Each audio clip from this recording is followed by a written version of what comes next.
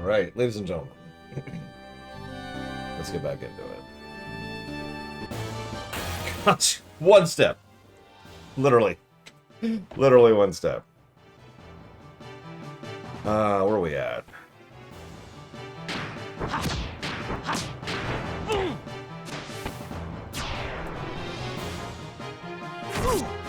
Oh my god, they're literally sand people. They've got bocce sticks and everything. They are, look at them, look at them.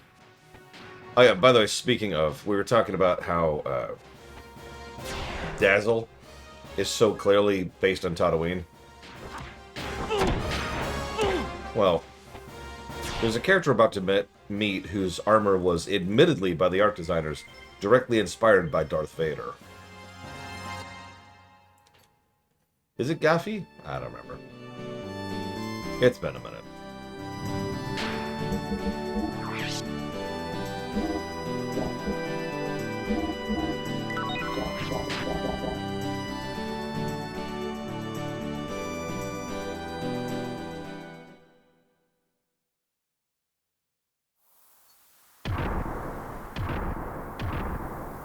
That's one way to walk across the sand. What are they? Are they Xenogears? I'm right about Doc. So may as well follow those gears. This is not a terrible idea or anything.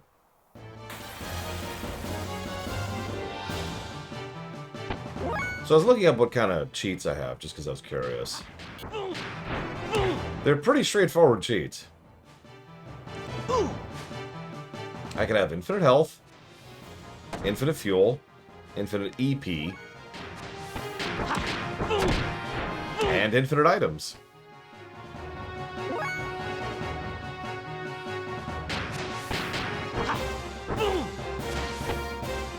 Rubbing that accuracy down. Oh yeah, it's Sandblast all over again. Yep. Hi, Elizar.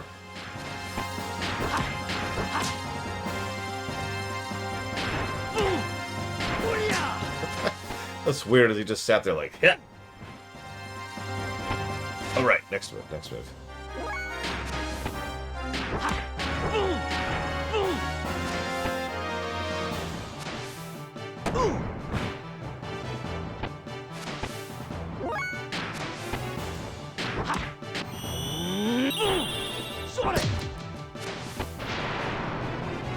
It's alright, but what I'm saying. Honestly, I kind of think Cross's is better. But that's a bit unfair. Cross very clearly took some ideas and thoughts from this game.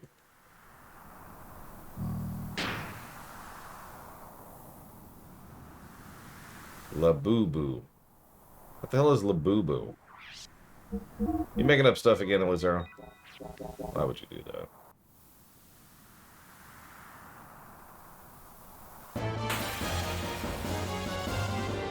Ask me again about the combat system in about 3 days, and I'll tell you exactly how sick of it I am.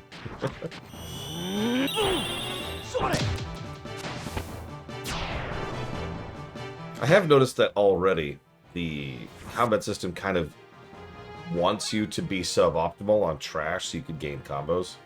Which is fine, of course. But I've been wondering if there's any kind of guidance about the combos other than just trying combos and hoping for the best.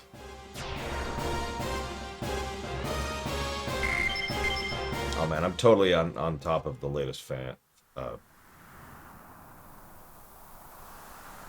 latest fads. I guess we're gonna have a storm, so did you hear that?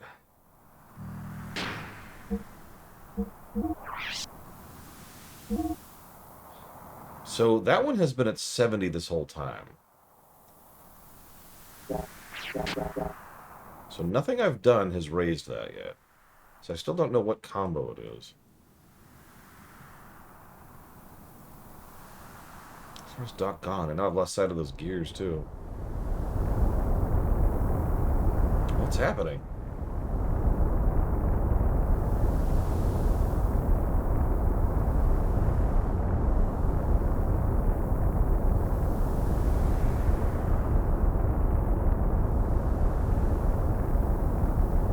And we're dead.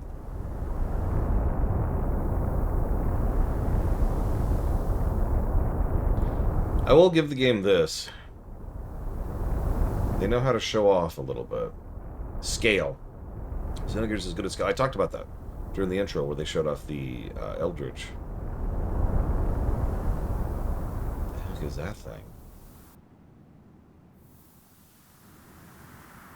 Hi, Twister. Hop, hop, hop, hop, hop. Different unit? Are they going towards the direction the saucer went? I better follow them so as not to lose sight of them. Yeah, that's the danger here, is losing sight of the gears going 20 times your speed.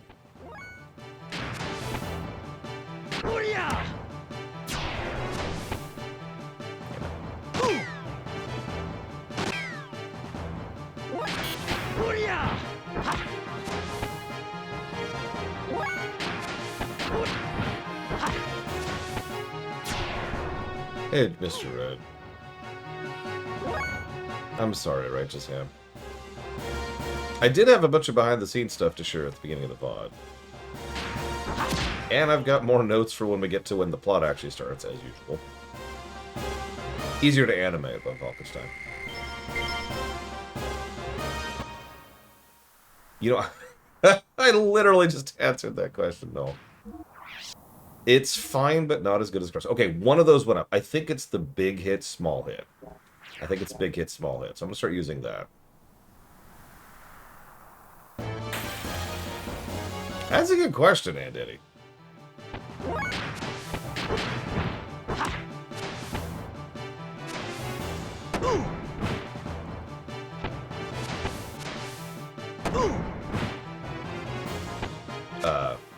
Hold up. I'm about to die.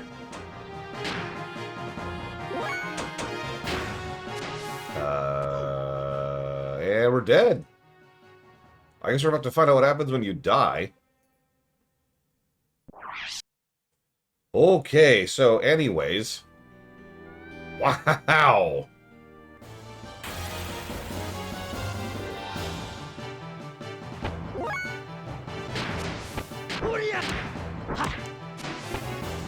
Fleeing wasn't working, which I didn't get any feedback on why, so I'm not sure what I was doing wrong there.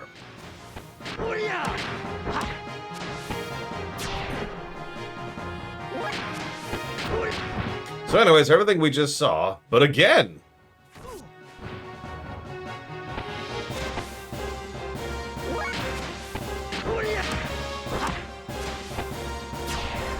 I mean, most games that have a flee option, it's random. Again, not to praise Chrono Cross yet again, but Chrono Cross is very unusual for allowing you to just kind of auto-flee if you hit flee. Yeah, I remember, the difficulty curve I remember most, the difficulty cliff I remember most, is the one of the sewers. But I know I ran into another one before that, I just don't remember where.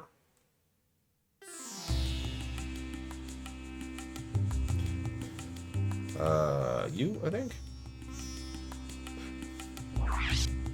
Nope, you're... I don't know. Oh, excuse me. You, maybe? That's actually an interesting question. I think it's a little bit case by case, Crazy Norris, but if you put a gun to my head and force me to pick, I would say that fleeing should always be successful. Again, if you made me pick. Let's just buy up some tonics while we're here.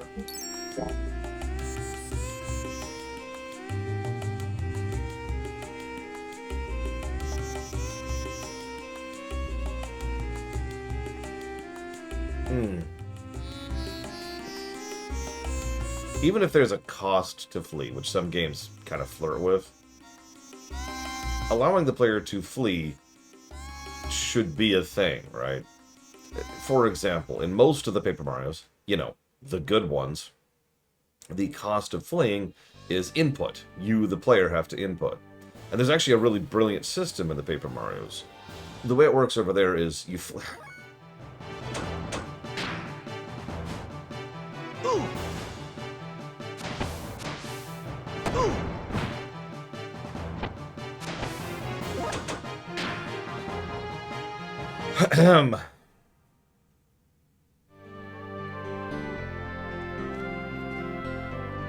way it works there, that looks like it's just pure random, you're right, is the first time you flee, you have basically a 100% chance to flee.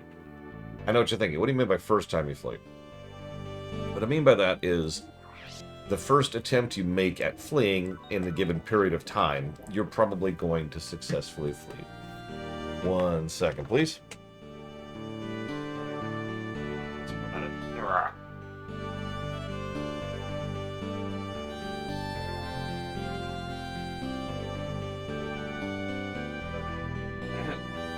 So the first attempt succeeds, but if you keep fleeing, the chance that you're going to flee kind of goes down, but it's still based on player input. If you do a little, it's a little mini-game kind of a thing, right? And as you do the minigame, that increases or decreases your chance of fleeing, depending on how well you do. With harder and harder odds stacked against you, the more you flee in a row. What I mean by that is every time you don't flee, that, like, internal counter for fleeing kind of goes up instead of down, or however you want to think of that. So if I flee and then fight and then flee and then fight, my flee chances are near 100% each one of those flees. Make sense? I really hate these enemies.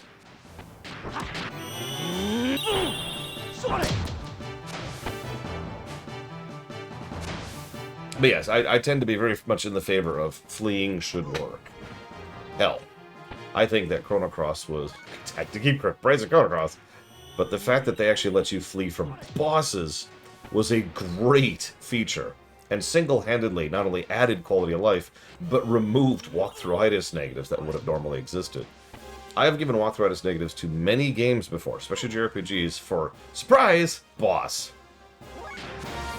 Allowing you to flee in the middle of a boss fight to then recoup and prep for that boss fight is a huge pushback against that negative. Yeah, remember, we could flee the final boss of Chrono Cross. I did that 5 times.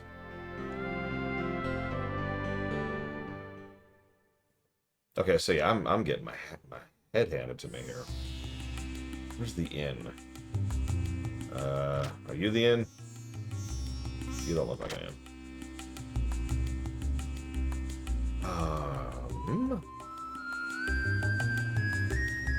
That's the bar.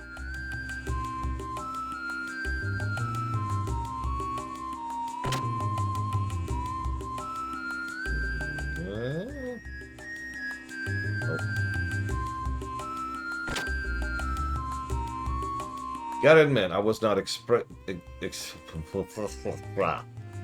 oh, God. I even laid down. I was not expecting to run into a difficulty cliff this early. Usually what we in the business refer to as a bad sign. Where's the inn? Is it the bar? It's gotta be the bar.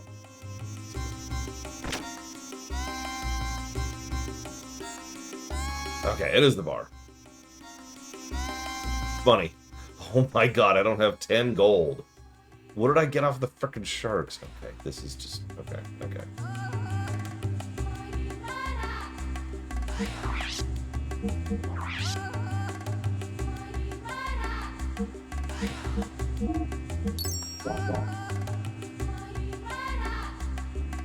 I gave it a bunch of negatives and then moved on. Fun this time. So, okay, let me talk to you about a surprisingly well-designed game. It's a very little-known game. It's a little indie title you've probably never heard of, called Dragon Quest. Last year, as part of a series I was doing for a friend of mine, well, Dragon Quest 1, Dragon Quest. One of the things we were doing was we were covering RPG history in person, so to speak, right? So here's one of the earliest of the RPGs, and so we played Dragon Quest. Now this person had obviously never played Dragon Quest before, as well as a lot of these other games. What really struck me is, from the perspective of an outsider, Dragon Quest 1 was probably the best overall designed. There's a loop to Dragon Quest. I actually talked about it in my ruminations. It's kind of like an ever-expanding expedition. You go out, and you have issues fighting slimes, but you kill them until you get a level, or until you can afford slightly better gear. Once you get slightly better gear, you go back to the town, which you barely walked out of, equip the new gear, go out with the new level, and then you could go out further, during which there are further enemies further out. This loop is the entire game. Like, there's some bumps in the road, but the entire game is built around this concept that as you progress further and further out from the home base, your overall power output consistently and progressively goes up. And each boost in power is a big, noticeable boost. I talk about staircase leveling a lot. That started all the way back in Dragon Quest 1. One upgrade to your weapon is a huge output increase, right? That formula worked weirdly well.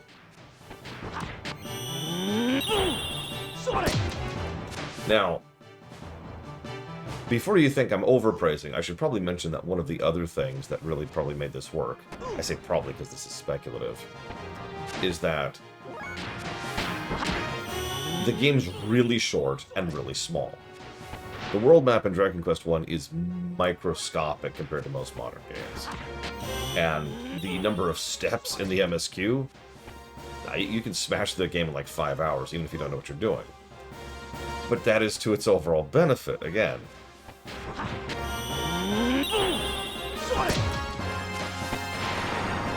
And I think that those two things combined honestly made for a pretty solid game. Yeah, I just noticed I'm getting 0 gold out of this. So I'm actually net lossing on gold, which goes back to what I was just talking about. I'm running around in circles because I'm underpowered, but I'm not gaining money, which I need to get items and to heal. This is bad. I know what you're going to say, why would a land shark drop money? But this is a video game, sir and or madam. We need to have input. We need to have progression of some sort in order to enable us to progress. This is actually a really, really basic concept that I've talked about many, many times that I forget what's actually the name of, which I was just pausing to remember the frickin' name of it. The inn costs money, Mr. Red.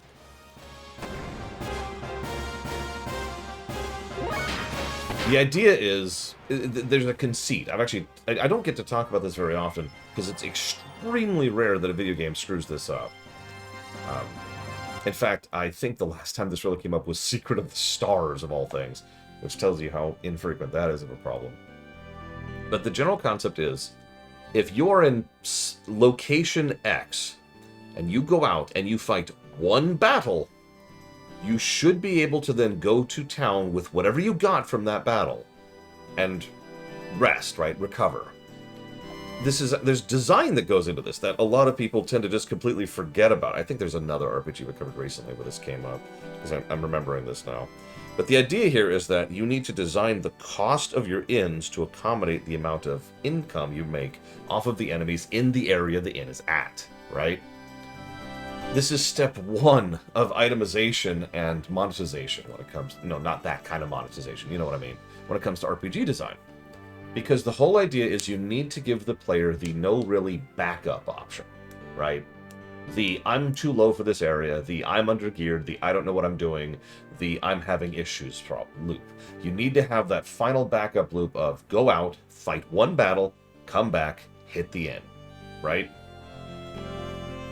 That loop is an important loop because it then also serves as a base for like, okay, go out, fight 3 battles or 5 battles or 10 battles or whatever, and then come back and then get a new piece of gear or get a new piece of material or buy a new spell or whatever, right?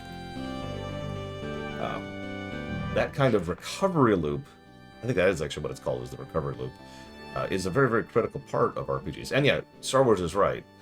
That's a sentence you won't hear me say very often. There are other ways in order to have a recovery loop that do not involve, just literally balancing the gold income. But there are games that completely screw up this relatively basic, fundamental aspect of game design. I do like what they're doing with the ocean over there, by the way. Because, yeah, like, say, FF12 has a similar loop in this, but in FF12, most enemies don't drop money at all. What they do is they drop items, which you might think, oh, God, items are for crafting. And yes, but actually, at the same time, no. Because the item... FF12 actually does one thing very, very right with its trash, with its vendor trash, in that the way that you get the benefit out of vendor trash is by selling it. Selling it is what does the bazaar, right? Selling is how the bazaar works, which was one of those quietly brilliant decisions they made to ensure that you're still getting money alongside getting the rewards from the bazaar. You know, they didn't make it a choice, which also helps bypass some of the walk-through-itis problems that could be. Yeah, I liked the bazaar system. I thought that was a good idea. Excuse me.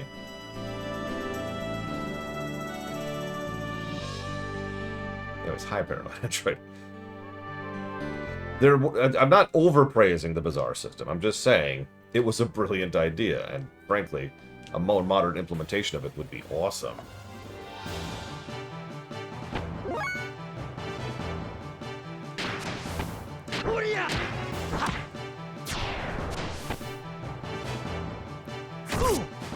I like how they're just called Sandman. Bring me a treat.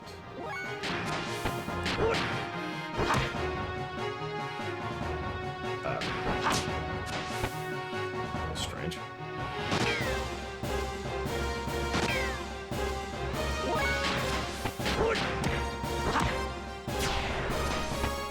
This is a Square product. Of course, there's Star Wars references everywhere. Come on. We know what we're in for.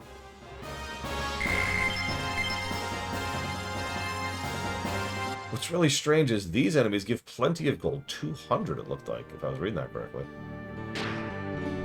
Yeah. So now we have enough money in our pocket to go back and kind of recoup a little bit.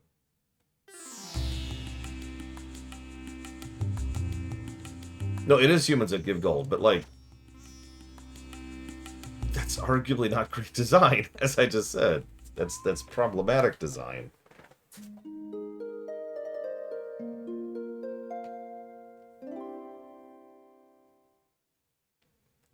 The logic of not having other things drop gold, but they need to do something. Some games do a thing where the other enemies will drop items directly, right? And that's your income. That's your recovery loop. Is the enemies drop a potion or two, depending on what you fight or how you fight them. Please. Okay. I don't remember there being a Hoth in this game, but I haven't played in a while. So yeah, we're going to stock up a little bit here.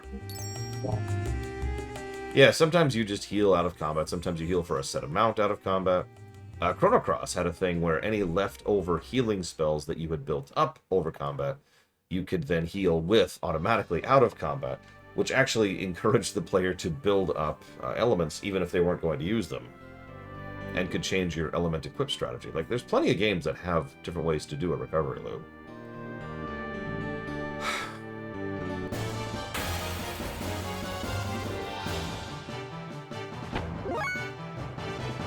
Do I think the Modern Warfare series...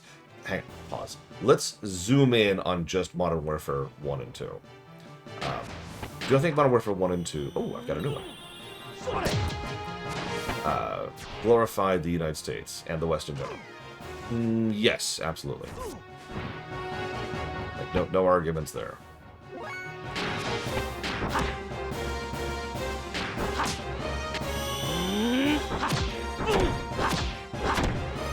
Got a new ability there.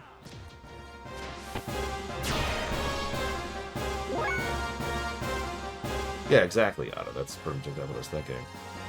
And yeah, actually, Righteous Ham has a perfect point. The enemies at the beginning of the game dropped healing items. I didn't even think about that, but you're right.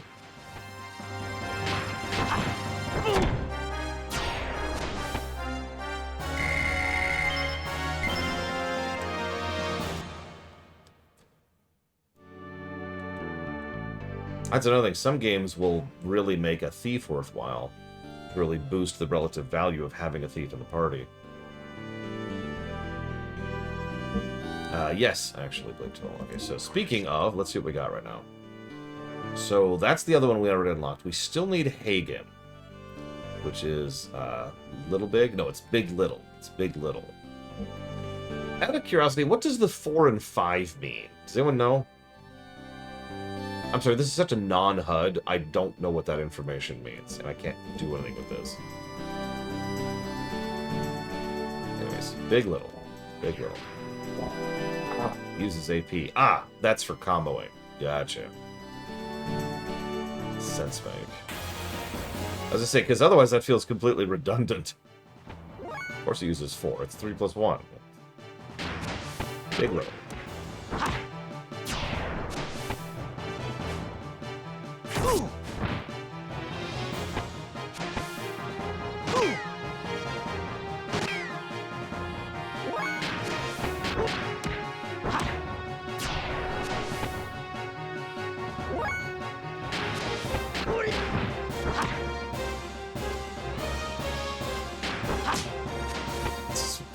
Hang on, wait. Okay. That's another thing. Some games will do a thing where out-of-combat healing is completely different from in-combat healing. That's another fascinating thing that a lot of games can do to try and change up the strategy, because in-combat healing arguably should be limited because it's a whole aspect of tactics, right?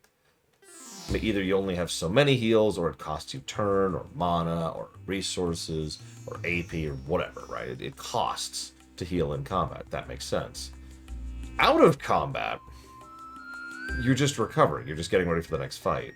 And while there's a style of gameplay in which you shouldn't be able to easily heal out of combat, but in most RPGs, in my opinion, healing out of combat should be considered a separate part of the overall mechanics, if that makes any sense.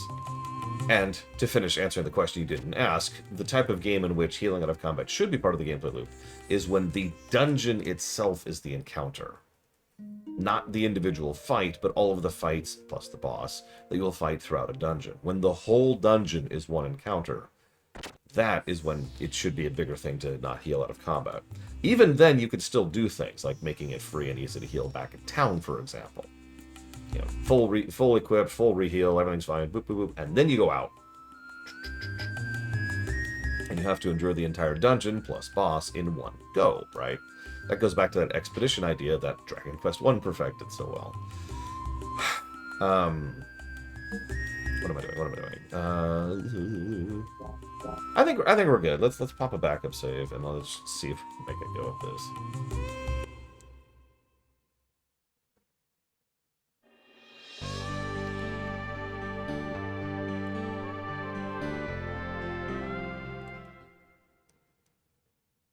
For the record, I would not recommend Spec Ops: The Lines.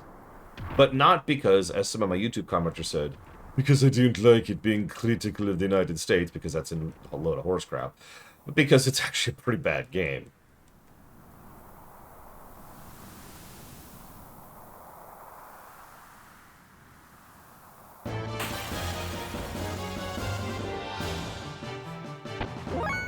My ancient nemesis.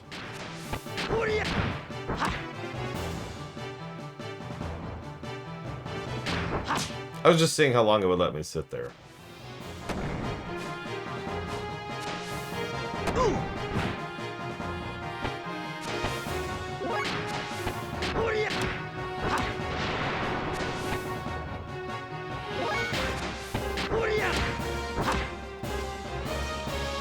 I mean, Spec Ops: The Line was a pretty miserable game to play.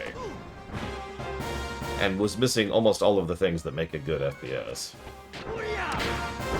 Down to just basic gun design and trolls.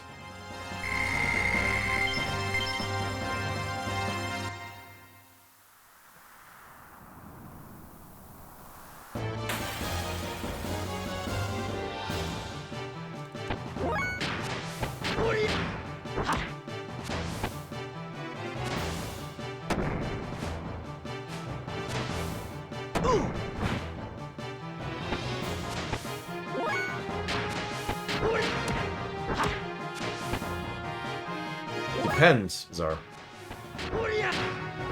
It always depends on the specifics. I mean, some games have a thing where you are completely refilled to full after every single combat. FF13 says hello.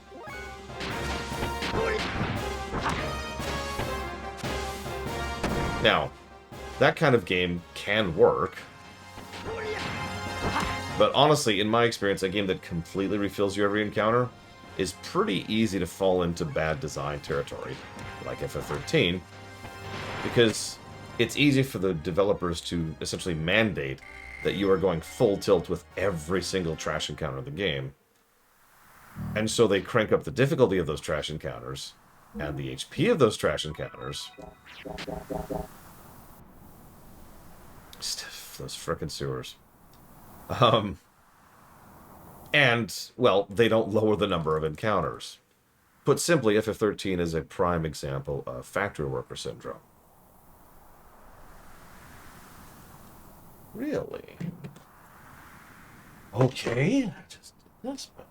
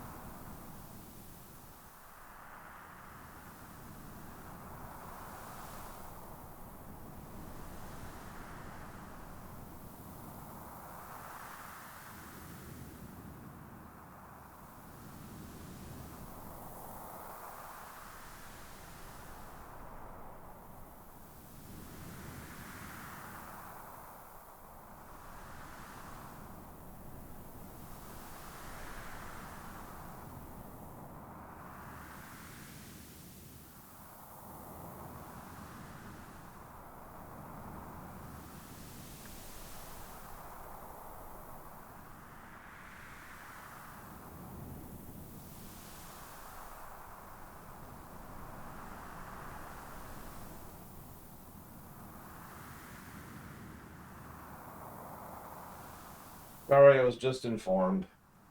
My roommate's about to be back, so I gotta move it.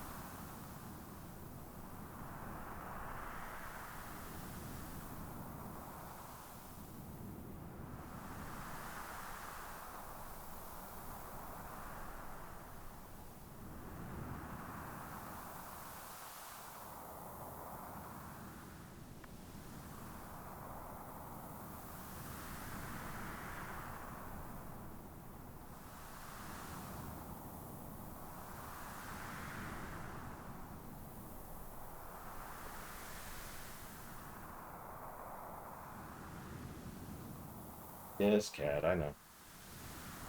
I know. Hi. Yeah, I don't know what Faye was thinking here. I mean, we know he's kind of dumb, but this is pretty impressive, even for him. Hello, cat. How are you?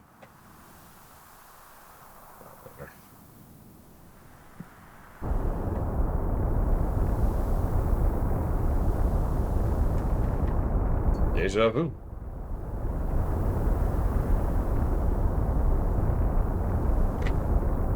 That is pretty loud, isn't it?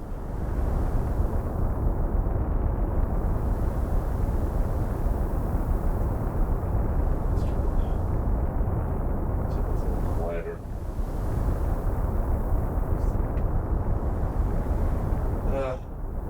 Yeah, I blame you for this. I want you to know that.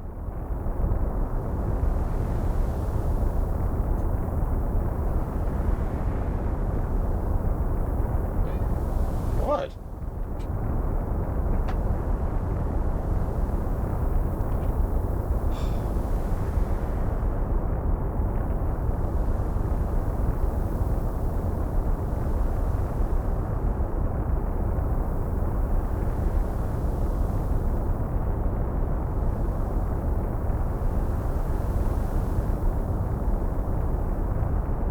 Anyway, so this happens again. And then we follow... Okay.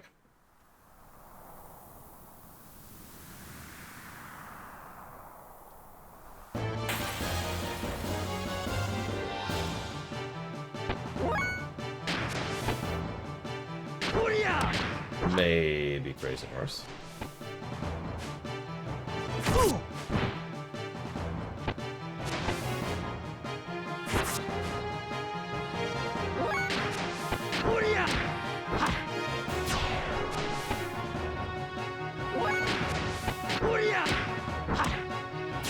Yeah, there's a whole lot of it's explained later in this game.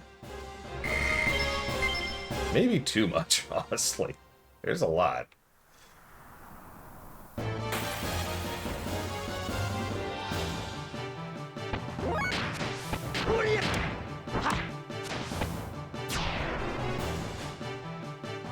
Like, let's see. Of the 12 plot points in this game, we've already encountered 1,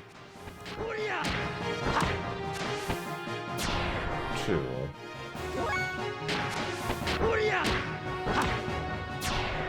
3, 4 of them, and we're about to encounter a 5th.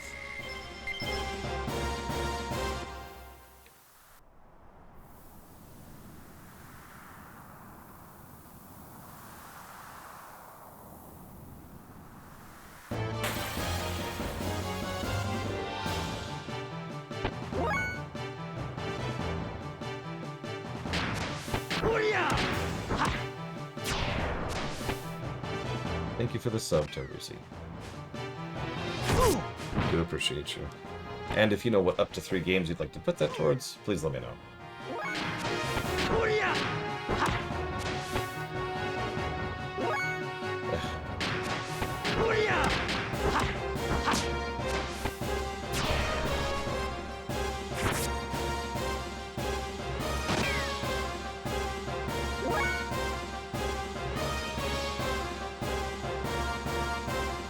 And while I'm being told that, thank you to Minuets for the sub. Appreciate. And if you know what you'd like to put that towards, please let me know.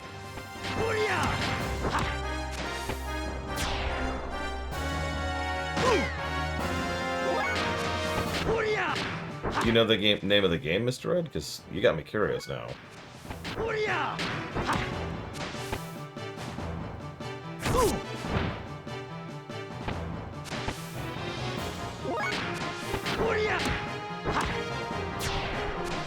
I mean, quit points are pretty important, and designing around quit points is part of intro design, which we've talked about a lot.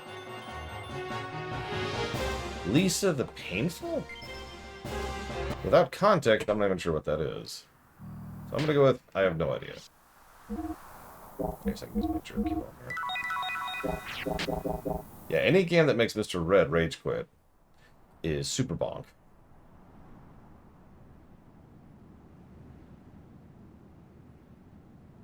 I mean, I'll freely admit I have accused this game of being too anime for me to enjoy. But I will admit, I also went out of my way to stop using that terminology. Does this desert never end? It'll get dark soon, and I better hurry up. And any chance of bringing back Stream Nations? 0% chance right now. The entire environment would have to change for that to happen. And I do not foresee it happening. What's going on here? Gears, a flying saucer, none of these guys. Hope Doc's alright. Yeah!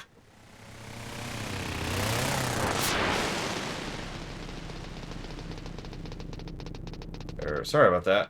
Just let me borrow this for a while. Oh yeah, just strand this dude in the middle of the desert. It's fine.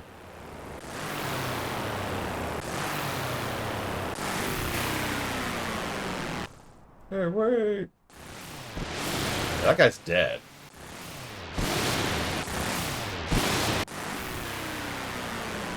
That's up your arsenal.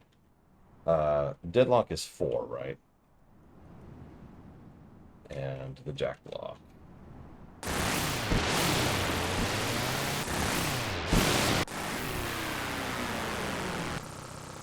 That sounds pretty terrible, Mr. Red.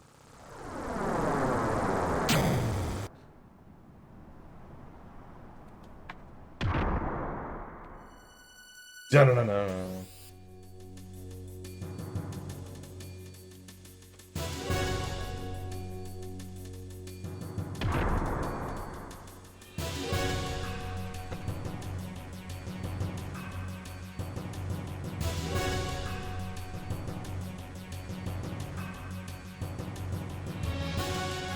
What's with you guys? So Lisa the Painful would be vetoed by default by virtue of being gross and horror. So I'm afraid I'm actually going to have to veto that one. Shin Megami Tensei 1?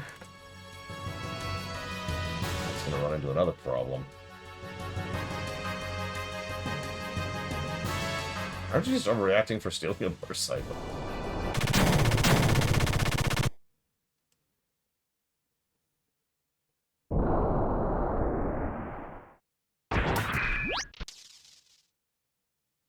Faye, I was looking everywhere for you.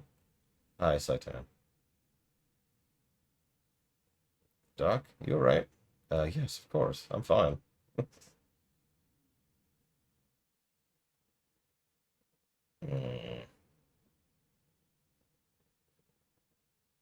Hang on a second.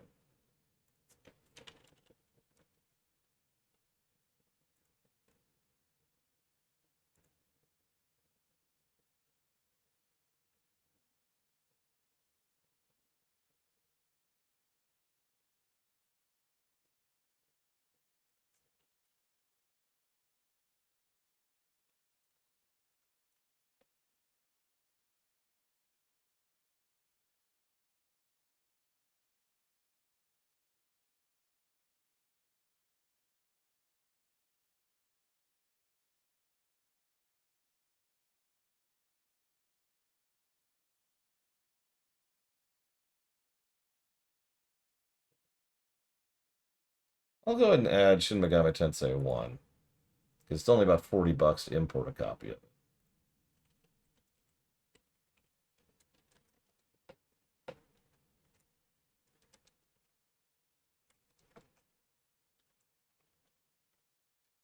Looks like we don't have time to chat.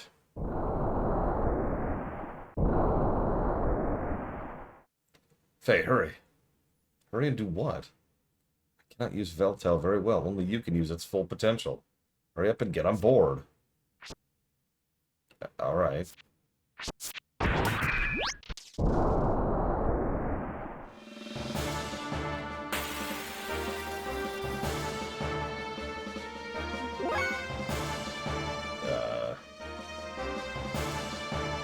Okay. You know what else? Like, this sounds a lot like FFT music, doesn't it? This exact song, nothing else.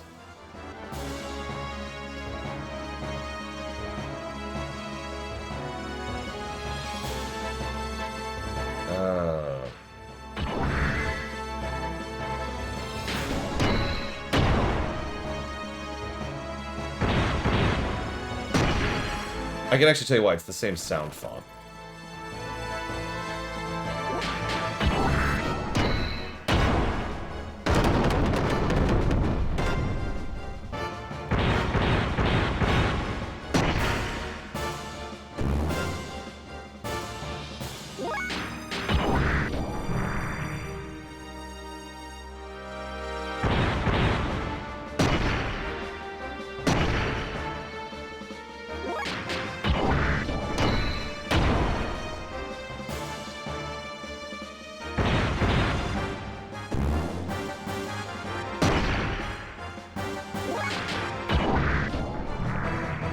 No, we haven't played Dragon Quest V yet.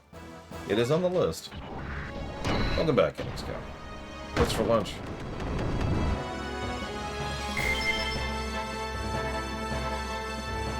Honestly, a Polishing Pass remake of this game would be legit. I don't know how, but I beat them. Yeah, I remember this part. I am Darth Vader. I mean. No, it's Vader. It's Darth Vader. Your hot-blooded desire for battle has not been tamed, I see. Who are you? Who? Right. I know you. You killed her.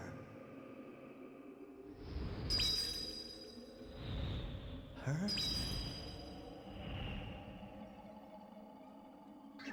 No. It wasn't. Not me. You coward. It was you.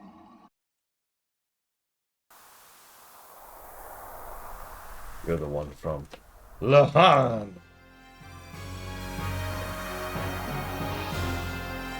There we go again.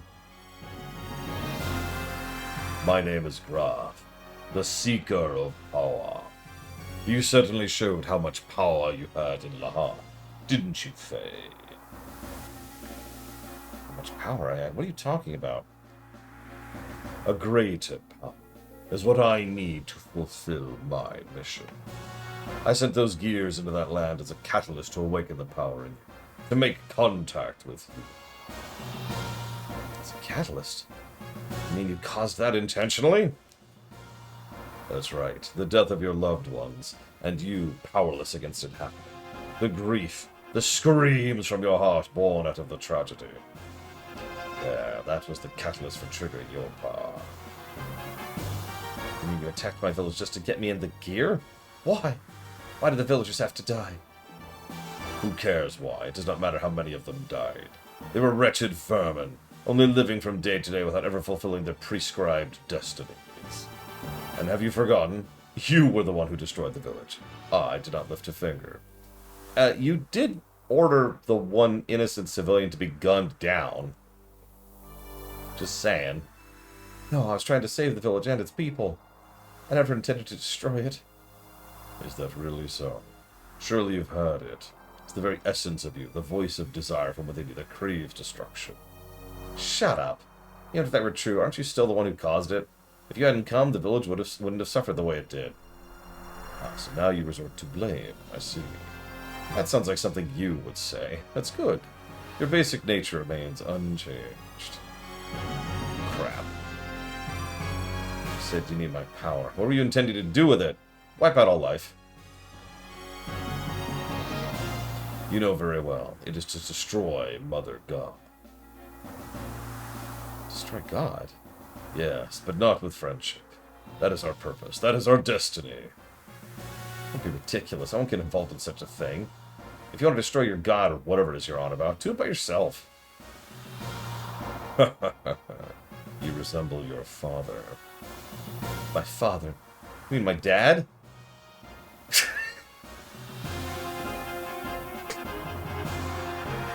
No! No! He means someone else, Faye. Father, you mean my sugar daddy? No, I meant your biological father. You mean my mother? No.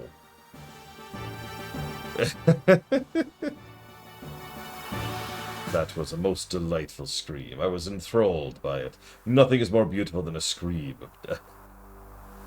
What did you do to my father? What happened between you two? Humph, do you really wish to know? There is no use in you knowing it now. What? Your power is still beneath that needed for my pointless. Anything unusable must be tried until it becomes suitable. Have a random boss fight against an enemy the art department put together, and therefore we have to turn into a boss fight. hell is that? What will you do, Faye? If you die here, then so be it. You may indeed gain some happiness from not knowing. But surely that's not what you truly want. You want to know the truth. And that is what you want, isn't it, Faye? Then this is what to do. You must show me you have attained the level of strength I require. To do that, you must destroy others by using your own strength. Then you will gain all that was lost in exchange for that scream of death.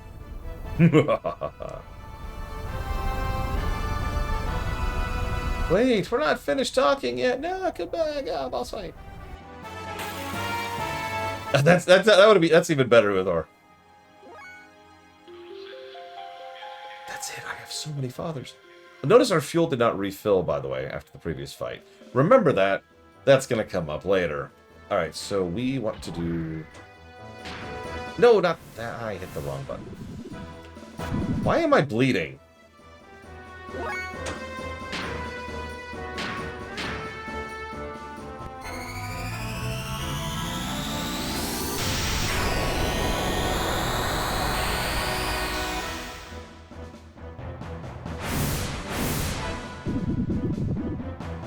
Absorb fuel. Cute. Fuel is a terrible mechanism. I'm just gonna say that. I'm just gonna say that. Fuel is one of the worst parts of the gameplay of this game, in my opinion.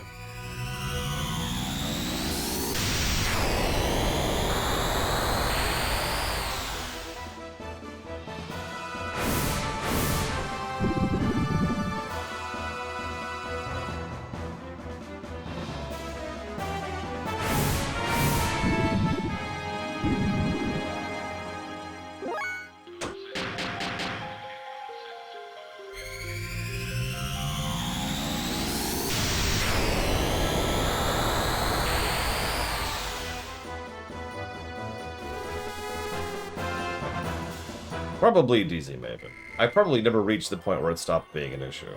Remember, I put down the game with the sewers.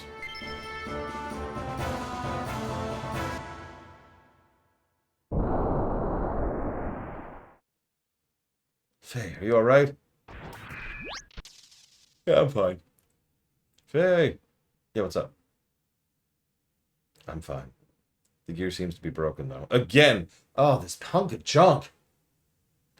I'm so glad you are unharmed. The gear had only temporary repairs made on it. They were not made to survive an outright battle like that. Faye? Can I help you? Oh no, the Avea military. Not now. Faye, I think we should remain calm. Yeah? Faye? Faye? Faye, no! No trace of them was ever found.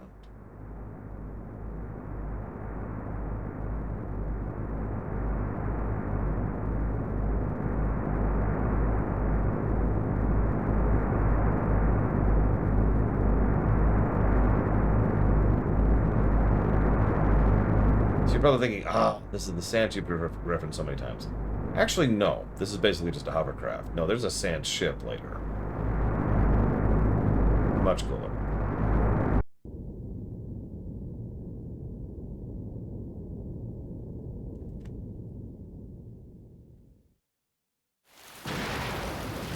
Damn it, Mr. Red.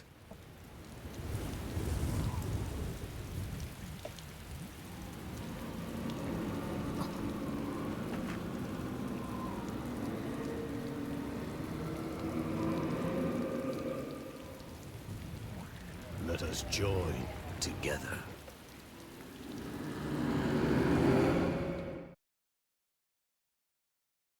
I never thought we'd meet again like this. It must be fate. How ironic. But I'll never let you have him. Even if it kills me.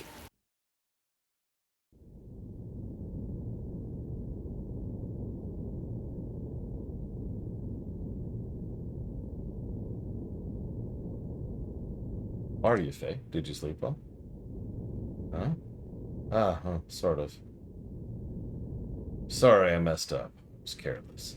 That gear is a top-secret experimental model from Kislev. It's only natural Eve would also be madly searching for it. Faye, are you hurt? You don't look so well. Well, I suppose you could say I was hurt. That man in black spoke of your father's fate. Is that what's wrong? No. There's that too, but... It's the other stuff, he said. What happened at Lahan was all planned to get me to ride that gear, or so he claimed. It's got me worried.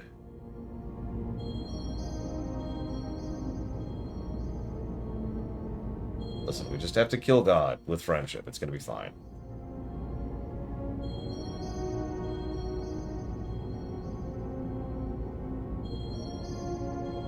Oops, hang on. Thought I could get some typing in. Silly me. To get you to ride in that gear. Doc, before the village was destroyed, I lived without doubting myself. But it's different. I don't know who I am. Never felt like this before. First time, eh? Well, we can't do anything as long as we're prisoners, even if we wanted to. Let's rest a little. Maybe it'll sort out your feelings a little.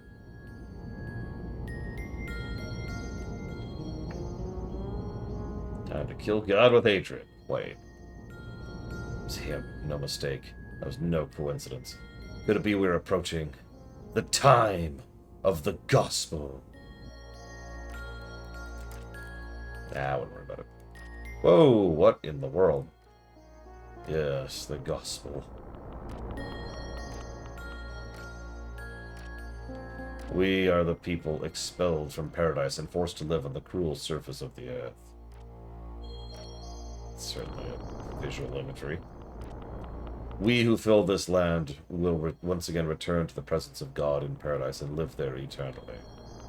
That is the time of the gospel. That time is at hand. We, the Gazelle, must find God's resting place by then and resurrect him. That is our final prayer. Our final prayer? Our final prayer. Final prayer? Our final prayer. Our final prayer. To escape from fate that was determined at our genesis. Majesty, is this the end?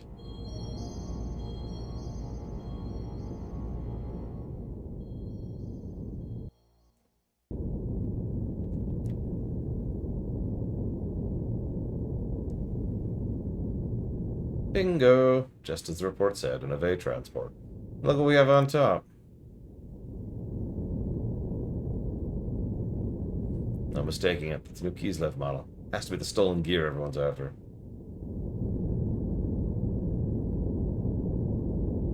Whatever the case, there's no way we're gonna let that Shakan guy have it. Gunner! Turret A, Anton, and Turret B, Belta. Belta? Can initiate their ectropometers 20 seconds after opening their hatches. Franz. I don't hear anything other than the flowing sound of the sand. No suspicious radar activity detected. Marseille. Matria's units are standby on the catapults. They'll all be able to launch 1 minute after we resurface. Good.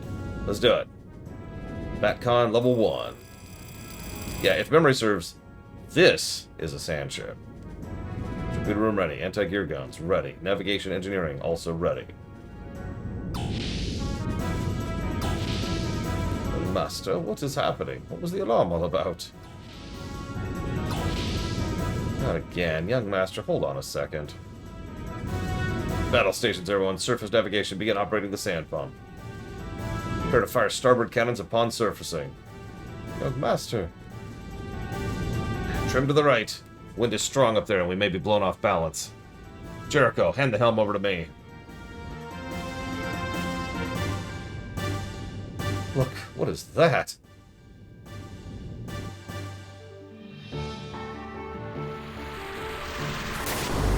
Yeah, no, when I say a sand ship, I mean a sand ship. Must be those desert pirates.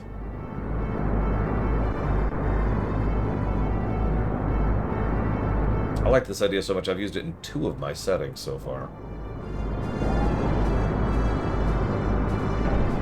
Oh yeah, it's a big one.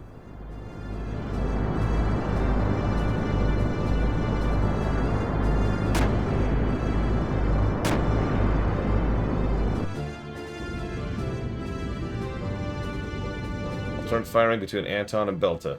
Calculating adjustments. Oh yeah.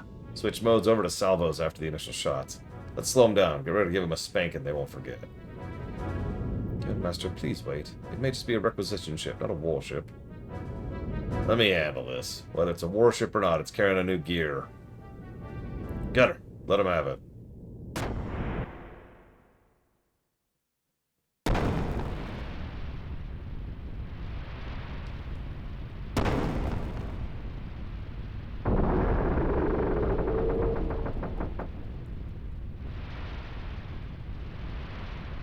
Yeah, no kidding, Roger.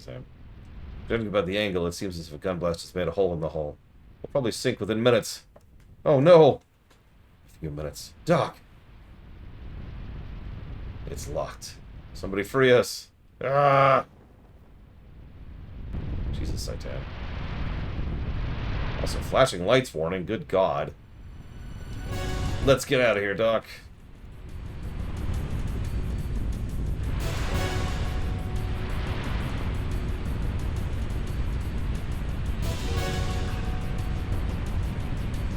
Listen, we're on a ship in the ocean of sand, Crazy Horse. That means we're sinking. This is really bad. Oh, that was close.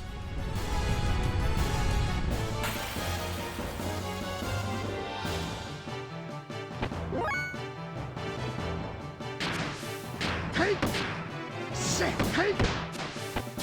could you stop attacking me while your ship is sinking? Please. I guess that's a no.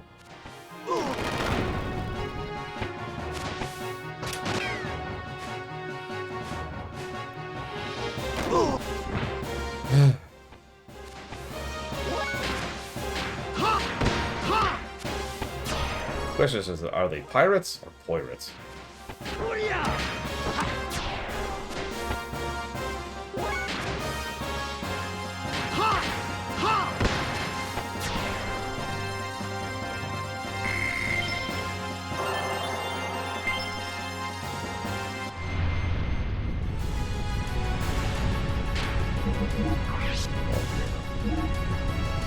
Oh, I'm at Hagen now. Now I've got Hoten to worry about. I don't know what Hoten is.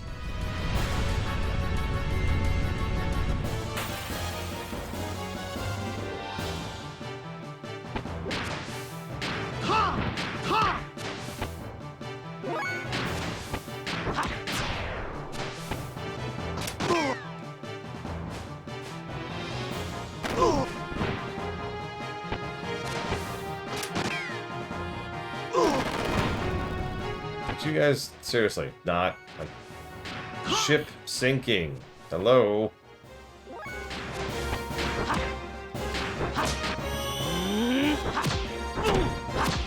The ship is sinking. Leave me alone. God,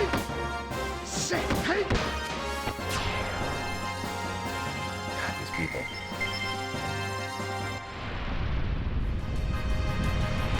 We may be dying, but you're gonna die with us. We're pure evil. I've never heard of that game, Mr. Red. Huh. I suppose that's appropriate.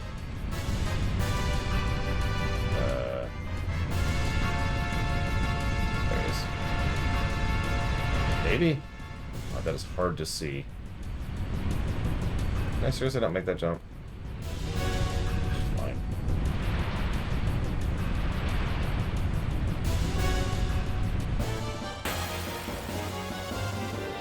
That's right. Don't let the prisoners escape, no matter the cost. Ha! Ha! Hey! Ha! Juggling.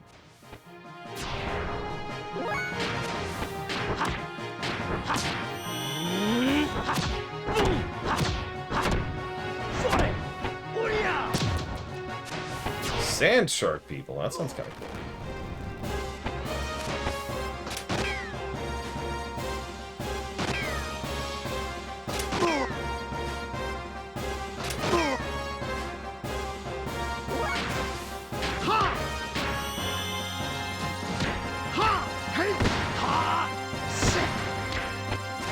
I do remember that, Mr. Red.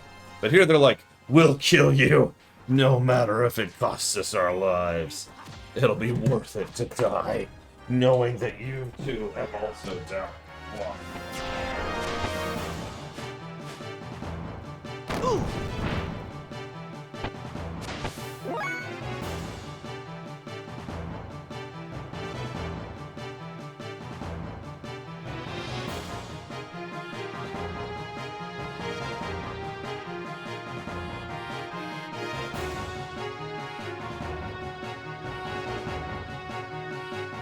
That's a special level of spite, you know?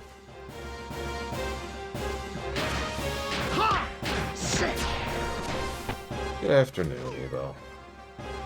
Flashing lights warning.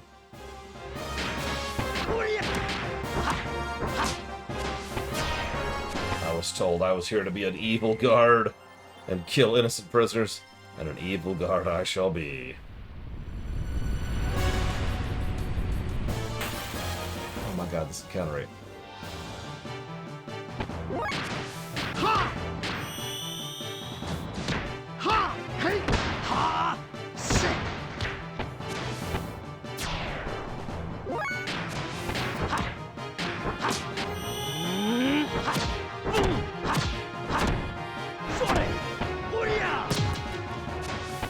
How many troops are we killing on this ship? That's another question. We could escape, but we need those prisoners. We need those prisoners. I haven't had a chance to look around to figure out where I'm supposed to go next, because I keep getting into combat. That actually is one of the problems of rapid and too high of an encounter rate. It can get disorienting for the player, because they don't have a chance to look around, see where they are, and figure out where they are. I actually talked about this extensively during the Breath of Fire 2 run, which has an insanely high encounter rate to the actual detriment of the level design. So, think this way? Here we go.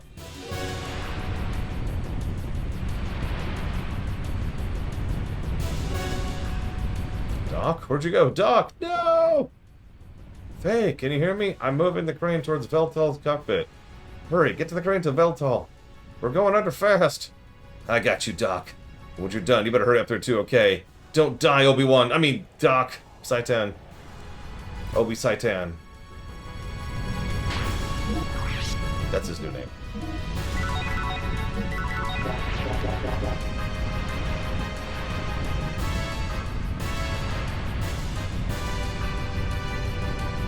Don't worry, there's no rush.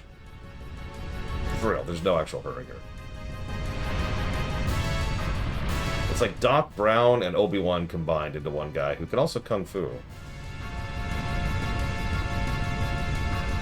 And who knows Kane.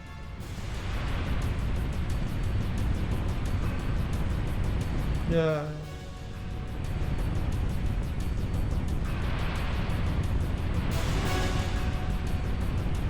Here we go again. You and I seem to have a fated relationship.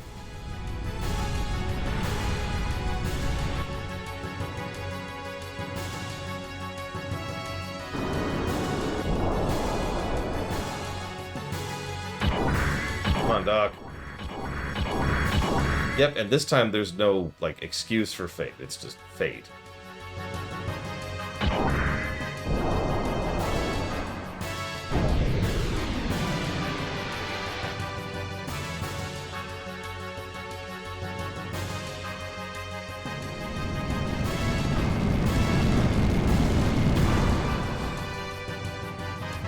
They just want to set a banquet out for us. That's the real thing. Saitan, why do you keep jumping out of the frickin' mech? Are you okay, Doc? Well, Dr. Saitan Uzuki. Feels like you have sacked your saccules and tickled your utricles enough for one lifetime. Wow. Dizzy. Sorry about that, Doc. I didn't have time to open the cockpit. You really okay, Doc? Hey, I was only joking. Writing in the hand was not so bad. I can see what is so good about this top secret experimental Kislev machine. Yeah, when I started it up, it began doing all kinds of stuff by itself. Environmental response system and weight reduction hovering kicked in straight away, automatically. Really? Amazing. Save yourself, but leave your friends to sink in a sea of sand. Don't you believe in comradeship? We were prisoners, dude.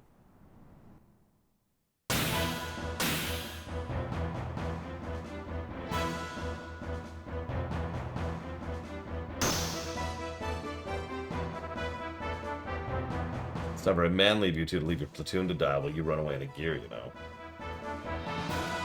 Bart... I mean, Bart is an idiot, so... I don't even mean that as an insult. He is not smart. Bart, not smart! Wait, we're not FS soldiers. Huh. Can't you make a better plea for your life? You come jumping out of an AVS ship and claim you're not an AVS soldier. Stop trying to fool me. I tell you, it's true. How pathetic are you? Even if you're the pettiest of soldiers, how's about showing a little spine? And put up a decent fight? Stop it, I'm telling you, I'm no soldier. I don't want to fight. I'm nauseating. Why don't you stop grumbling? Leave the gear and run away.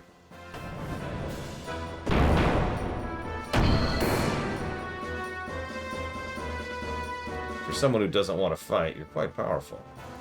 I see. An all-environment models. That's it, huh? Now I want it even more. At least it refilled my fuel.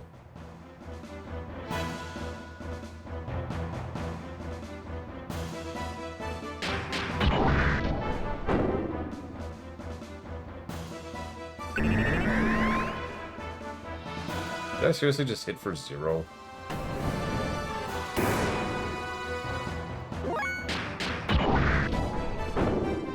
Yep.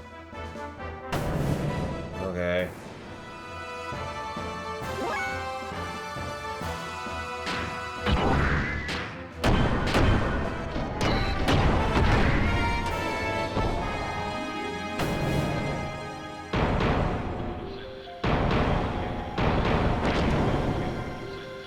Could you stop, please? Thank you.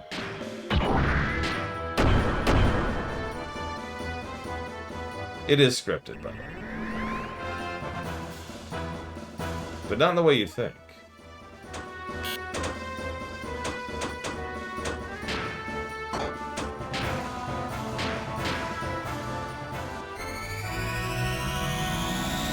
The Void restoration? I've never heard of such a thing.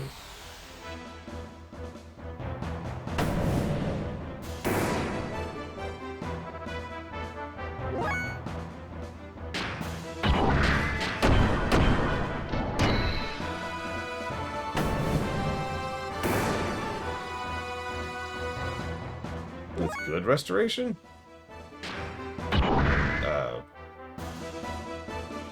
Yeah, I've played dozens. You're gonna ask for examples now, and I don't have any, but...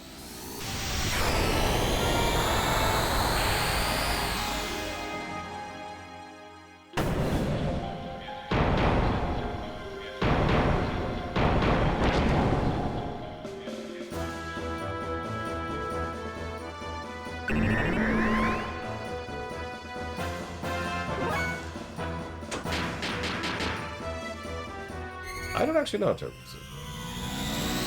That'd be funny. Probably not,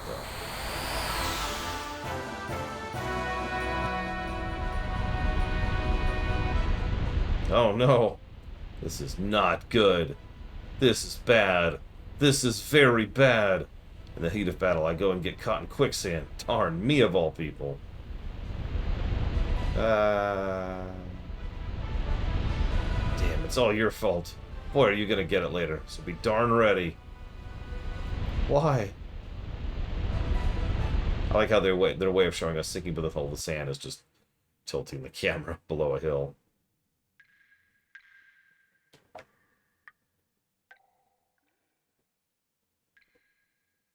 Hey, come down here now. I'm not gonna kill you. All I want is for you to leave this gear. What? Huh? Hey, you're not an Ava soldier. I told you that in my intercom transmission earlier. You're the one who refused to listen to me, right? Sorry. Yes, I remember you saying something like that. I went off half-cocked and thought you were the enemy. My name's Bart. I'm the pirate that works this territory. I'm one of the last party members that actually gets any characterization in this game. I was arrested for no apparent reason, shoved into the Eva transport ship, and was nearly going to be sent to a concentration camp until you went and blew the thing to blazes. Anyway, I'm glad to have been able to survive. I see. Well, I'm glad I at least helped you out a little. But I didn't expect a civilian like you to be riding in a military. Besides, this gear's a brand new model. I've never seen this type before. Let's just say a lot of things have happened. It wasn't like I wanted to pilot it. Where are we anyways? Looks like we fell into some one weird place. I've never heard of a huge stalactite cave such as this existing under the desert before. What? You don't know anything, do you? Where are you from? The desert only covers around 1,000 sharls of the outer layer of the earth. The stratum underneath that consists of igneous rock. From a sea of trees to a sea of sands and now a stalactite cave. What's next? Do not ask. What are you talking about? Nothing. Never mind. We're in trouble. Look, the hole we fell through has disappeared. We better find some other way out. You want to call truce for now? At least until we find an exit and get out of here. Yeah, agreed. First we gotta find the way out of here. So let's get going.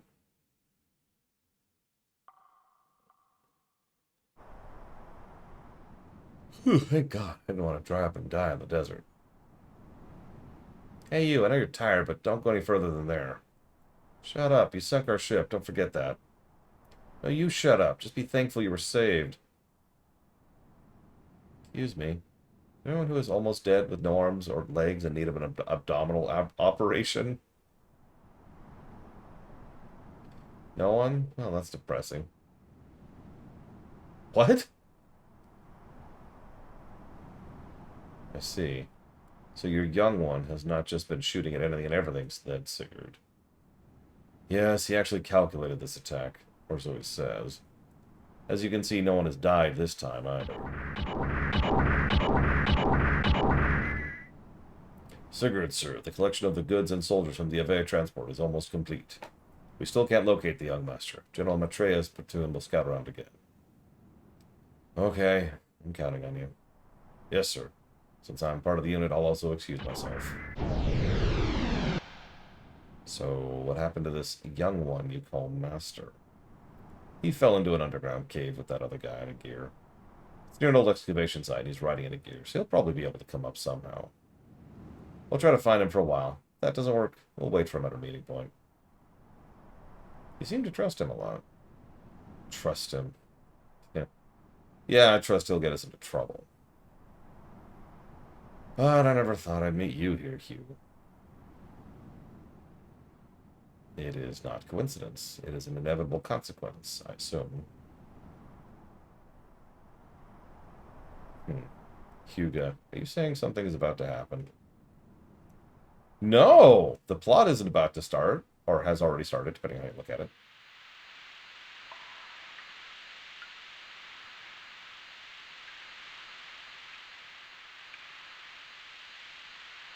So who's ready for a dungeon?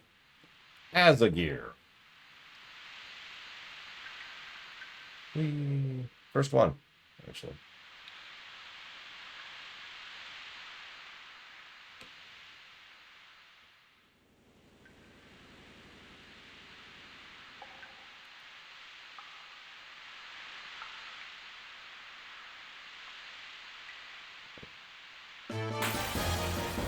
Nice place. Oh, that's funny, Mr. Red. Ah, crap. It's, whatever those are. I'm not sure what those are, actually. But they're gonna die. Tin Robo is what they're called.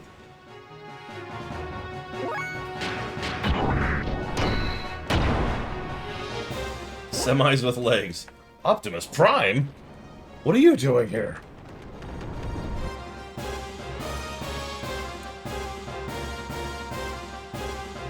Dragon Quest 4, Dragon Quest 5, Dragon Quest 6. And thank you, Scott Gibar, as always.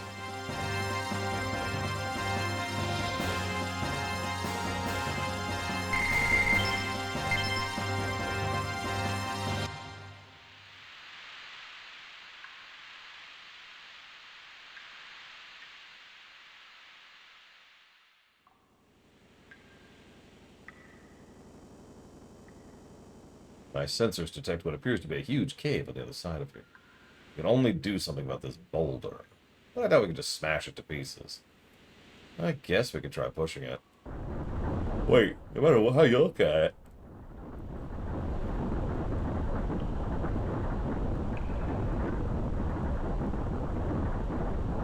What the heck are you doing? Hurry up and help. Seriously, dude. Get in your freaking mech and help me push this giant boulder. It's the size of a house. Yeah, and that's why I need your help. Come on. Jesus, Bart. We can get by if we help each other. Let's keep it up so we can get out of here. The hydromechanic pipe from my knee joint is on the verge of breaking down. It's all because of that fall from the ceiling, followed by pushing this mega colossal boulder. It'd be funny if my gear malfunctions in a huge cavern like this. Yeah, your friends won't come and help us? It'd be a waste of time waiting. They probably won't come. Aren't they your friends? We believe in a liberal upbringing. They'll think we can escape by ourselves. If Doc's okay. Don't worry about the man you were with. I'm sure our guy saved him by now. What is it? We wouldn't have fallen in here if you had only listened to me. Don't blame it on me. You should have surrendered instead of challenging me. All I wanted was your gear. It'd be ridiculous. You're the one who blindly attacked me. What else was I supposed to do? I thought I might die if I didn't fight you. I was taking it easy on you. Couldn't you tell? You're a bit dense. Don't lie to me. I know you were serious. What? You want some? Let's have it out. Right here. Wait. Settling it right here comes first. Won't be able to get anything done until we settle this once and for all. I thought you wanted a truce for now. Getting out of here should come first. Once we're out of here, then I'll fight you all you want. Oh, I hate Bart. I don't like you very much. Damn it. I'll get you when we get out of here. Yes, this is your famed brick-to-brick communication techniques here. I like this dungeon music.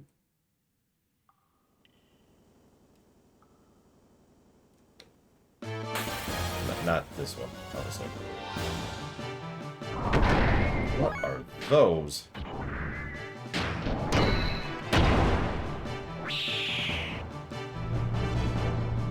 Chrono Cross looks at this like, oh man, I wish I had music like this. I'm pretty sure the composer of Chrono Cross looks at the composer of Xenogears with just envy in his eyes.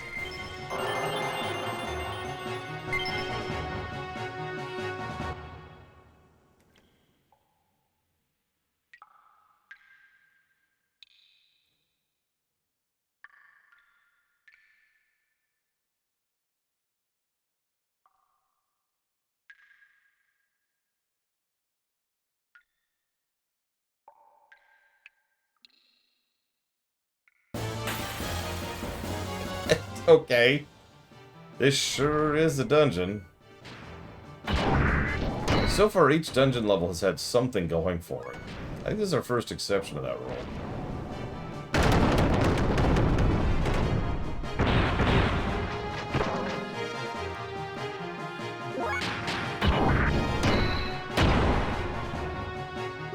And don't tell me being in a mech counts as something, because a turbo doesn't. Other than a slowly running out of fuel.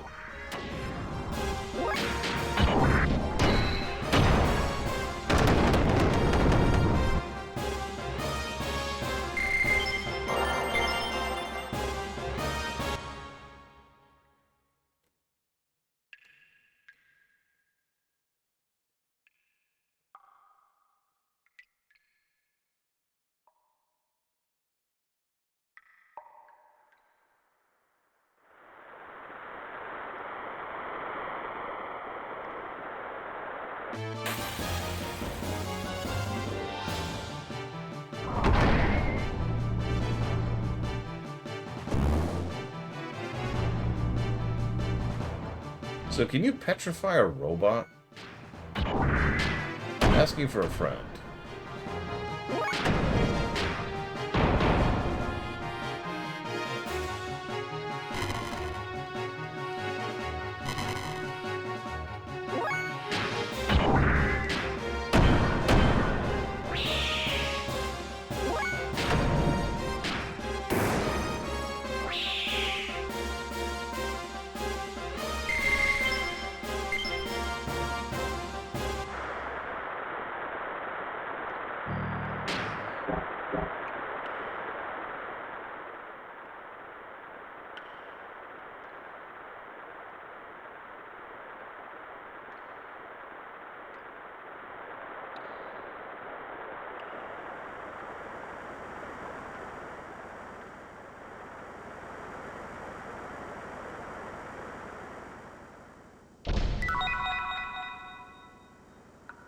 I wanted to get the loot first. Right, just him.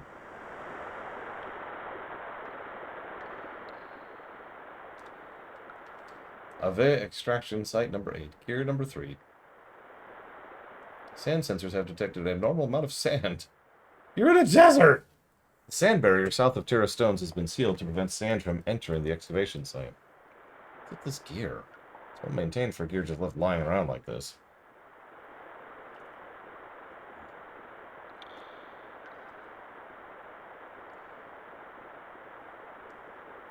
There's a barrier wall in the southeast of Terra Stones that was built to stop the shifting of sand. When the barrier reopens, please assemble at the shelter located east of the barrier wall. No. I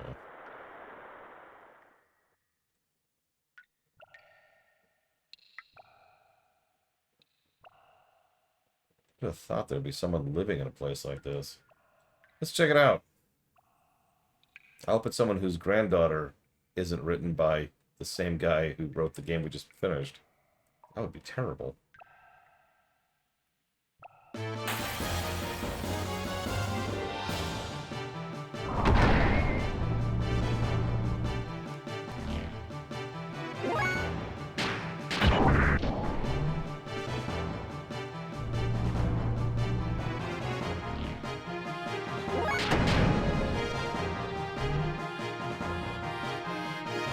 Oh man, I love French nihilism. I was just thinking to myself, you know, life is truly meaningless.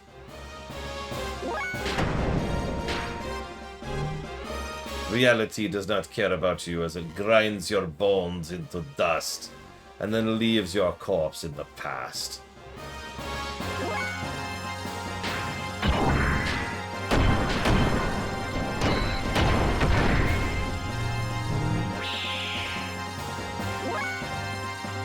Expedition 33 is on the list. Whatever it's called. Yeah, we've actually played a lot of bleak games lately. Including this one, really.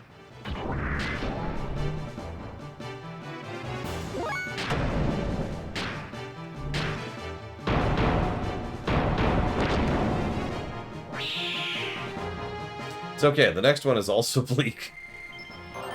There is no escape from the bleak. Oh, we finally got Hagen.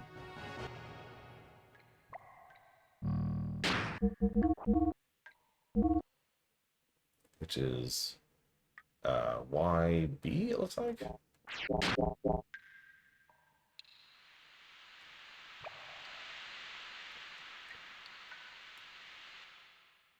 Correct, Evo. Hey, Faye, this is a surprise. There's someone living in this place. It's been a while, but I thought I could hear the sound of gears. I assume they're yours. Anyway, come on back here, make yourselves at home. Who are you? I am Balthazar. Seriously, that's actually his name. It's been a long time since my last visitor. What happened? Did you fall from the surface? I guess that's it. I see. That's too bad.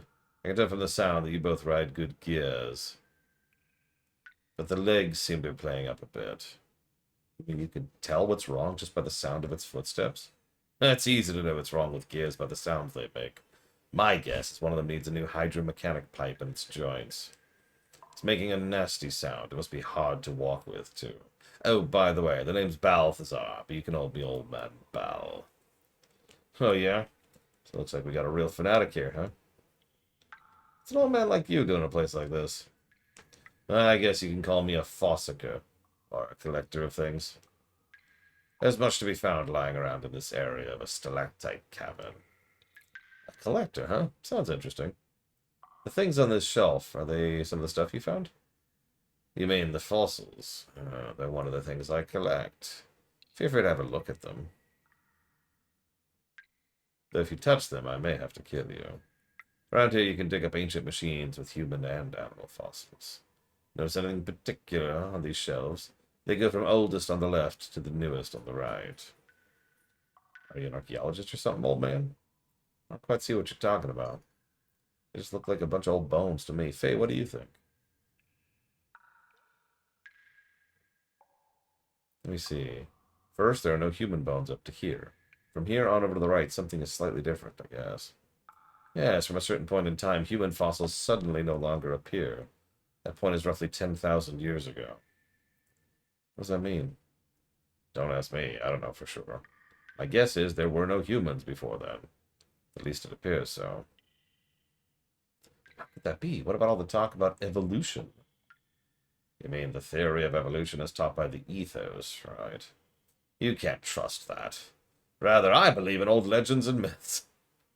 Legends? Myths? Oh, haven't you heard of this story? They say that humans and gods lived together in a paradise in the sky. With God's protection, there was no fear of death, and natural disasters were entirely unknown. Then one day the humans ate a forbidden fruit, which gave them incredible wisdom. But God drove mankind from the paradise for their sin.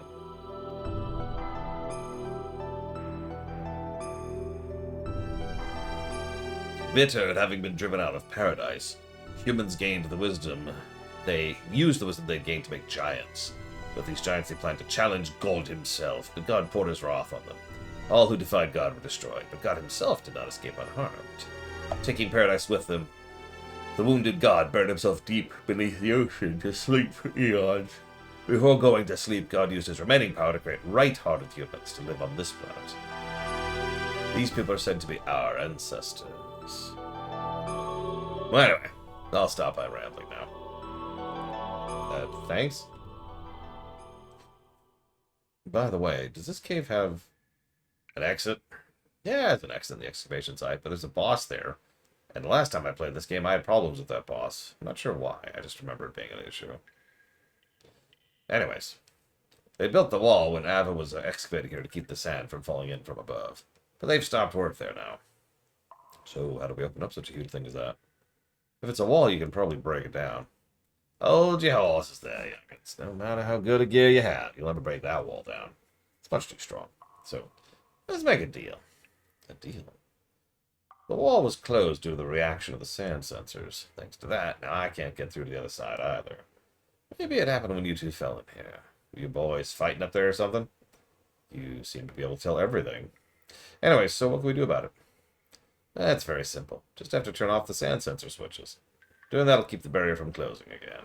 While you two are doing that, I'll open it up. Right, got it. The sensors are in 2 places. You should see their flashing red lights. Good luck!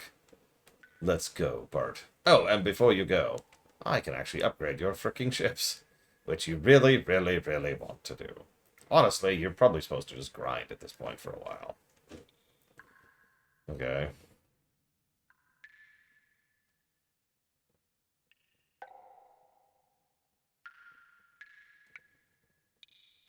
A gear's strength changes with the parts equipped and how the pilot handles it. First, let's talk about the engine. The good engine, your attack power and fuel capacity go up. HP depends on the frame and defensibility of the armor. Here's a tip for when your fuel is low. Use charge to replenish a little. When you're fighting a strong enemy, use booster to increase your mobility and power. If you use booster too much, though, your fuel will run out. So think carefully. Try to find your own style of fighting.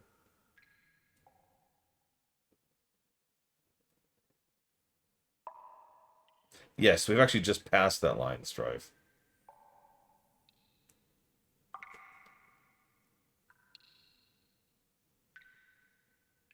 Because changing the engine's a good idea. Yeah, so we actually kind of want, like, everything.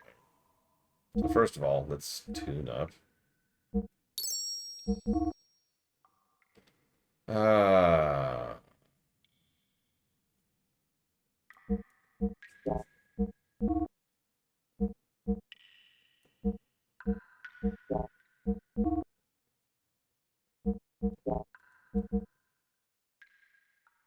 uh,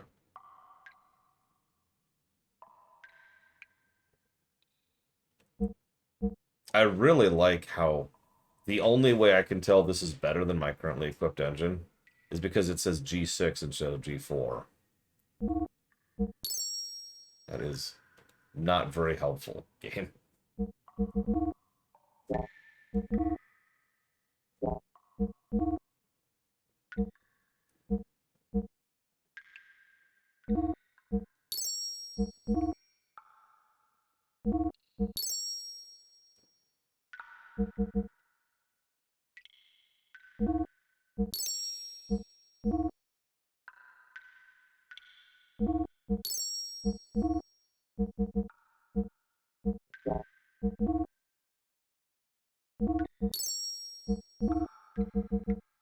'So I need 900 gold to finish this out.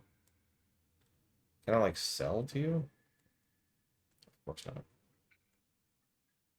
Ah! Oh my god, I hate everything.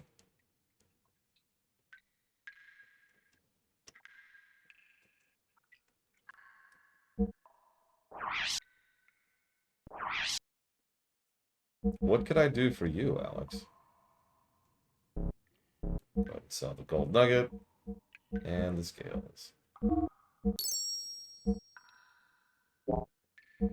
I mean, it's a lesson they learned back in FF6. Never mind this.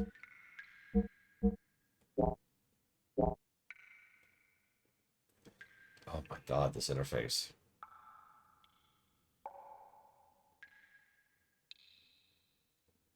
Why does this take so long to use a vendor?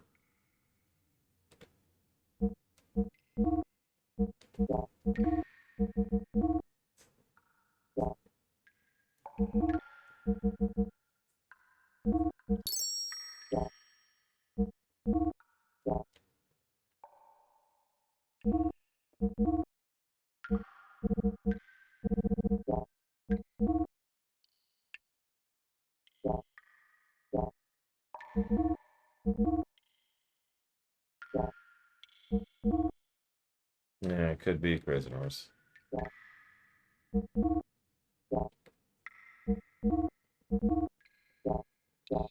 We have not, Alex.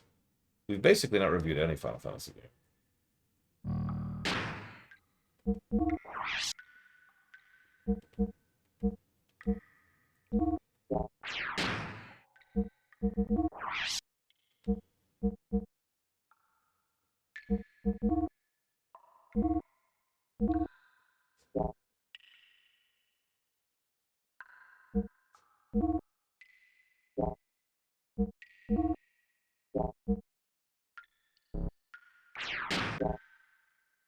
Okay, I think we're all equipped up. Oh, absolutely, Alex. 3 or 4 negatives. I think I agree completely.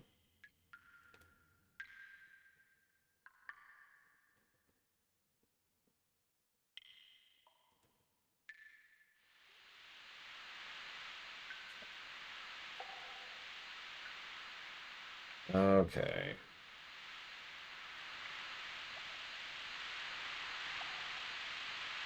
I admit I don't like the song itself, but the harsh reality is that a song, and indeed an intro that has made multiple people quit the game, like, how many times is the opening cinematic a quit point for a game?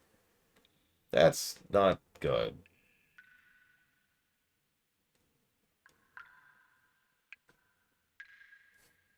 Oh my god, there's troops. Isn't that precious?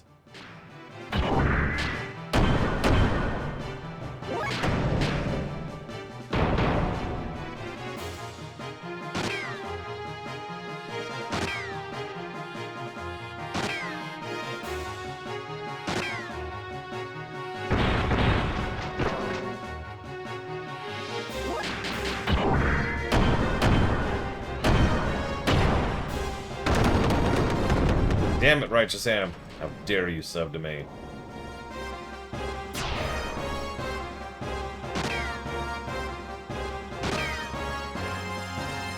Let's see, how many people do I know who quit at 10-2 in the intro? I'm not going to count myself, because I only quit it temporarily. Although I did quit it temporarily. In fact, actually, I'm going to count temporary quits. I am going to count that, because in all cases, the only reasons those people went back to it is because someone else told them they should, and it eventually gets worthwhile. It gets good later argument. So, based on that, that would be...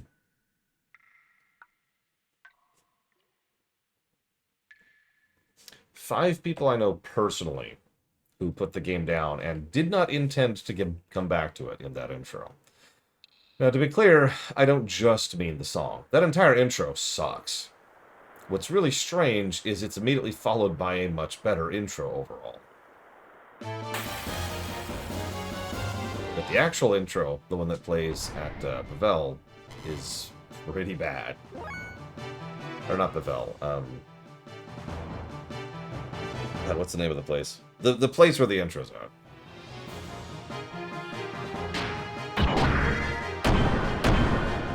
Yes?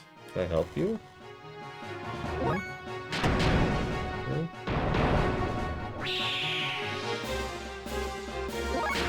Either way, thank you for the sub, Righteous Ham. I suppose you know that you can put that towards up to 3 things.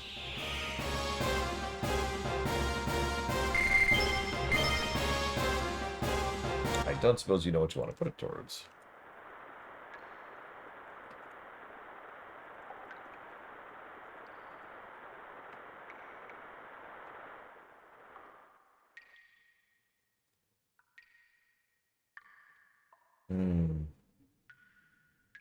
Look, we here at the Lore Walkers are very pro-Dona. This is backtracking. I think.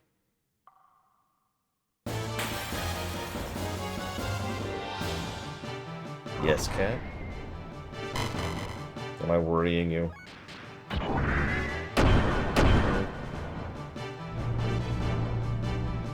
Is this a problem, Cat? I'm clawing at my chair now. Yeah, gotta have jelly-filled donuts.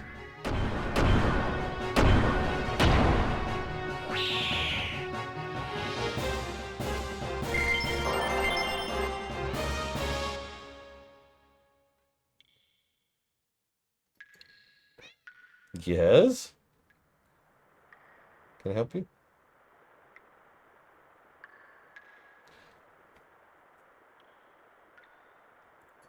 So, Jedi Survivor, I can do. And, I don't know, who else should I let pick something for that?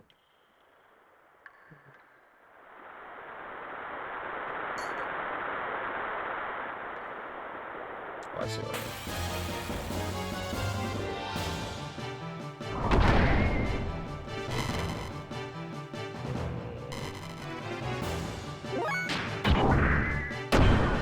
How about someone who doesn't usually put towards things? Like...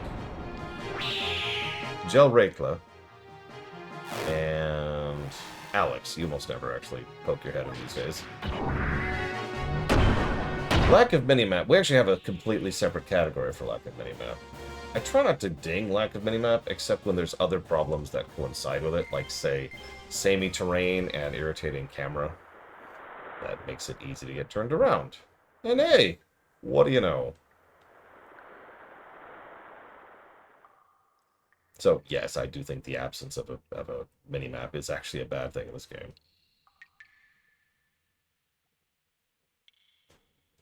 God.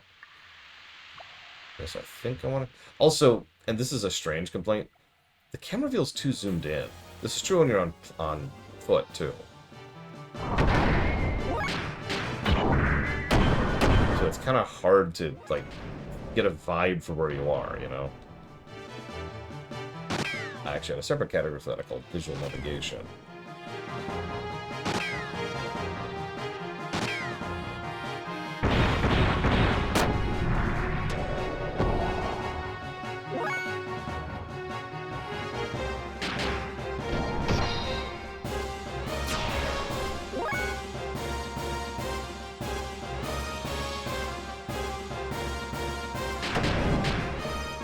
the sewers.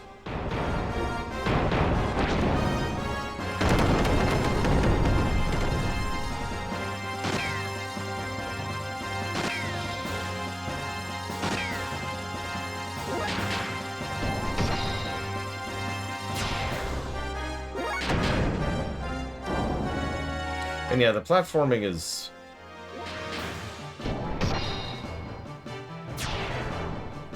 there?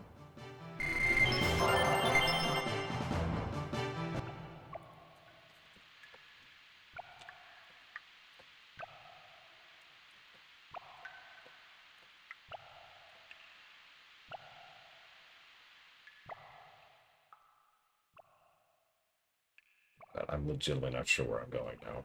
I've actually been turned around. Okay, no, I think it is down. I think it's down.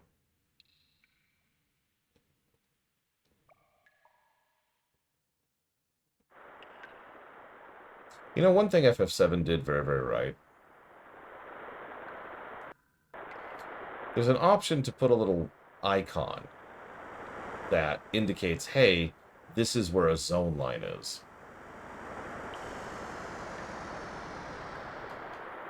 I never realized how much I missed that until I played Chrono Cross and Xenogears. Because in both games, every now and again, I'm like, oh, that's a zone line?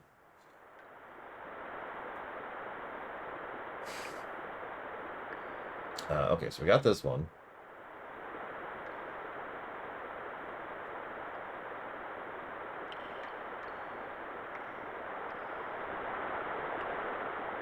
Yeah, Legend of Dragoon did the same thing. Just a little indicator of, hey, this is where you can go. Okay, so hang on. I don't have a map, but I have text. Very, very brief text.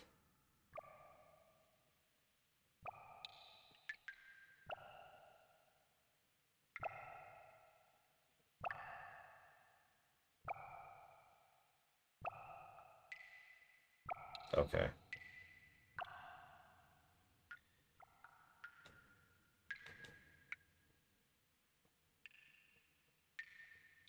This is where I just was. Apparently this wasn't backtracking. I literally didn't know.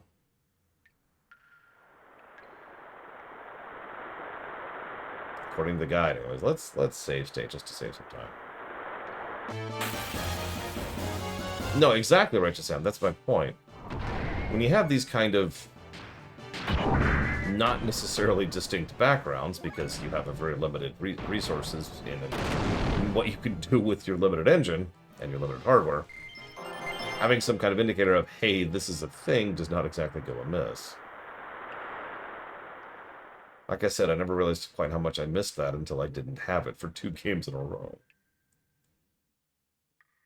Am I sure this isn't backtracking?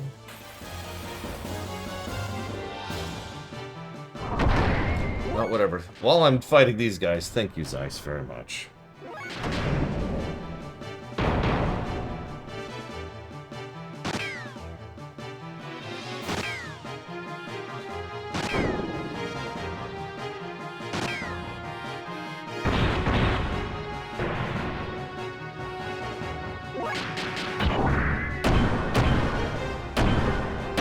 Always appreciate you, Zeiss.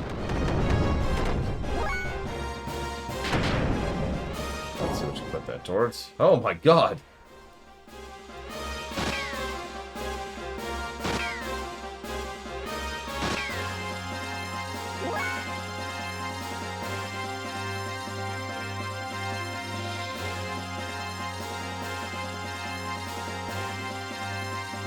FF7 R2, Horizon Forbidden West, and Cyberpunk. You got it.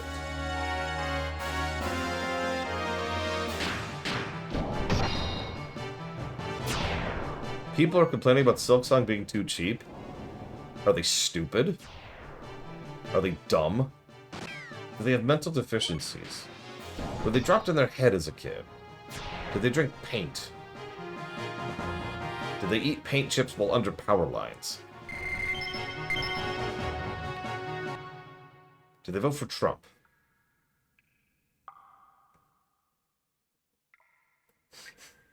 There's no way in hell. Come on. Nobody's actually doing that.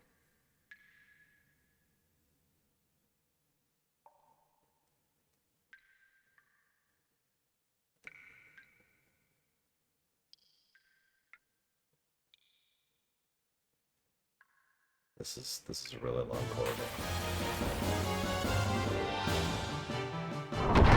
Listen, I don't ask much from people. I just ask that they be logical.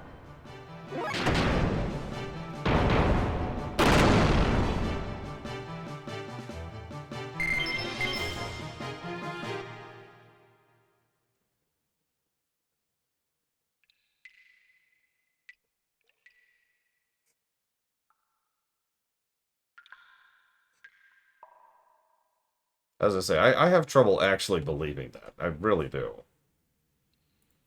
That's like saying people actually believe the Earth is flat. No, they don't.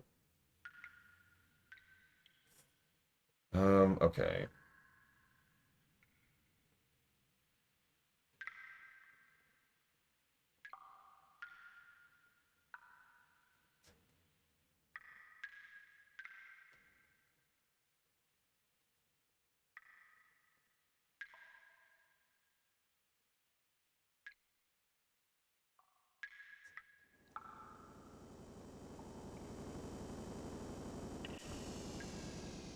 Hi, Moblis. Or Moblis, depending on your preference. Is it from Zelda, or is it from Final Fantasy VI? You be the judge.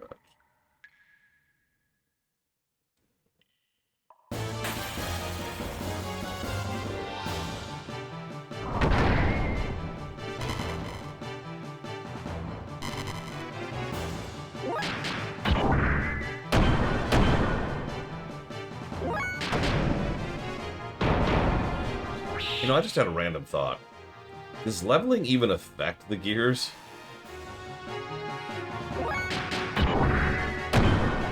Like, obviously it increases our stats, you know, on the ground, but yeah, I think gears are totally dependent on their gear. Which is funny, because we get experience for our people in our gears. So... Anyways, isn't this dungeon great? I would like to argue for 2 negatives for this dungeon. This is excessive backtracking. It's boring. It's visually uninteresting and irritating to navigate. It has enemies which are pretty much deliberately designed to drain your mana. That's to say your fuel. And it's got a boss which is a hell of a barrier at the end of it. This is bad. Like, I've actually enjoyed the 2 dungeons. This is actually only the 3rd dungeon of the game. I've enjoyed the 2 dungeons up to this, for what it's worth. But this is just... what?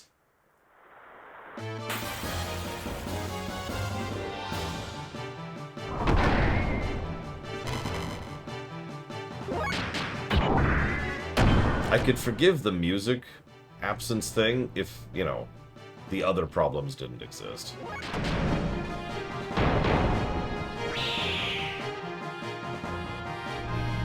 I know I'm unusual in that I don't like silent sections in games. Like certain last bosses.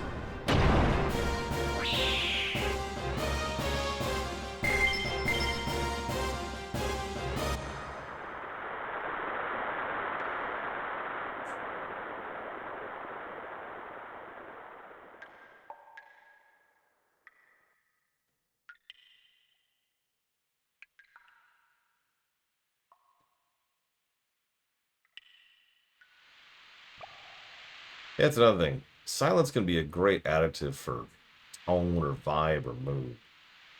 We're in a cave. And our only purpose of being here is to escape from it.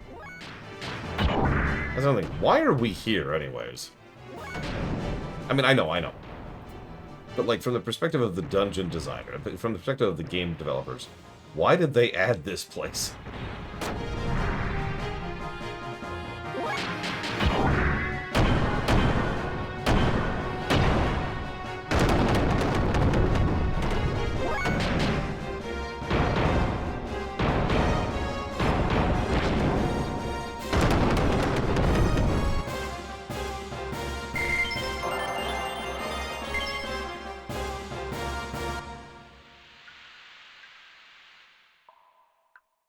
See if it'll let me actually refill my fuel before we jump into the boss fight.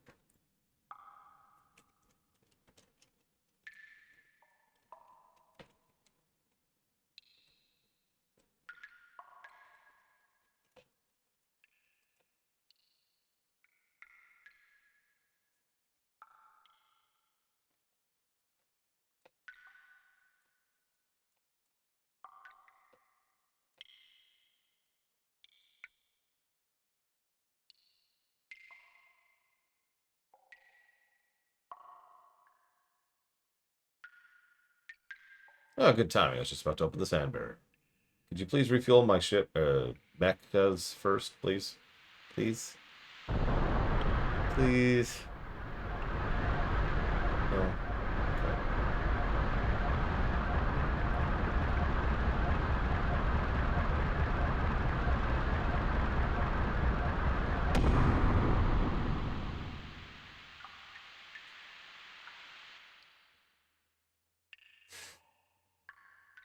Well done, old man.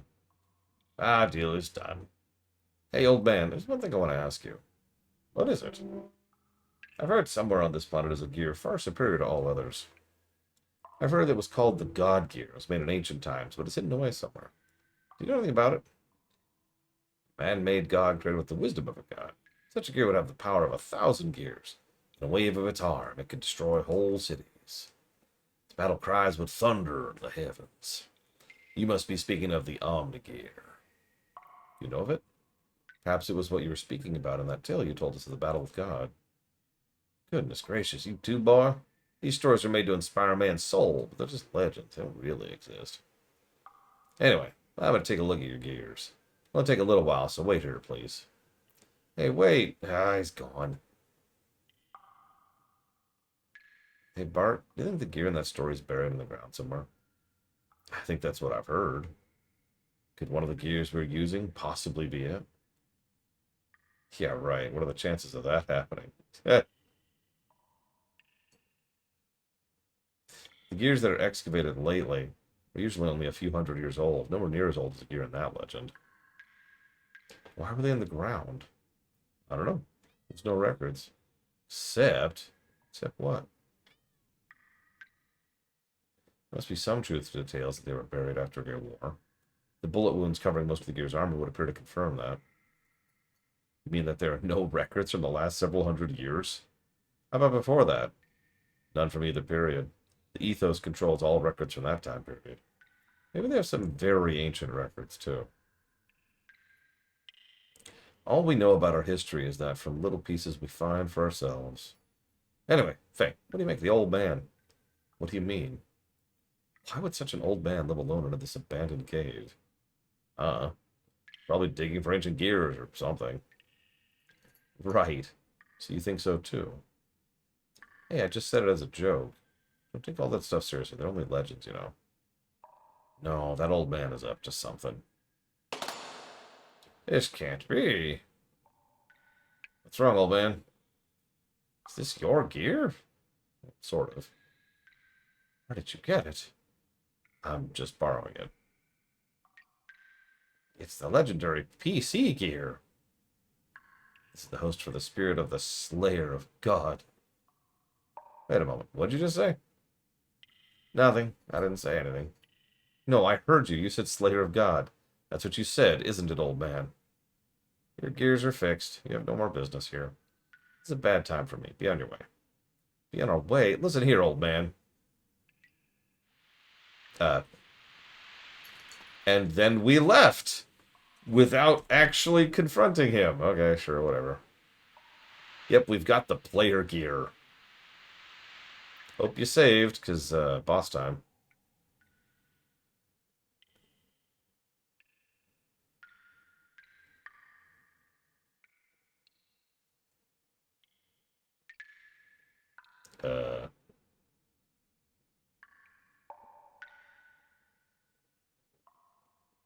Hello, cat. It's actually funny. I've often pushed back at the whole killing god archetype / trope, because it's pretty uncommon in the Final Fantasy series. If you expand that to include all JRPGs ever, yeah, it's a really common thing.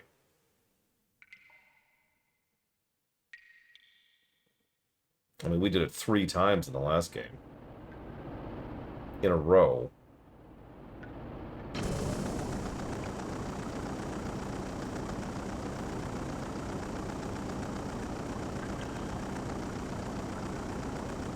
And yeah, by the way, spoilers. I'm just going to spoil the whole game. Okay, ready for it? Here it comes, here it comes. We're going to kill God in this game. Kinda. It's complicated.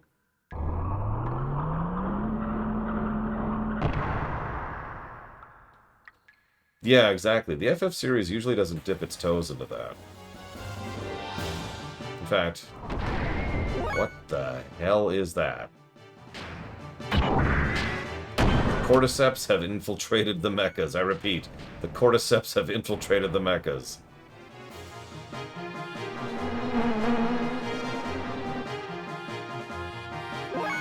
Let's see. So we've got.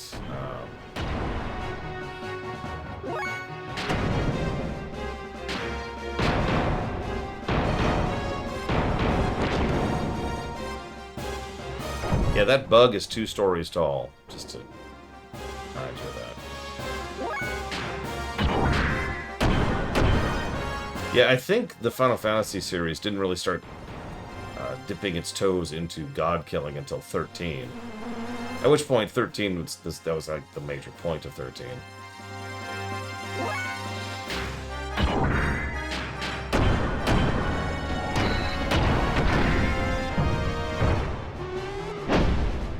And then 16, obviously. It's a bug that has infested a mecha, Evo.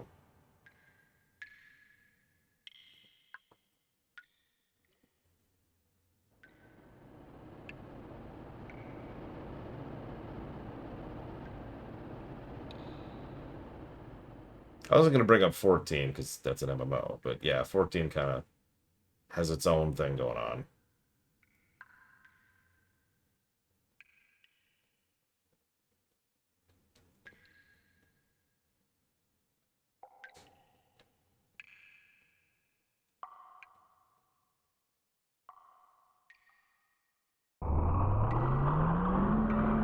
Yeah, 14 is just, I need to kill another god. Please, I've only killed 5 this week.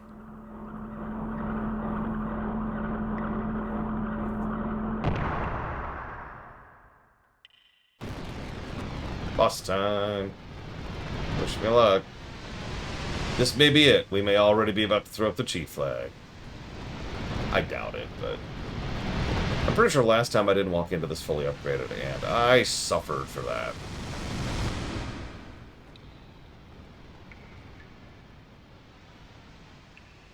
Yeah, exactly, Luthor.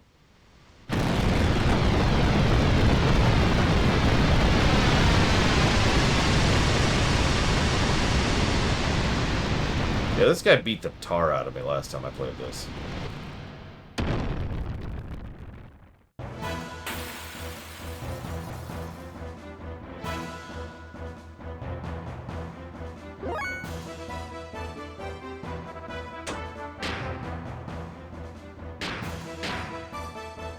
I do like how he looks.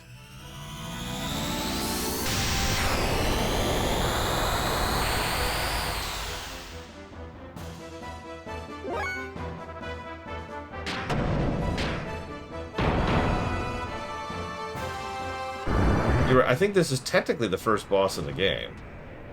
First real boss, you know?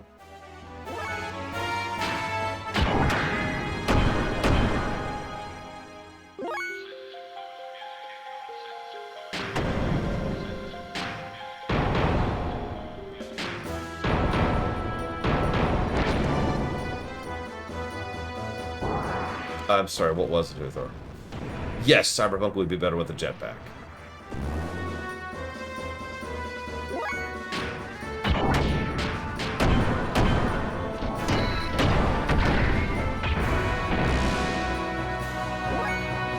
Probably Crazy Horse.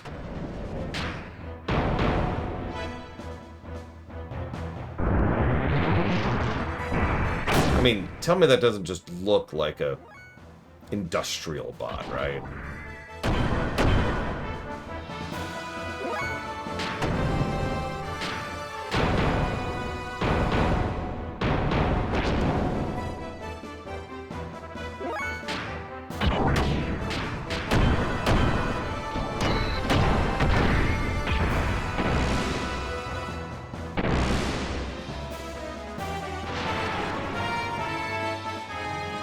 So this is gonna hurt.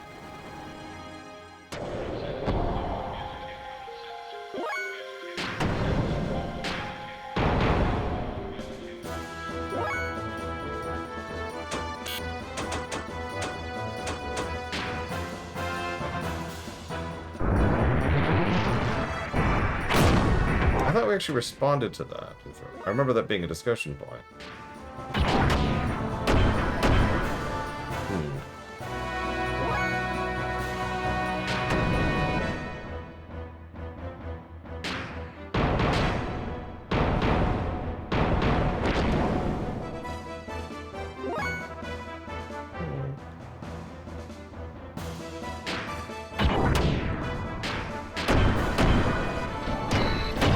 Yeah, that turned into a whole discussion. I remember that because we were talking about how one of the biggest issues with moral choice systems in a video game is when you really break it all down fundamentally, all a moral choice system does is force the player to be all one thing or all the other thing, and usually to play the game twice.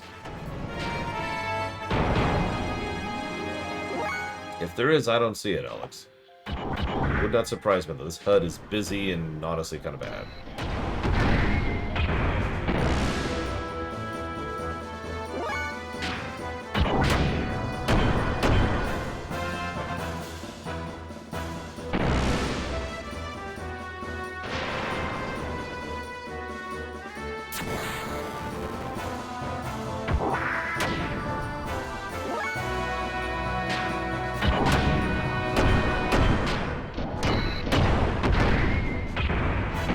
Yeah, I'm one of those people who likes having a health bar when it's an available option. Which it usually isn't, quite frankly.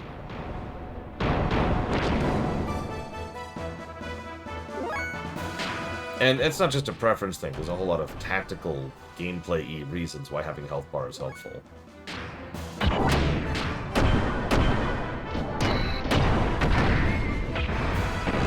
So, how do we implement something like that into a game without having a GM handy? Because the GM is the answer. You have a human being who adjusts on the fly.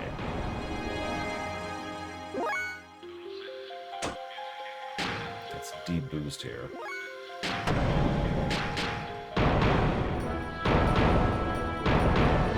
Yes. Can I help you?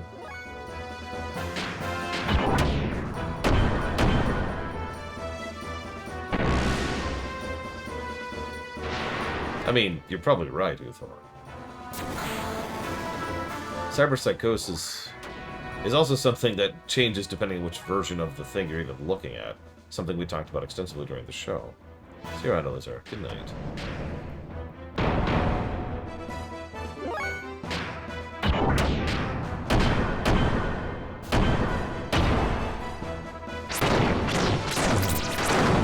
Yeah, the upgrades helped.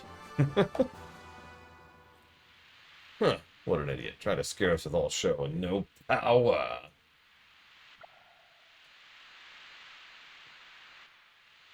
Anyway, looks like that's the exit. So soon it'll be adios to this old cavern. Oh no!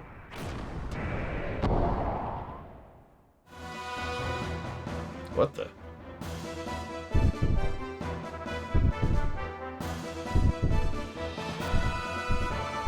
Get out of the way, Bart.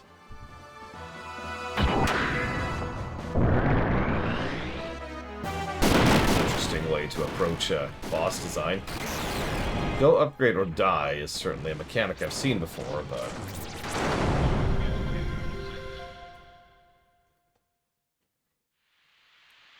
Ooh, what the hell did you just do? I beat the boss a second time.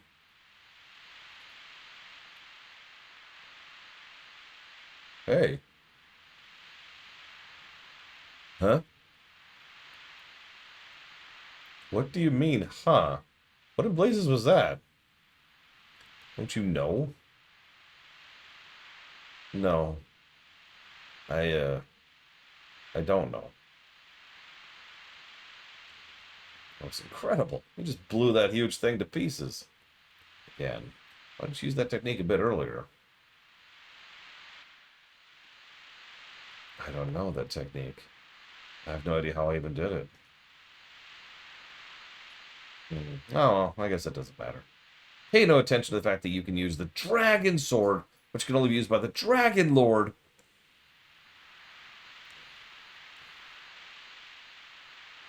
So now that we've got rid of that nuisance, let's get out of here, F.A.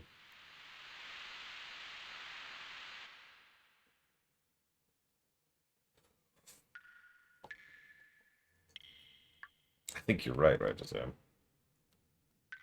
I mean, it would make sense. They bothered to add the animation. Why wouldn't they? God, where's forward? I'm so turned around. I guess it... Is this it? Oh, okay. Congrats, Lord Harrimont. You, bad things are about to happen.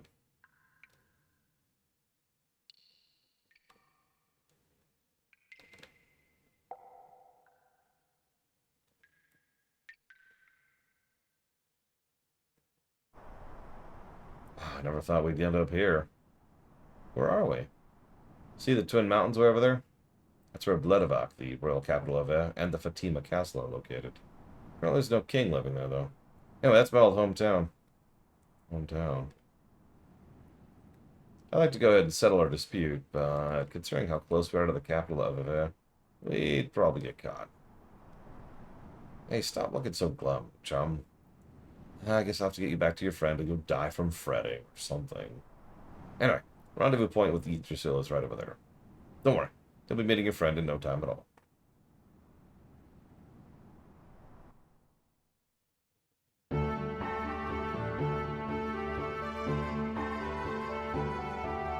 Faye, I was worried about you. Doc. Oh, sorry. Welcome to the Sand Cruiser Yggdrasil. We apologize for that earlier incident. Don't we, Bard?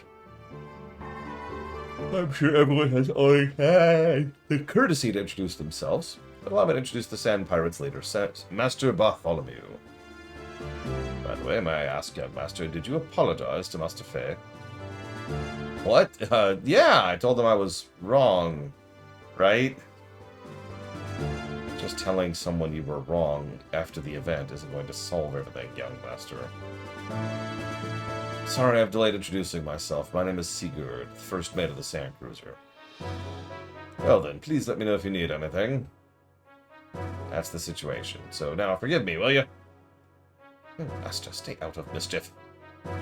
Ouch, don't pull my ear! Let's go wait at an internal cabin until we arrive. It's well made and comfortable. It's funny because this place looks like solid steel bricks and girders everywhere. Oh, no. Something happened? No, nothing. Nothing at all happened.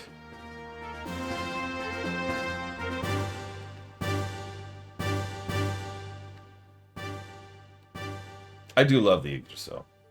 I wasn't joking earlier. The sand ship is the most positive thing I retained from Xenogears from my last time playing. And I know that sounds like an insult, but I really don't mean it as one. This ship inspired me.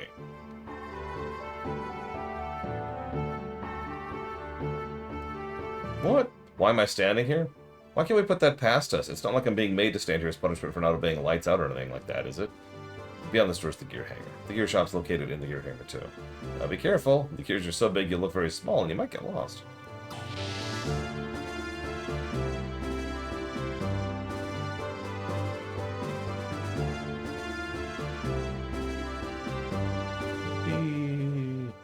Also, small quality life choice. Making us move this speed in these rooms was a good choice. This kind of a room, if we were moving at normal speed, like if this was our run speed, this would be terrible.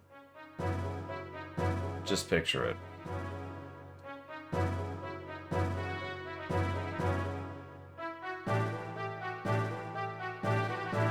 Hang on. I'm almost up to the vendor. Hang on. Oh, hang on. There we go. Probably a righteous hand.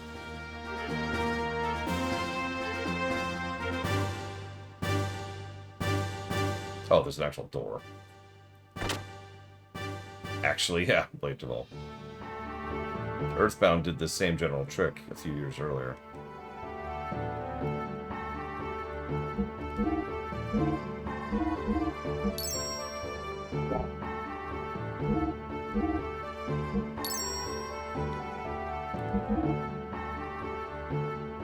So I assume that's an upgrade.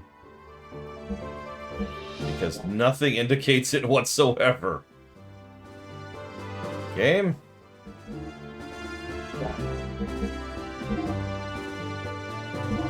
It's not just me, right? Is it just me? Am I just stupid? I'm just stupid. Okay, I accept it.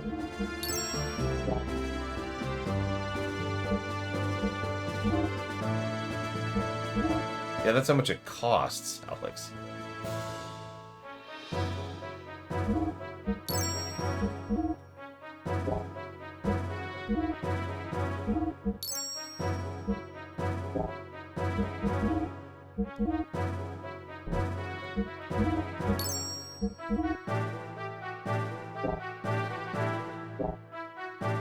Like, I do understand, but I'm sorry, I don't think this is good interface design. I think this is obtuse for no good reason. What's even worse is there is a tooltip indicating what it is. It's at the top there. So, like, why don't they have a comparison point, right? Why don't they show, hey, this is this much versus this, or this is better than what you have in this slot, or literally anything. I know I'm sounding complaining. I apologize. It's just, I think in general... Yeah, they do it for the people on foot, you're right. I think in general, the interface of this game is not great. It feels very, we don't know how to make an interface for the PS1. And I don't mean that as an insult. I mean that as a statement of fact. Considering this is a brand new team that had never made a game before, that had never made a JRPG before, that had never worked on the PS1 before, being run up by Tanaka, who, as we know, is a terrible producer, it's very likely that these people didn't know the basics of UX design. Remember, the game I keep praising for UX, FF7, was made by people who already knew what they were doing from years and years of screw-ups to figure out how exactly to design a good UX, right? Sorry. Moving on.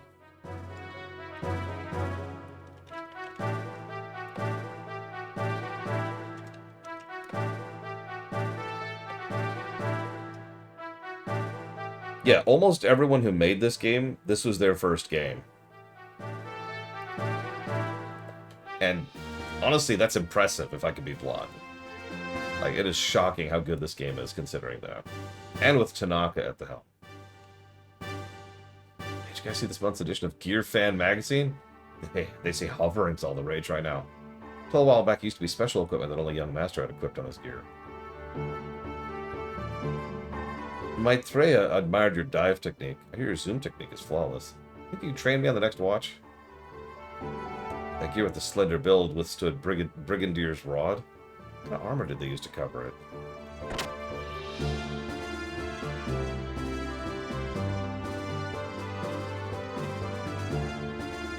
Actually, yeah, Alex, I agree with you completely. We'll cover it when we get there, because I do plan to review the NES version of FF1. It's not great, but it is impressive for the time. Oh, no kidding, right? Just him. Or maybe if they were given more time to really figure out what they were doing. Or if they reined in their ambition a little bit, might have helped too.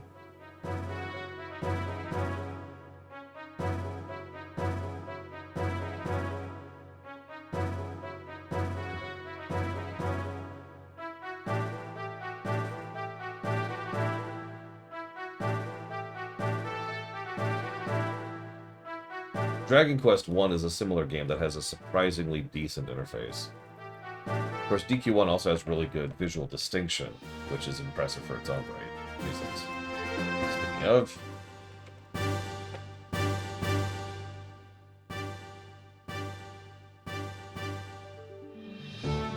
And yeah, I can't speak to the anime cutscenes, because if I do, people will accuse me of just disliking anime, but all I'm going to say, and this is fact, anime cutscenes in this era were expensive. Again, I point to Mega Man X4, which blew the majority of the budget, as in over half the budget of all of Mega Man X4 went to getting those anime cutscenes in that game. Just point it out. And they got actual studios to do it too. which makes it more expensive. Okay, where am I going? So I got the upgrades.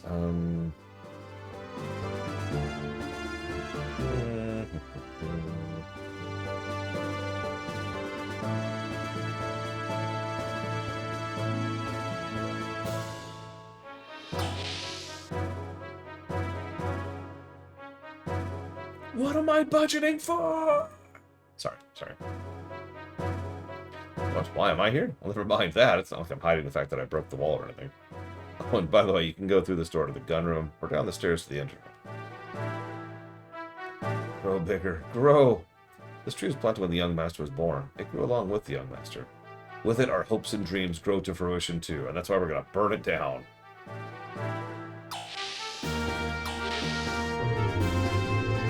That's an interesting question, Mr. Red. So animation as a whole is cheaper now, but like asterisks, you know? It would be more accurate to say that animation is more accessible now. Part of the problem with getting full anime cutscenes in this era, like mid to late 90s, is there really were only a handful of studios doing it, and they were busy, right? So you had to be worth their time. Nowadays, if I wanted to get an anime cutscene in a game I'm making, I could reach out to hundreds of people who are probably desperate for work and be like, hey, here's what I want. I want like this cutscene, this cutscene, this cutscene. What's this going to cost me? So, yeah, exactly. It's not like it's cheaper in the strictest sense of the word so much as it's a lot easier. And that technically makes it cheaper budgetary-wise. It's weird. Yes? I don't know. Do you think I should feed him early? Should I feed the cat early? Should I feed the cat early? Yes. Oh my gosh. What? Yeah, I call Bull too. Because... I mean, Neon Genesis Evangelion is influential, whether it's a deliberate thing or not, right? Whether you are deliberately inspired by it. Here.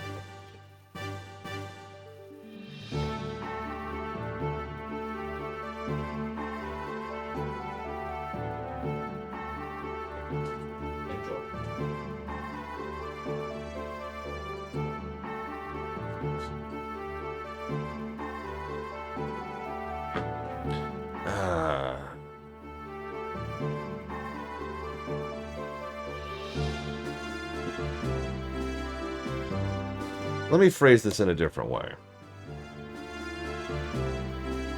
Hey, Mr. Red, you want to buy a car. Okay.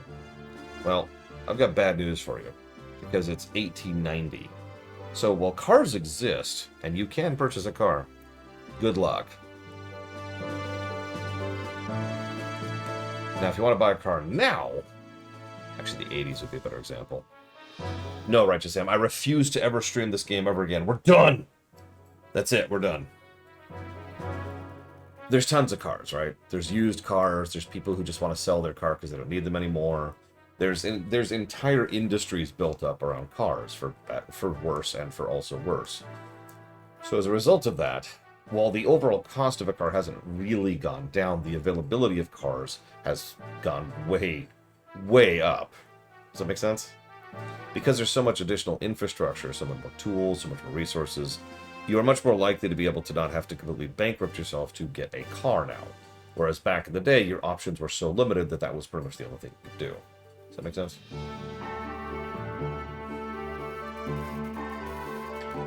We're almost at my hideout. We're almost at the hideout. We'll probably stop there for a while for supplies and repairs. Yeah, the Model T was a game changer for a reason. It's such a cool ship. Sorry. Plus for the Yggdrasil. I'm not even joking. Screw it. You can't stop me. Let's see, we'll put this under... What would that be? Having a cool vehicle. Because I can think of several FF games which would have the same idea. It feels like a tone thing, right?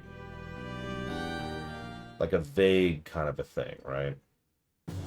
Like a vibe thing. Hey, Spartan. Cool factor. I'll debate gameplay when we get there, because we actually don't have any gameplay yet for this thing. Because some airships, which are cool, tone-wise, FF8, are terrible gameplay-wise, FF8.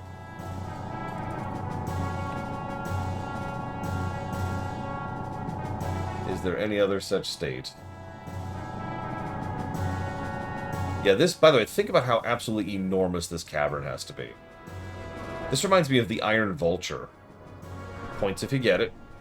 In fact, if you know what I'm talking about with the Iron Vulture, I will put $3 towards a game of your choice right now.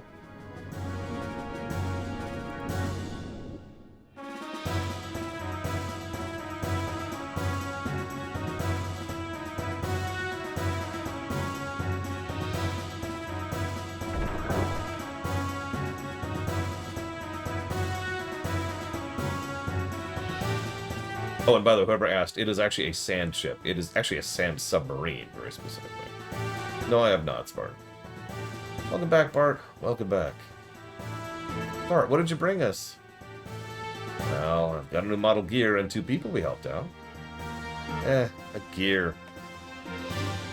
How boring. Don't you have anything more interesting?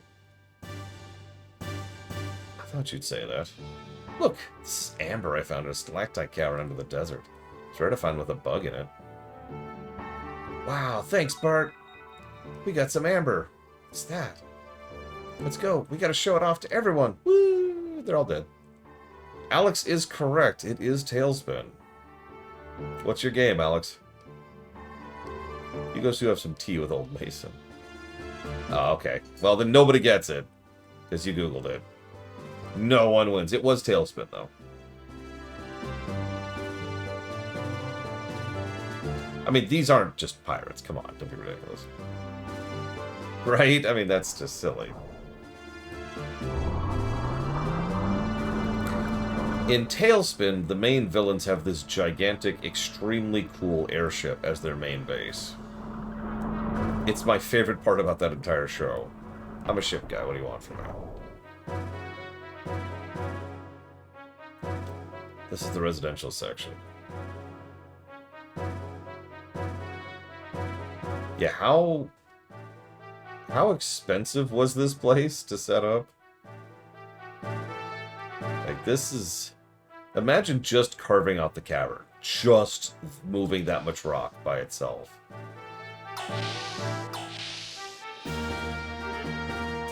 I'm reminded of a scene in Wrath of Khan where, can't remember her name. Carol Marcus mentions how it took them like 3 months to carve out a room with phasers.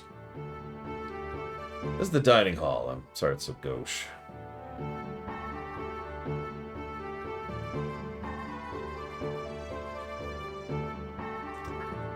Ooh, a Wendy's.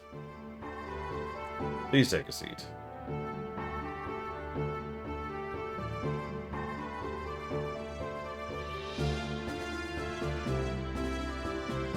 Perhaps you'd like some of my famous tea. Master Fay, good doctor.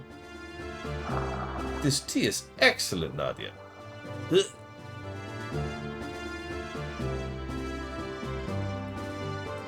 Young visitors are rare indeed. The young master must be very happy. If things were normal, we wouldn't be living in the desert, but rather be back in the royal palace. Royal palace? You mean the young one is connected to the old Fatima dynasty? Pardon? No, I'm just a senile old fool who talks too much. Pay no attention to what I just said. But that one-eyed youth does have a certain bearing. Oh. Well spoken, sir. Awfully good of you to notice. If I may, I would like to tell you. The young gent is the last forgotten reminder of the once proud Fatima dynasty. I feel like we just established this 3 seconds ago. That was before it was destroyed by Shakan's minions. Prince Bartholomew Fatima. Bartholomew, Edbard IV the Fourth's successor. I'm sure they announced Bartholomew died of an illness 12 years ago. Officially, yes. However, in reality, we rescued the young prince from Shakan's evil grasp. Why must the prince, the rightful heir, resort to piracy?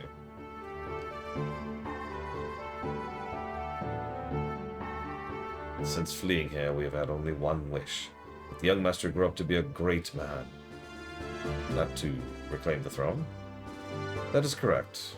Of course, to say we absolutely have no desire to restore his rule would be a lie. We have plans for that as well. And part of those plans would include piracy.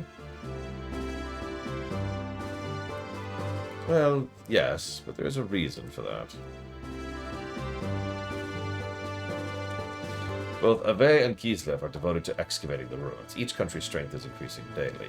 Even if we could get the help of all our comrades to start a revolution, the combined strength of all of us would still not be enough.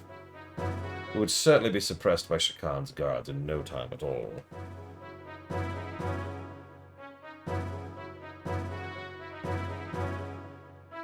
We needed We tried excavating the ruins using Yggdrasil, but it didn't work as well as expected.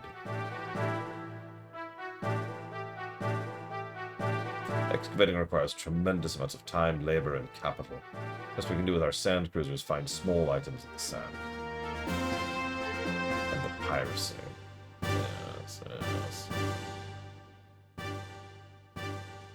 Regardless of who gains the rune's technology, one thing is certain. Both Kislev and Ave will simply use that power to oppress the other.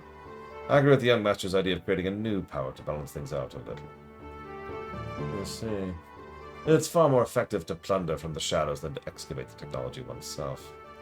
Of course, pillaging is an unpardonable act. However, for Ave, for Ignis to continue like this... I'm sorry if it sounds rather self-righteous. That is something which outsiders like ourselves cannot comment on. From what you have told me, I feel that the result of what you are doing will be good. Seeing your children here tells me that. I am much relieved by your words. Another cup of tea? Yes, this tea is excellent. Yes, here's the antidote tea. The what? Well, I was planning to poison you, but you're pretty nice. Thanks. So, you mentioned you had plans. Why have you not put them into action? Well, with Miss Margie imprisoned, we dare not do anything.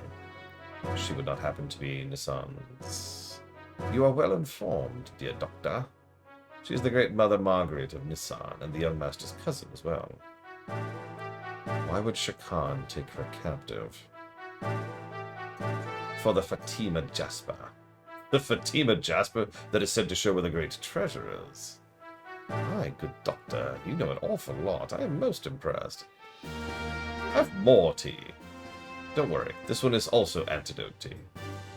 You do not like my antidote tea, Master Fei? Well, I was just thinking, if I could defeat your tea and their poison, then that's like beating something in battle. And that would make me feel good. So I'm just sitting here trying to defeat the tea with my own immune system. You're fighting the tea internally. Yes, sir. Right. Well, we have no idea what the great treasure actually is, but it's said to be strong enough to save our kingdom if it's ever in plight. And Marguerite has the Jasper that tells the location. Only half of it, to be precise. The young master and Miss Marguerite each have half. Only by combining the two halves will anyone know where the great treasure is. What exactly is the Fatima Jasper? When you say half of the Jasper, I imagine some kind of necklace. Only the heirs to Ave and Nissan knows what it really looks like. I see. So that's why they ever locked up. My guess is that when they do find out, the chances for living are not... I apologize. I was only supposing the worst case. Please do not take it to heart. No, that is a terribly realistic scenario. Ahem. What exactly do you mean by the great treasure? Well, I haven't the foggiest. We've been sitting here talking for like 10 minutes. The gear. He means the gear. It has to be it.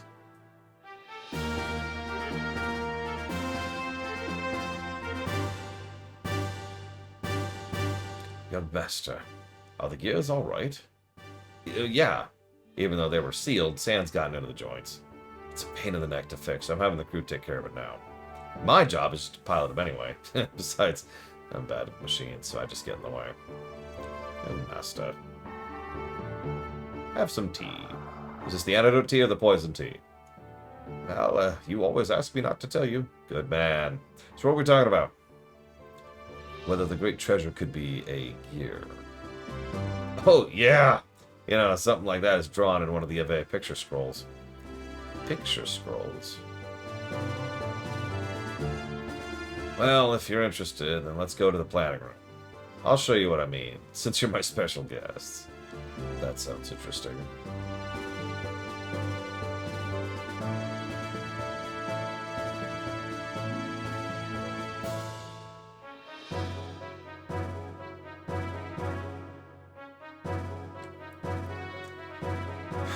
Okay. More tea, please. What? But, okay. I only have poison tea left. Excellent! I love the poison-flavored cookies the best. Do you have any poison ice cream? Blue Wind, have some poison-flavored ice cream. Oh god, that's the door. Ah! Random encounter! No! Oh shoot! Oh god! Okay, hang on.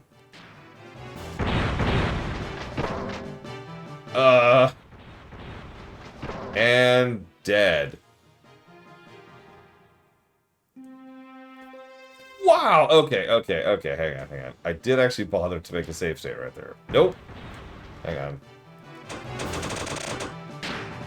Nope. Okay.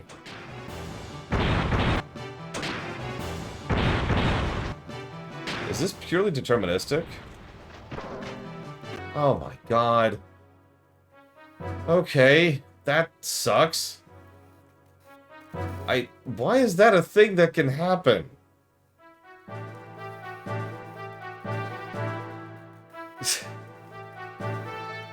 Just, why is that a thing that is designed in this game? Okay, I'm gonna accidentally walk outside. Oh, whoops, I walked outside on accident. Let me walk back inside. Take one step. Oh my god.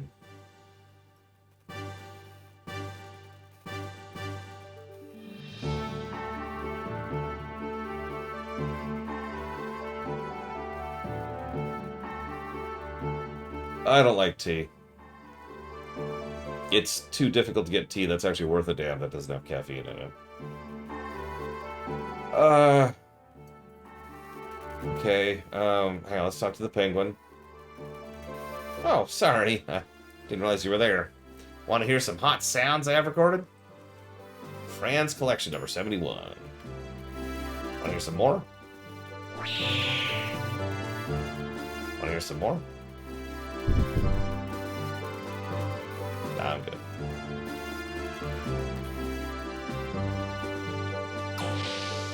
Yeah, no, that would legitimately have been a soft lock state. I would have had to go back a not insignificant amount of time to my last actual save, which, for the record, would have been before the previous boss fight.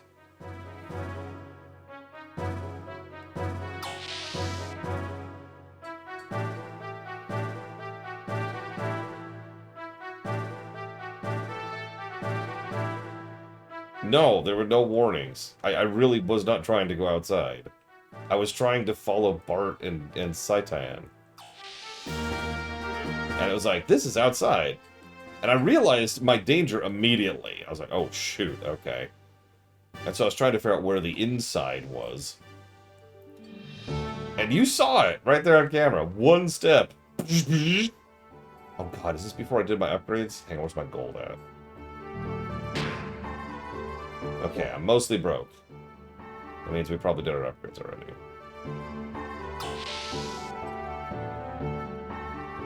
Oh, I absolutely will. I almost quit for the night right there because, like, you know, that sucks, and I'm not even sure where I am exactly. I guess... Hang on, let's just rewind back up here. So, here, maybe? No?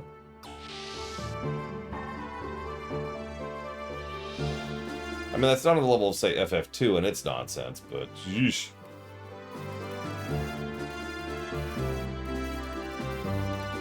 There we go. So, yeah. Bash. Ship is still cool. We're walking.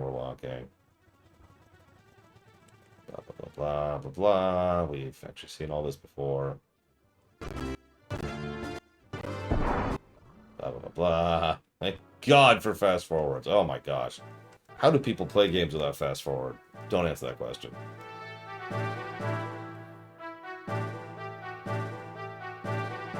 So I played games for many years without fast forward. It was horrible.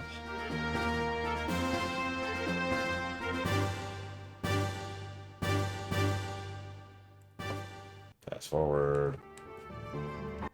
Okay. Poison tea, antidote tea, tantidote tea, poison tea, poison cookie. Fight the poison within us. Blah, blah, blah, blah, blah, blah, blah, blah, still a little shot. Blah, blah, blah, blah, blah, blah, blah, blah, blah, blah, blah, blah, blah, blah, blah, blah, blah, blah, blah, blah. Blah, blah, blah, blah, blah. Blah, blah, blah, blah. Blah, blah, blah, blah. Oh, blah, blah, blah, blah, blah, blah. Blah, blah, blah, blah, blah, blah, blah, blah, blah. Blah, blah, blah, blah, blah, blah, blah, blah, blah, blah, blah. Okay, we're back. You know, it's a long scene when it takes that long while on fast forward.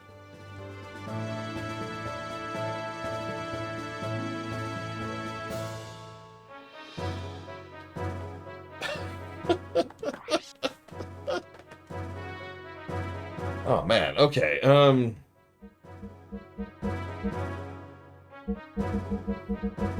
15 save states.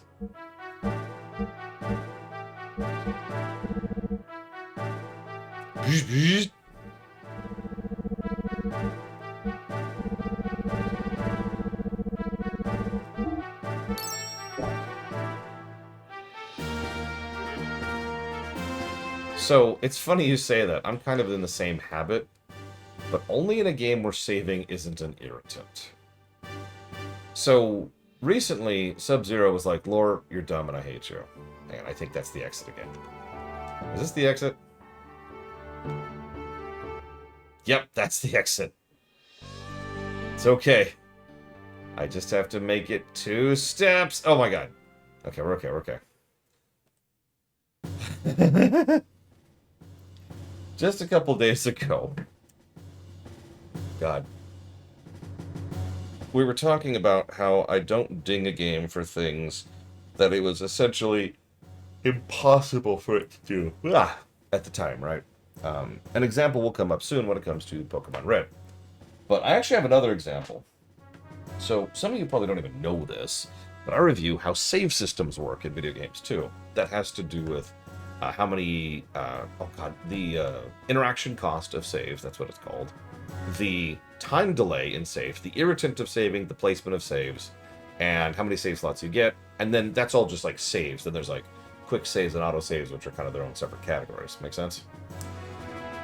Every PS1, PS2, and GameCube game ever would get negatives for saves, if not for the fact that I make that allocation for hardware. Because saving on a PS1 sucks.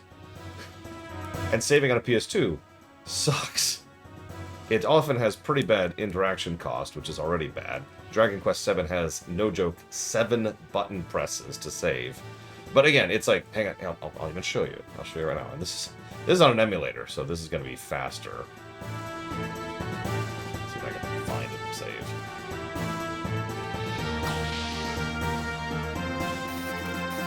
This is not a save. Whatever, you know it. You've played these games, you know what it's like. But because we make that allocation for hardware limitations, I don't ding the game for those saves. Now, that doesn't mean they can't get any positive for save design. But it does mean I don't give them negatives for, you know... Hang on. Ting! Ting! Bloop, bloop, bloop. Save. Saving.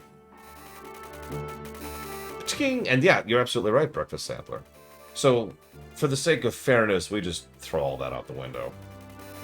Nowadays, if you're playing a PS1 game anyways, you're probably playing it on the PSP, the PS3, the PS4, or, you know. I don't remember Vagrant Story. Is it fast or slow? Breakfast Sampler. They probably don't have equipment like this in the capital. Surprised. All this technology is thanks to SIG.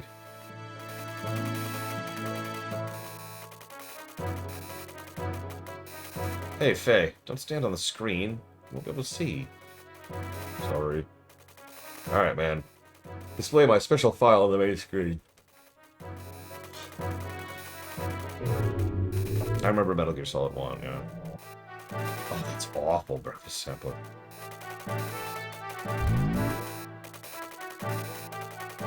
What is this? A picture scroll, nearly 500 years old. This is King Fatima I, body cloaked in flames, making a blood oath with giants. They say he used the strength of the giants to found Ave. Amazing that such an ancient scroll exists, and in such good state, too. I thought the ethos controlled all such things as these. Normally, yes, but this is one of my father's prized possessions. Next. After founding the country, Fatima forced the giants into slumber to protect his kingdom's people if needed in the future, but we don't know where they're hidden. In another record, one of the giants is called the Great Fatima Treasure. What about the Jasper? Hey, you sure you know a lot? Aren't you one of Shakan's spies? Of course not. It's only an intellectual interest. Just kidding. It appears the Jasper is the key to finding our treasure. Key. Could that be what Shakan is looking for? Not just him. Gilbert's also looking for it. Really? We must rescue Margarita as soon as possible. You're telling me?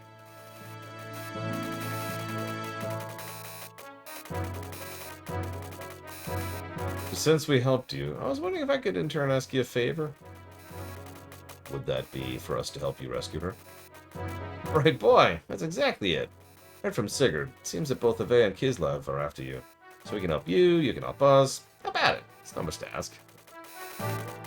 Well, if it pays for my room and board, then I will help in any way I can. What do you think, Faye? You've not said anything for a while. Yeah, you were great back there in that stalactite cavern. Your strength alone is greater than 10 or 20 of Shakan's guards. I'd love to have your power on my side.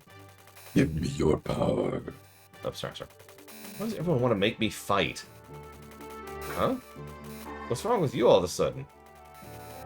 Okay. Why do Reploids fight one another? I'm sick of violence. Sorry. I just don't feel like it. Love to have my power. I don't have any. What's wrong with you? Doc, everyone, you're driving me to the brink. And there's that gear, Graf, and my father. I don't have time to help you out with your problems, and I've got enough of my own. Get in the gear, Faye. What's with him? He always that short-tempered? No, that's not it. I'm sorry. Things have been happening so fast, he's not had time to deal with it all yet. Try to understand.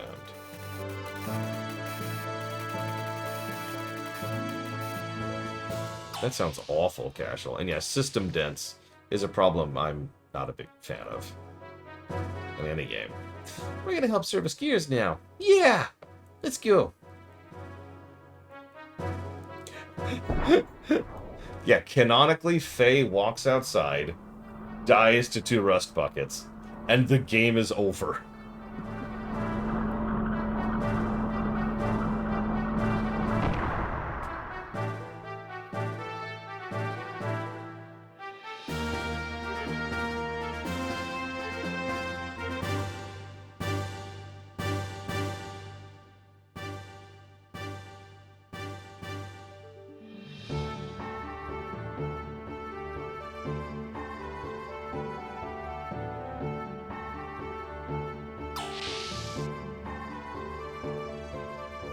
I mean, the more I'm saying this out loud, I'm pretty sure I actually did that on accident in my first playthrough, too.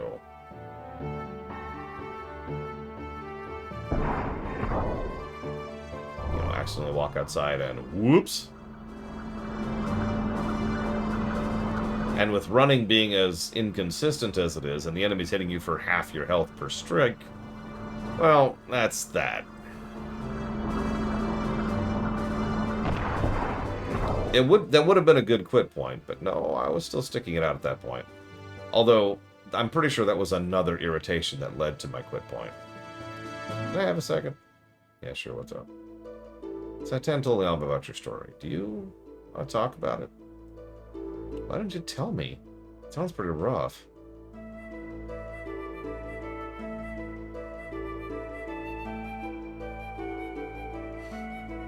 So, I want to tell you a story, Rex. So there I am, navigating the base, and we just had the big exposition T scene. And then I walked outside and died instantly to an enemy I couldn't escape from. On accident.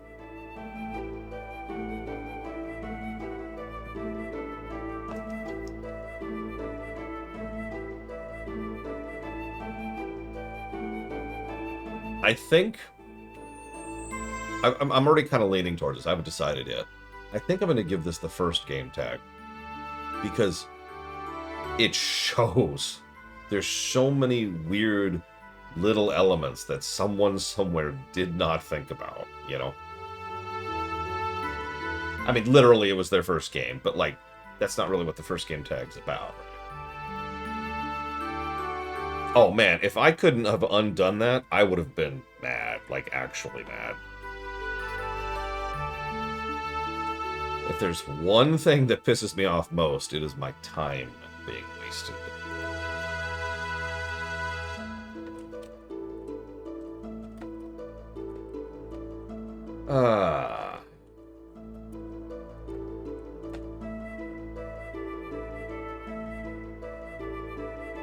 That's possibly Mr. Red.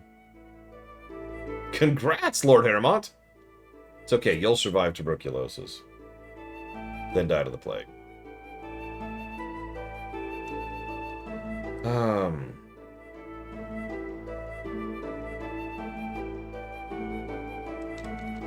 I want to talk something out with people. I want to give a positive and a negative, but I don't know if that's too fair or too unkind.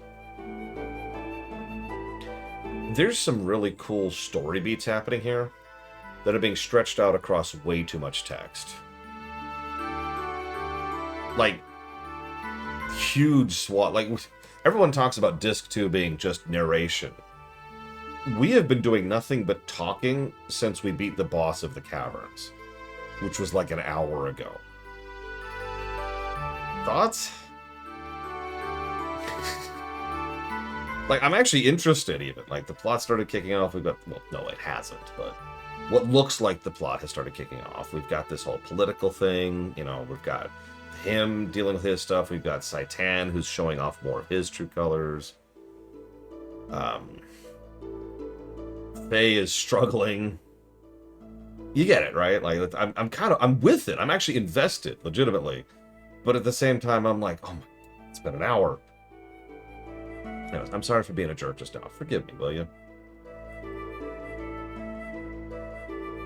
Whoa. Anyway, sorry to bring it up again, but, no. What? I don't like fighting like you do. I only got into that gear because I had to. I'd rather not ride them. If you want that gear so much, you can have it. I don't want it. You think I like fighting? Is that it? Don't you? It sure looks that way. Looks like the only thing you do enjoy is fighting. I can't let that slide. Who likes fighting? Take it back. Like it or not, I fight because I have to. I got my reasons, but you wouldn't understand. I don't have a reason to fight. I don't want to fight. Faye is totally a himbo. Put an asterisk there and we'll come back to that later. I just want to live in peace and quiet. Yeah, it's indicative. I think one of the best bits of characterization Faye has had in the entire game, this is not a joke, was done without any dialogue. It was our first showcasing of him. Painting. Remember that? That's Faye, in a nutshell. Just painting. Great bit of characterization. In fact, hang on, let me jot down some notes here. I should give that its own positive, because that is some great establishment. Let's put that up here.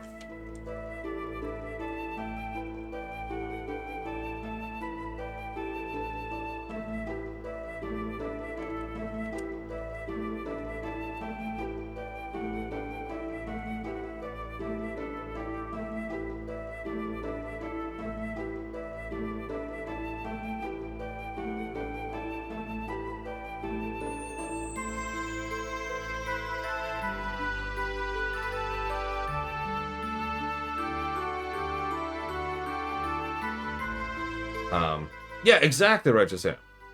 That is exactly right. Faye would have been super cool with just spending the rest of his life painting in that stupid village, lusting after his friend's wife, and secretly banging her behind the bush every day. Like, he would have been completely fine with that life.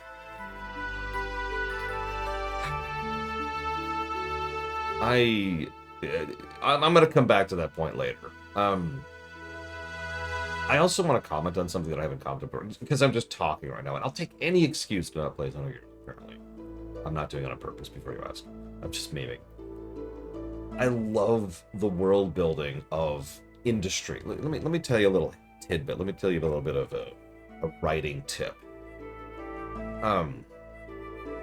One of the absolute best ways to flesh out a world for a fictional setting is to zoom in the camera on something either economic or food related. And food kind of ties into economics. You're probably thinking, what? Hang on. Think about a type of food. Maybe it's a plant. Maybe it's a fruit. Maybe it's like an animal that people eat. Okay, what does that animal eat? Where does it graze? How is it taken care of? Why does it provide this? What does it need in order to support this? How do they transport it from here? How do they preserve its meat? How do they cook its meat? There's this fractal of information, of world building and culture and design that can happen from just one little initial data point, right? Now in this game, they haven't gone down the food system, but what they have done is the economic system. These people excavate mechas. Now, that immediately has my interest, because that one data point prompts tons of questions. Why are mechas so sufficiently buried to require excavation? Why are those mechas so much higher tier than everything we've got over here on the surface at the moment? Asterisk. Why is it that, like, and so forth and so on. Yeah, like, what other things are there down there? How are they finding all this? Where are they getting all this steel? How does the fuel work? Why does the religious organization know exactly how to restore the engine cores? In fact, you'll notice every mecha relies on a core to function. Now, I know what you're thinking. Duh, lore. Let me explain what I mean by that. The core serves as a linchpin for a mecha, for a gear, excuse me, in this setting, right? So, no core, the rest of it doesn't matter. You could have the most amazingly powerful mecha in the universe. Doesn't matter if the core designed for that gear does not work. The only people who know how to fix the gear, or excuse me, fix the core, are the, I don't remember their names, they mentioned them earlier, right? So all of a sudden, now you have a bottleneck. A tiny little bottleneck where the ethos, thank you. It was the religious group, I couldn't think of the freaking name. All of a sudden you have a bottleneck for where these gears can come from, and you have a vested interest from everyone else to try and bypass that bottleneck. So any gear, any new gear whose core is just functioning, like ours, is all of a sudden a huge deal. Even ignoring the whole superpowered whatever thing, just having a gear that doesn't have to go through the ethos means we've got one more than the enemy does, right? There's so much you can develop from that one plot point. And I think it's really cool. I just wanted to comment on that.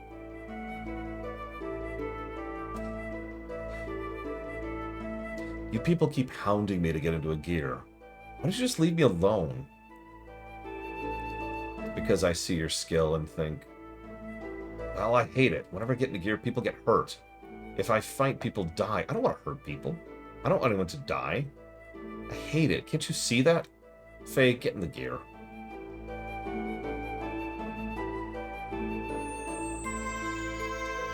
Yeah, I know the feeling of just wanting to run away from reality. But do you think the kids left behind in your village would understand? Saitan told me what happened at Lahan. Would it have been better if you had done nothing? Sure, that happened because you were in the gear. But even if you hadn't, people would have died, right? You weren't the reason. War? No. The people who started the war are the reason. Ain't that the truth? And unless you get rid of the reason, nothing will change. I fight to get rid of the reason. Right now, there is no other way I have to fight. Hang on, I'm saying that wrong. Right now, there is no other way, so I have to fight. But that doesn't mean I enjoy it. By the way, this is why Bard is a cool character, and the last character that gets any characterization in this game. Last party member, excuse me. I understand why you would feel guilt towards the kids in your village, and I know why you don't want to harm others. You want to make it up to those children. Don't you have to fight? You do have a reason to fight, a reason you must fight. But as long as you ignore it and continue to run away, those kids will never forgive you. Just remember that. Oh, and another thing. I'm not saying that not helping me is running away. You don't have to help. This is my problem. I don't want to get you in against this against your will. If I had your skill, I could bring all this to an end and make it up to those kids. At least that's what I think. Anyway, sorry to hold you up. The mechanic wanted to talk to you about your gear. You probably don't care now, but at least hear what he has to say.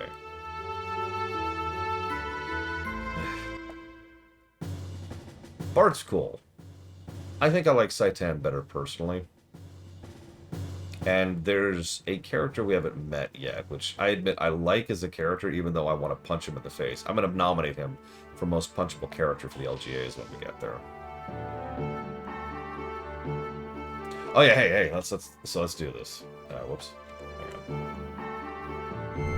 Okay, so thing, file, loading, checking, save, yes, saving, finished, done.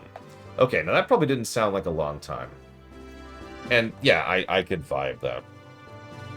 But if I can, like, just really quick, I just want to show you something, okay? Is that okay? Do you mind if I make this comparison? I mostly just want to compare something to something Righteous Ham said. Because Righteous Ham mentioned that they got into the habit of double saving. And I totally got into that habit too. One generation before this. Do I seriously not have it? Okay, hang on.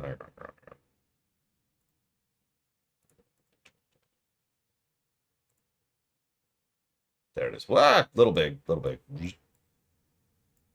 There we go. Just kind of crudely pulled this out here. Forgive me. Once again, I just apparently want to do anything other than, you know, play this game.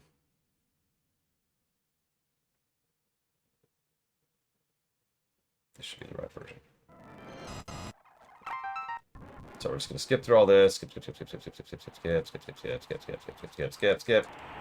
going to run forward. Oh, hang on. Oh god, there we go. Hang on, let's set up our thing. There we go. No, Righteous Ham, no. God, I literally already had nightmares about it. Please don't make me do that. There it is.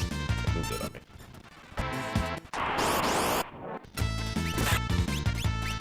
I am very glad that you like this game. I am, legitimately. Very little makes me happier than people ripping happiness out of this freaking terrible world.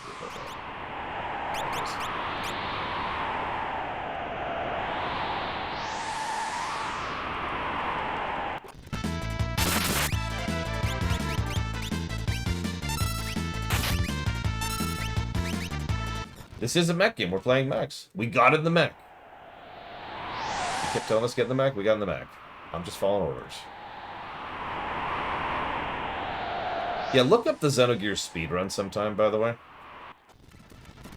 I'm dead serious. Look it up right now. Unless it's changed, which would be hilarious.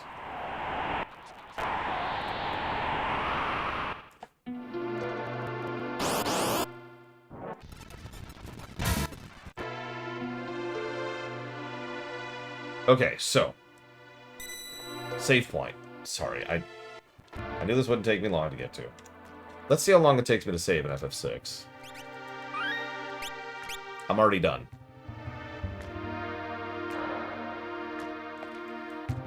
This is what I mean when I say swift ease of saving, right? Minimal interaction cost, minimal time wasting. It's just boom, boom, and we're done, just like that. If I want to save over a thing, there's one more button press, just to make sure, and that's it. This game and many other games on the SNES is what got me into the habit of multi-saving. I will also give some credit to Half-Life for obvious reasons, since that was when quick save really started becoming into vogue. So, I absolutely have been in the habit of being like, oh god, I gotta save, I gotta save, I gotta save. Yeah, Mystic Quest is even faster if you can believe it.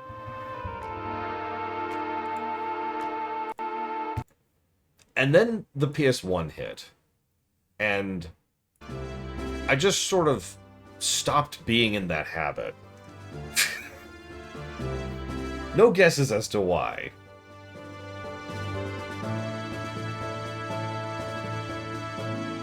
Oh, Franz is the only one here now.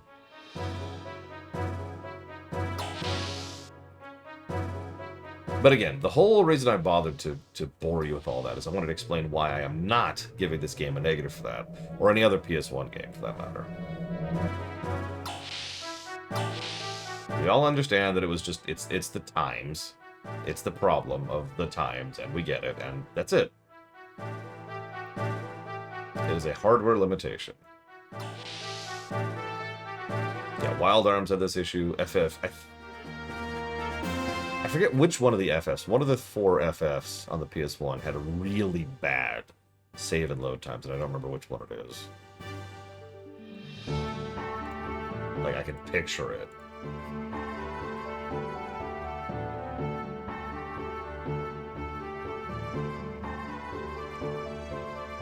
Yeah, I feel like it was 9, because duh, right? But I'm not sure, honestly. Anyways, I've decided to give this game 73 negatives for being on the PS1.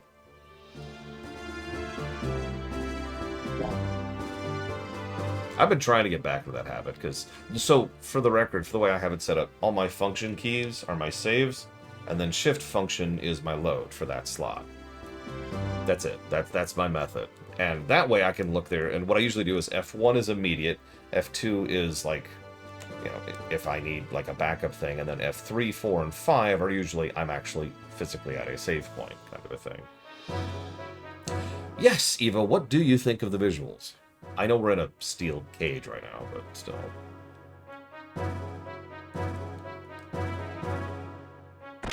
Yes, I do, Blade Chaval. I also remember the worst, by far, game port to the PS1, and that was Chrono Trigger. Okay, where am I going? Hang on.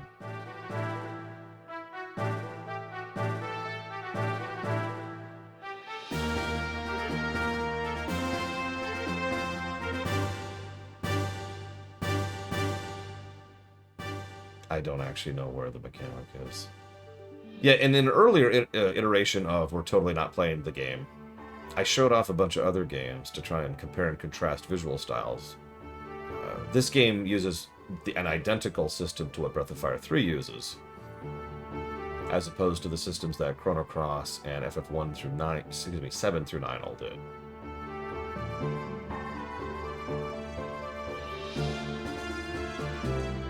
I don't know where to go. Where's the mechanic? My walkthrough just says talk to a mechanic, and they just said talk to a mechanic. Does anyone know where the mechanic is? Okay. I figured it'd be down here, because, you know, Mech Bay, but I guess not.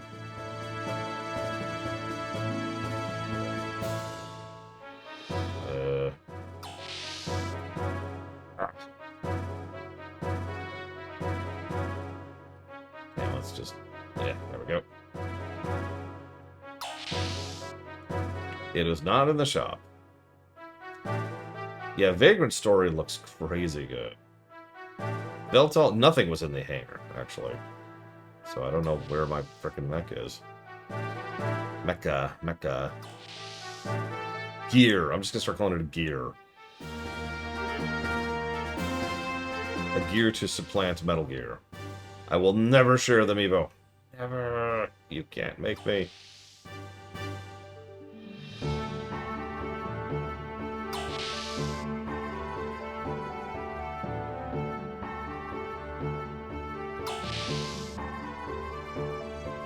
Okay, I'll share my thoughts. God. It's mean. Make me share thoughts. Oomph, I say. Oomph.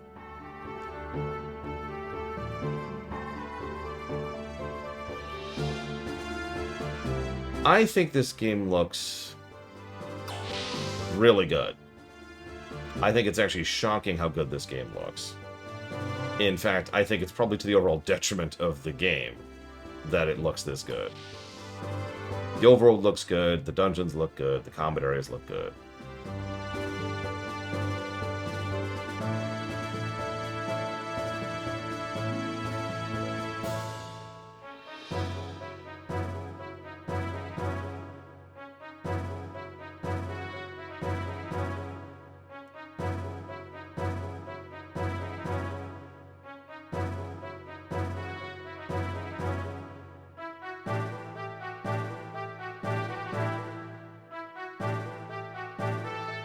So, the hangar appears to be empty, Taruzi.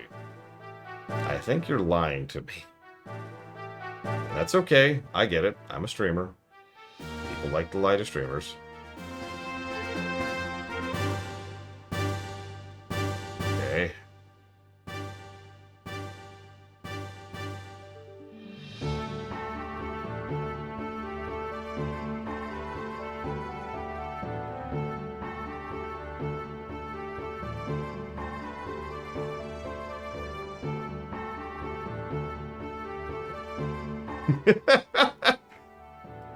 Doing my due diligence here. Oh man, I love hate clippers. Or hate watchers, excuse me, hate watchers. I'm sorry, what?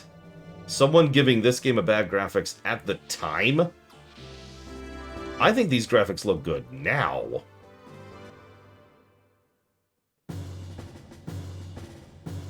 I mean that. Well, I did turn off upscaling earlier so people could actually see what this game really looks like.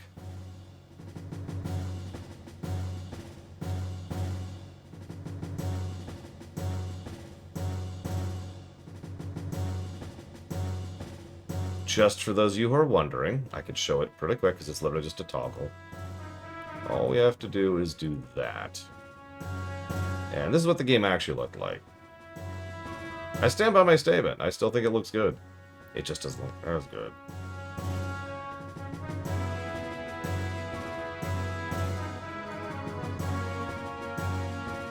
I mean, it does look chunkier.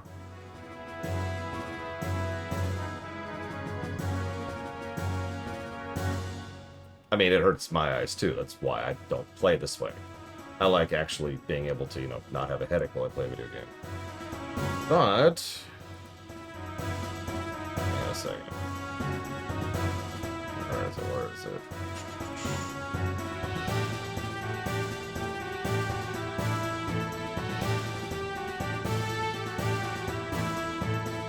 There you go. Behold the glory. Behold. Oh God, I immediately have to turn that off. That is vomit-inducing. Oh, there we go. I'm sorry. I know people are like, oh man, CRT. Nah, I'm good.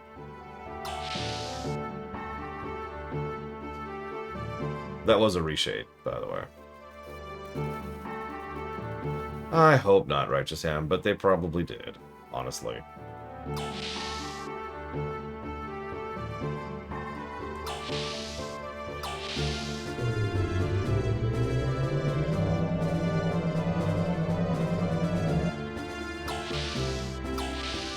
And this is just back here. Where the hell am I going? I don't know where to go! Ah!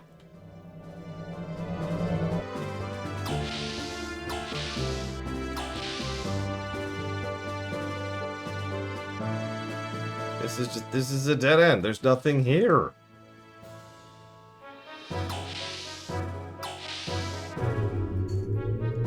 I don't know where to go. Oh my God.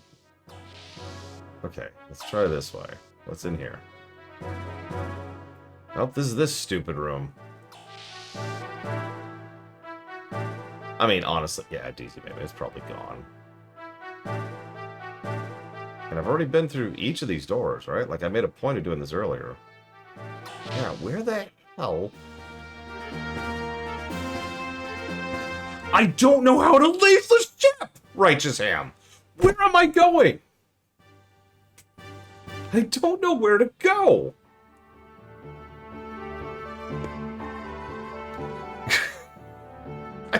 I am the reason I'm hitting every single room is because I am right walling my way through here, trying to find the exit. Ugh. Yes, I checked the gear shop. Okay. Up elevator. Turtle WoW deserved what they got. They went way, way, way overboard as far as what is acceptable. Frankly. Like, they were very stupid for doing that.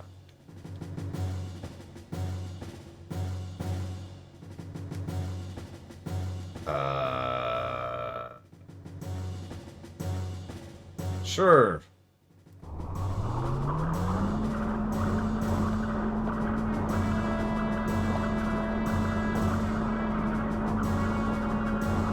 Like, I'm all down for mod project and private MMO servers and all that. That's not what Turtle WoW was. And that's the problem. Anyways, there's our mech right there. Yeah, exactly. There's lines. Turtle WoW was going way over those lines. Honestly, they should be thankful that they're just getting hit with a basic suit. No, sorry, Righteous Sam. I was just getting more and more frustrated as I was trying to figure out where to go. Ugh. I'm sorry. Can I just talk this out loud? I need someone to double check because I know I'm a moron, right? So the solution was to go into the elevator, go up the ladder inside the elevator, then go across the plankway to go down another elevator. That was the intended solution. Is that just me?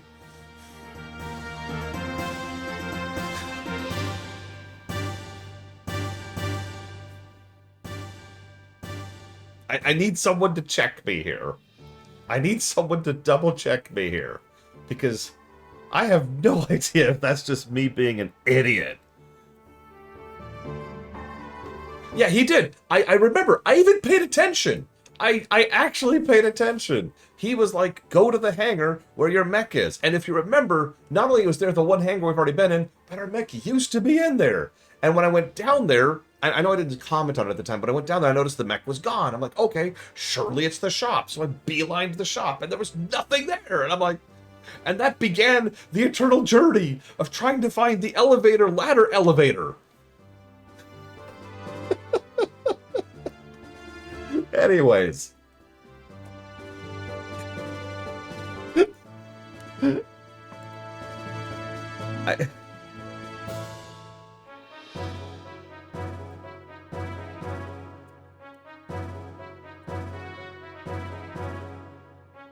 I mean, everyone was right. It was in the hangar.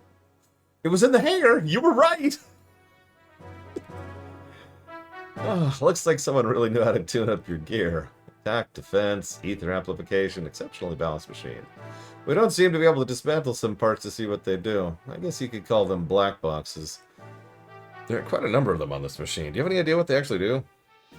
No.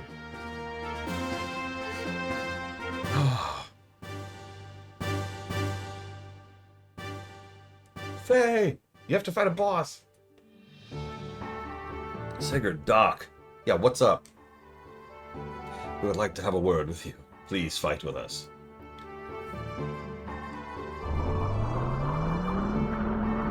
No! There's another hangar! Ah! There's a third hangar!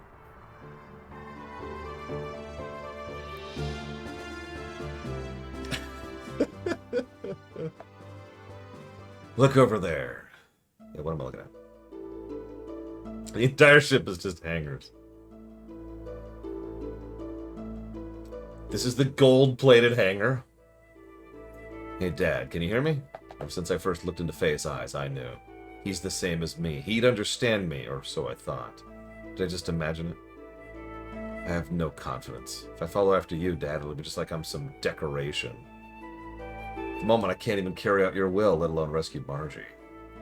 I told him he was only running away, but I'm really the one who wants to run. What's with people telling Faye that they want to run away, that he's running away when they're running away? Like, if I had a nickel for every time someone told Faye that he's running away when they're running away, I'd have 2 nickels. Which isn't a lot, but it's weird that it's happened twice. The young master asked me to apologize to you. Pretty strange, huh? He knows it's best to apologize in person, but the young master isn't all that good at this sort of thing. He may not look it, but he's really quite lonely. He's always searching for a friend. We, his minders, can't become his friends. Even if we wanted to, he just wouldn't see us that way. He knows that. Why, you ask? It's because the burden he bears. It must be difficult for one so young to carry so heavy a responsibility. But he does try to do his best, you know? That's why we stick by him. It has nothing to do with him being the prince. Faye, I sense you two are carrying a heavy burden. Buddy, you have no idea. This might be a selfish request, but would it be possible for you to help the young master? I'm not asking you to burden yourself with his problems or responsibilities. But could you two, with whatever it is only you two each know, hang on, with whatever it is only you two each know, it's a weird sentence, help the other, please? So this is actually one of the big recurring motifs of the game. In fact, this is so relevant, it'll even show up during the ending. The idea that 2 people complete a whole, and 1 person cannot, by definition, be whole by themselves. If this sounds familiar, it's the, you know, my friends are my power motif, which I actually tend to enjoy when it's done well. See FF6, or most of the Kingdom Hearts series are a good example of that. I don't know if Xenogears does that theme well. I'm going to pay attention this playthrough and see what we think of it. I'm sorry, I need time to think. Of course, take your time. It is completely up to you. Whatever you decide... Oh, God, instrumentality. Whatever you decide, we will be leaving early tomorrow morning. After you finish preparing for tomorrow, you probably should get some rest. You can use the bedroom in the residential area, which I know exactly where that is. I wish to speak with Sigurd some more. You go ahead, get some rest. Okay.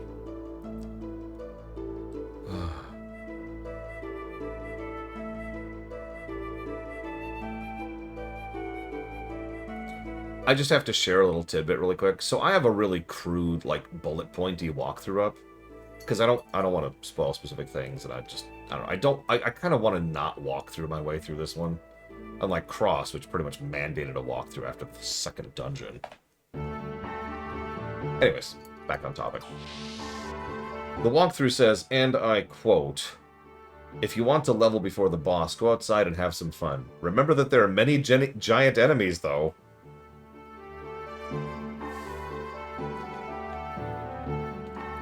Thanks, game. I've actually got a Game FAQ and RPG Shrine. In my experience, I've been doing this for a few years, it's best to have multiple walkthroughs up, because holy crap.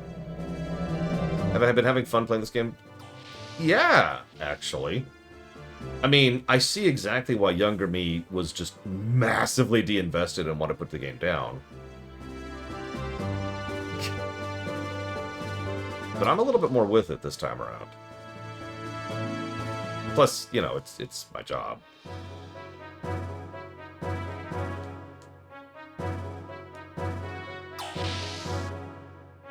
Yeah, the game tells you to go get crushed. Have fun! I don't know if I'm more patient. I've been pretty patient for most of my life. What's funny is I actually have less tolerance for my time being wasted now than I did when I was younger.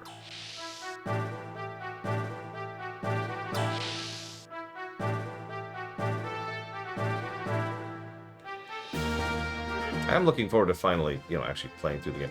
This is the residential quarters. Where do you want me to go, game? Oh my god. This is the residential quarters. The bed. I've talked with every bed. And all the beds are like, huh? Yeah, we did pass the stalactite cave, and the stalactite cave sucked. I've actually been honestly debating tripling up the negative for that cave. It is a pretty bad dungeon. Okay, so like use Yes, yes. Use bed, maybe.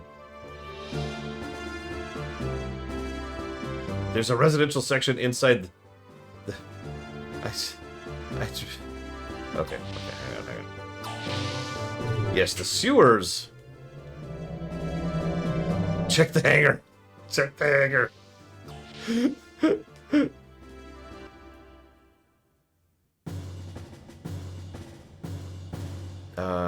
Okay, hold on. So, where am I?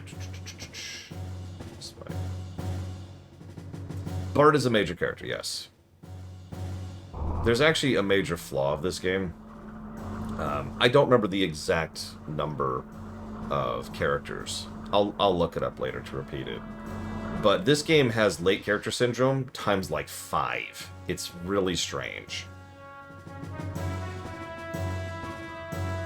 I'm not even joking. Like, Saitan, well-developed. Faye, well-developed. Ellie, well-developed. Bart, well-developed. I think that might be the line right there. I think that might be it as far as well-developed characters. Everyone after that just gets in the pants. Usually they get like one scene where they get recruited, and that's it. Oh, where was... Huh?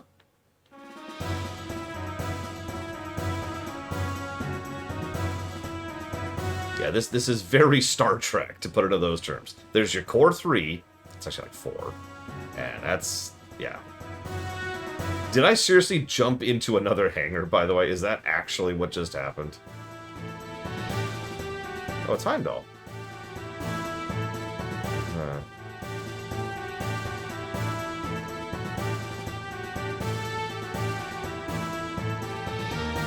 Guys, I'm scared. I'm trying to find the residential quarter, and I'm in another hangar. Okay, hang on. This is good. This is good. We found another hangar. Well, the original hangar. Okay, there's no hangars this way. Hangar skip. Okay, down. Down. No. Okay, hang on. Up to the... Yeah! Yeah! It's hangars all the way down. No! Yeah, hangar skip. Adds 30 seconds to the speed run. Oh yeah, Choo Choo's in this game. Because you gotta have your mascot character. It wouldn't be a Xeno game without a mascot character. No, seriously, they're all emulating Choo Choo. All of them. Okay, so like... maybe? Yes, okay. I almost didn't see that. I'm gonna be real. I think I've figured out one of the major issues, because I remember having this issue last time. And I just know that the production team is going to be rolling in their grave hearing this. I think one of the biggest problems is the fact that the camera can rotate. I know that's strange, but hear me out for a second. Static cameras have a lot of advantages for a developer, but one of the biggest ones that applies to both the developer and the player is they will always know what you're looking at, and so they can do signposting more clearly. Like, for example, see that button? Now do you see it?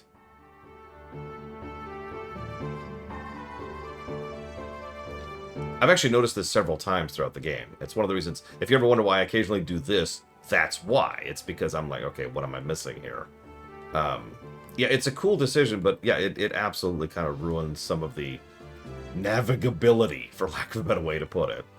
This is the kind of thing that QA can and arguably should pick up, is like, okay, hold on. We're having trouble with this section. Why don't we go ahead and put a little extra thing down here? You're probably thinking, well, how do you deal with this with the 3D camera? Just spitballing right off the top of my head. Maybe make it so that even if it's not currently facing the screen, there's like a little glow, right? So there's like, imagine just for a moment that there's this little green glow right where that post is, and that catches your eye. You're like, oh, what's that? And then you rotate the camera and you see it's a green button. Little stuff like that, right? You could also do something where like you paint the ground, maybe literally like a yellow arrow, pointing towards the thing on this platform, so it's like that, something like that, right? Like there's ways you can make this work even on the PS1, even with the hardware they had at the time.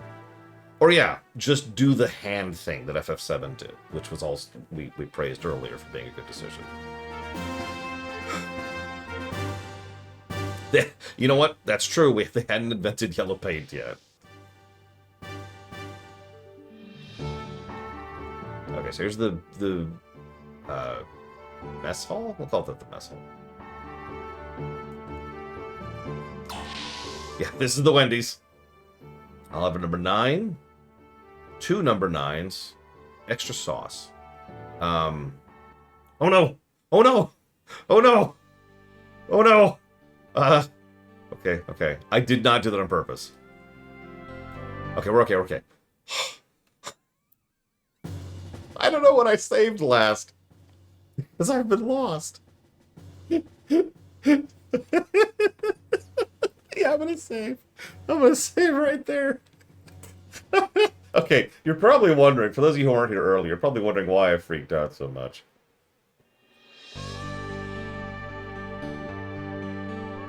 So the last time I went out here, I got into a combat instantly. I took one step and yeah, I was fighting something like that, and I was like, oh. And so then I went to run, failed at running, and then it murdered me.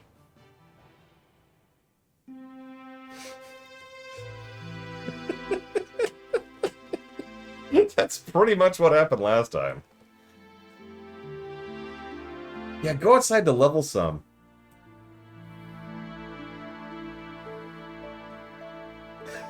Someday, with all that infinite time I have, I would love to, like, sit down and just make a list of, like, the funniest ways that a story could have ended early. And make that, like, a series, right? Make it a series of skits. I don't know what I'd call it, but, like Xenogears, or not Xenogears, but, like, you know...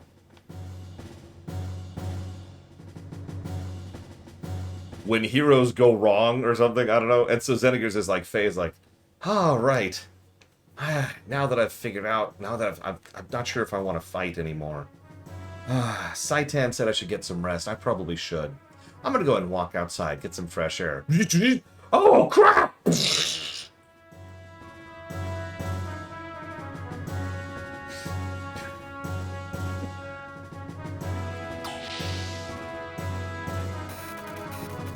And that's it. That's the series.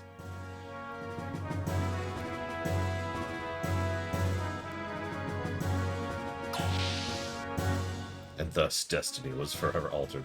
It immediately cut to Myong. How do you pronounce that? And Myong's just like... ugh.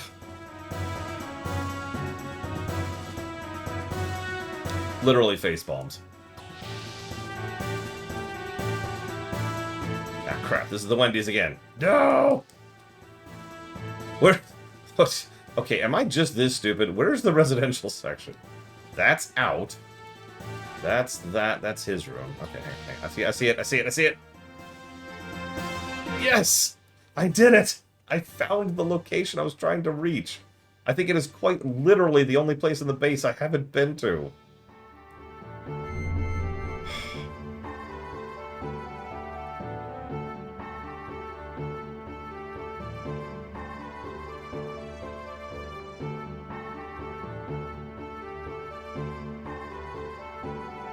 Go to bed. Get in the bed, Faye. Get in the bed, Faye. Get in the bed. Ah! Why don't you get in the bed? If you're sick, just tell me. I'll give you a big shot and fix you up right away. I'm not sick. I want to go to bed. This country is so pathetic. I can't let the master see me like this. Oh, please be more careful. Good medicine always tastes bad. Everyone knows that. Next is your shot. Yipes, you're blaring. We'll leave first thing tomorrow. Are you ready? Yes. Yes. Yes. We did it. We can fight the boss fight I wanted to fight before I cut off for the night. Stop defaulting to no. Thank you. Ah! Stop defaulting to no. Why are you doing this to me? Yes! Double! Double! Yes!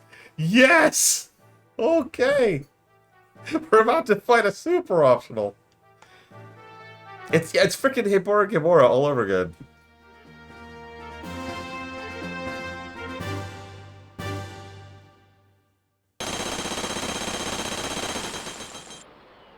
Are you sure? Yeah, it's okay. Real quick. I'm sorry. How many of you have played Guild Wars 1? Anybody in chat? There's a joke me and my friends came up with because Guild Wars 1 has a really bad interaction cost in its factions expansion specifically. As you're going through the major city, which I can't think of the name of right now, Saitong City? I don't know. As you're going through the major city, the way you zone between half the zones in the city is you have to talk to an NPC, and you have to say, yes, I want to go to the next city. Yes, I want to go to the next city. Most of the time, you only have to hit it twice. Sometimes you have to hit it 3 times, but it's every zone line, right? Every single one of them. And so it got to this point where we were just like, are you sure? Are you sure you're sure? Are you sure you're sure you're sure? Okay, are you sure? Are you sure you're sure? Okay, are you sure? Are you sure you're sure? And it...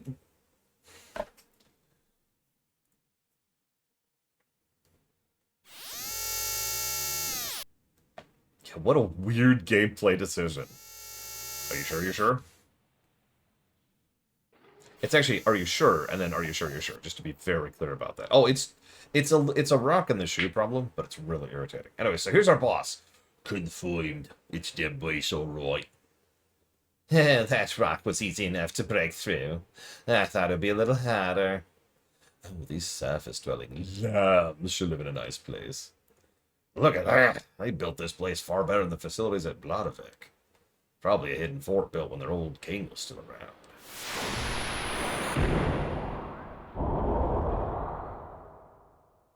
Who cares? Let's just get this over and done with. So, where are the gears? Oh, they're in the hangar. No, not that one. No, not that one.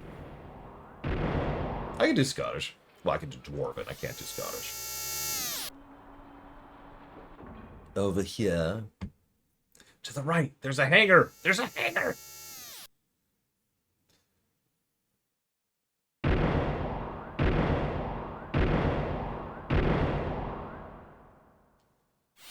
They're not even models.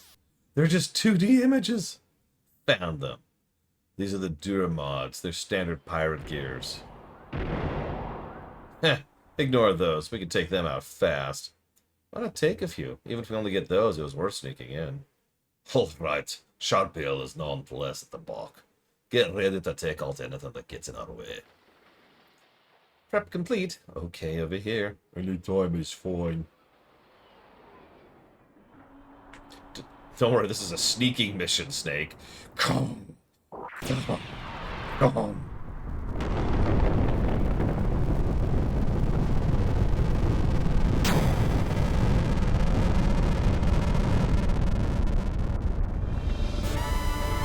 Gears have entered the Yggdrasil's dock. 5 Gembler Special Force gears. 1 single unidentified large gear. Boss detected. Boss detected. To the hangar. To the hangar.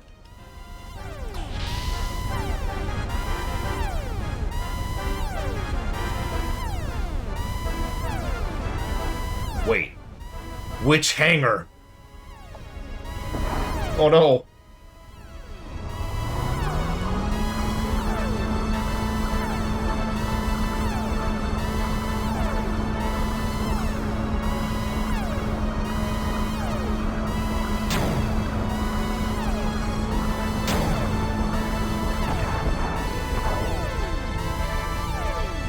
All non-combatants go to the Yggdrasil immediately.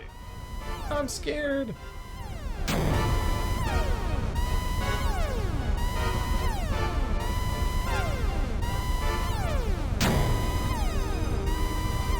We're apparently not in a hurry here. Hey! Quick, get to Veltal, now! Hey? Bart and the others are already fighting. Aren't you going to do anything? Do you still think it has nothing to do with you? Look, Faye, buddy, I sympathize. You live in one of the most crapsack worlds I have ever covered. If you want to have your freaking paintings, you're gonna have to earn it, buddy. What am I? You're the PC thing. That old man, he called me the Slayer of God. I don't want that kind of power. My strength.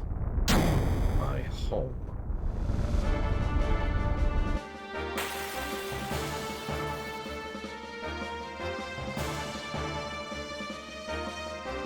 How many gears are there? I think I took out most of the small fry, but there's at least 4, maybe 5 of them left. Their performance and technique is far greater than the ones we faced before. Damn it. Young master, they're approaching. Oh, okay.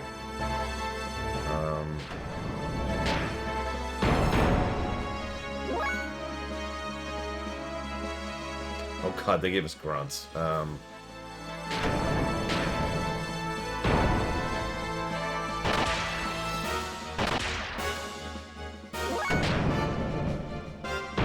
Oh my god.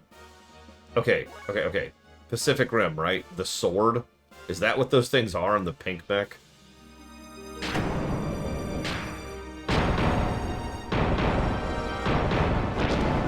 I mean, obviously a little bit lower res, but...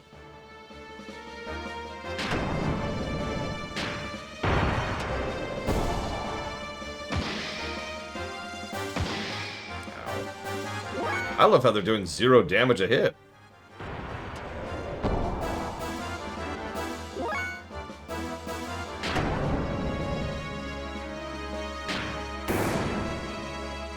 Poor kitties. No kitty deserves fleas.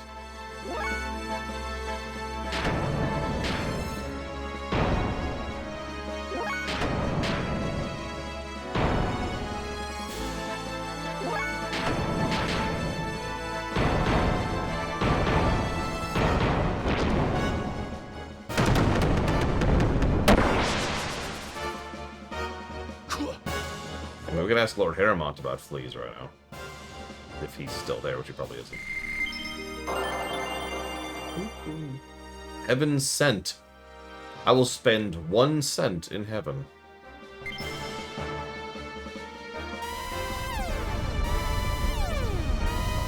My song, does this gear work?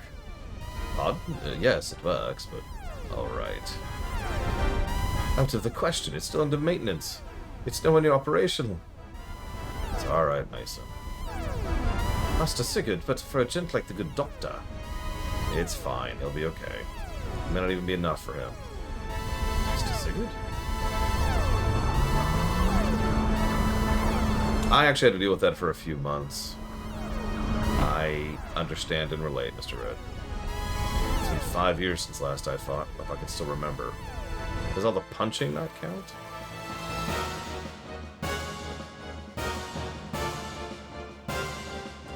Oh, a wild stallion, eh? Yeah, this is Heimdall, by the way, the one nobody else could tame. Well, this time someone broke you in. Jorg. Reinforcements. No, sorry, I wasn't trying to one-up you, Mr. Ed. I'm just saying, I sympathize. Hey, dead hoids. Compared to the pain my friends are going through, yours is nothing. I cannot allow people like you to persist in tormenting those who cannot fight back. I will take you on in their place. Come on. Huh? What are you talking about? Duh.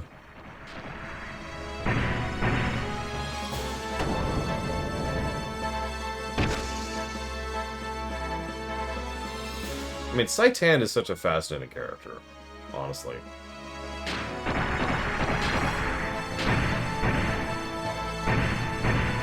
Also, I do have to respect the dual shield approach. It is a truly rare game that allows you to even do such a combo.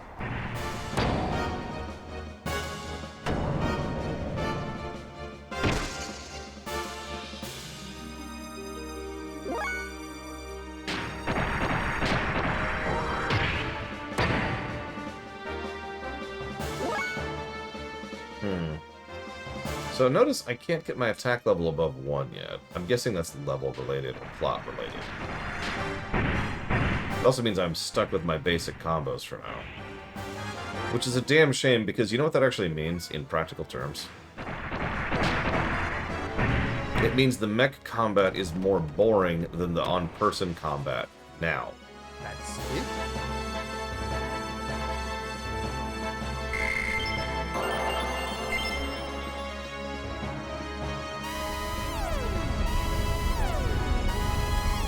I know I'm a little rusty. There's a limit to what I can learn, seeing as I started so late in life. Aren't you in your 20s? Even so, I hit that guy hard and did not go down. Must be using that stuff. Young one, they're using drive. They have battle enhancement drugs. Normal attacks will not hurt them. Are you serious? So that's how they keep at it, huh? Crap, this'll never end. Oh, he's in his 30s? I didn't realize he was an old man. It's okay, we'll get by without him.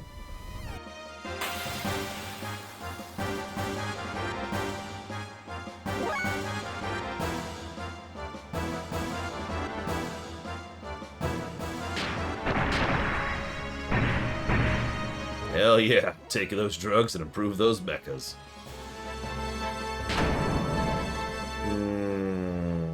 No, Kinex Cow. I get where you're coming from, but I'd still lean against that idea.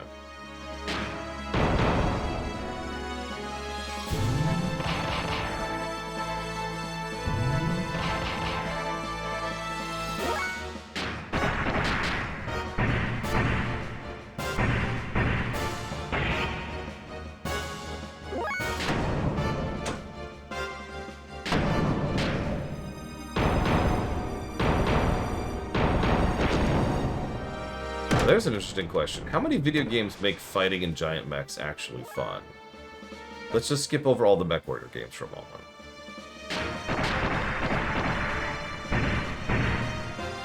I mean, that might as well be 30 to everything.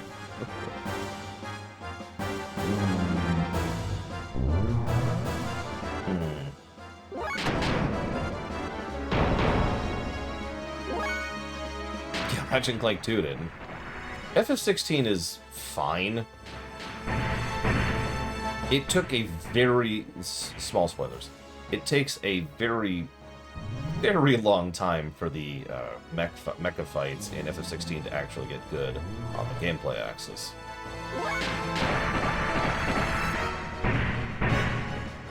Like, they were pretty much just QTEs and cutscenes for quite a while.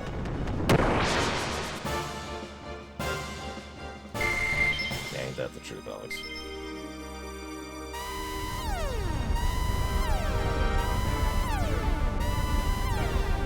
Sis! Where do you think you're going? I like murdering children because I'm a bad guy. Stop it. How admirable. Now what kind of sound will you make when I do this? Huh? Thank you, Faye. Why are you fighting? What are you doing? What does fighting get you? What if this was your home? He should probably sound a lot angrier than that, but... So he should be able to...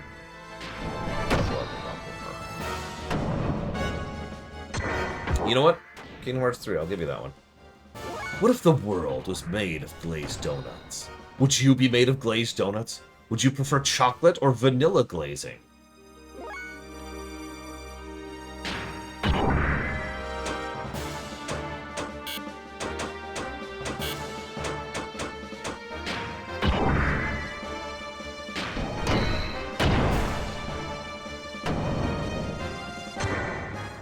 If Xenogears was remade today, would I rather see the focus on expanding Disc 2 or reimagining the giant mech battles? Now, hang on. Alpha Host, the way you phrased that more or less informs my answer. You didn't say make the mech battles good. You said make them with modern physics and visuals. Basically making them prettier, but not more interesting. based on that alone, I would much rather they expand to Disc 2.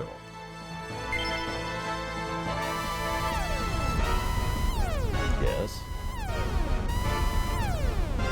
Faye! I knew you'd come around. We'll talk later. We've got big trouble coming down on us now.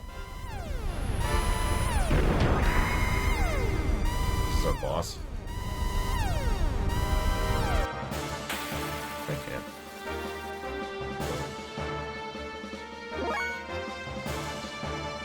This is certainly one way to do a boss fight.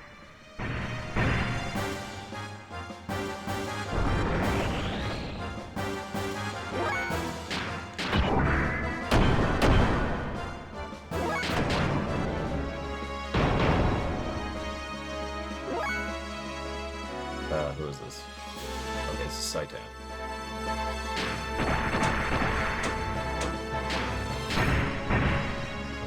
It kind of does, Terusi.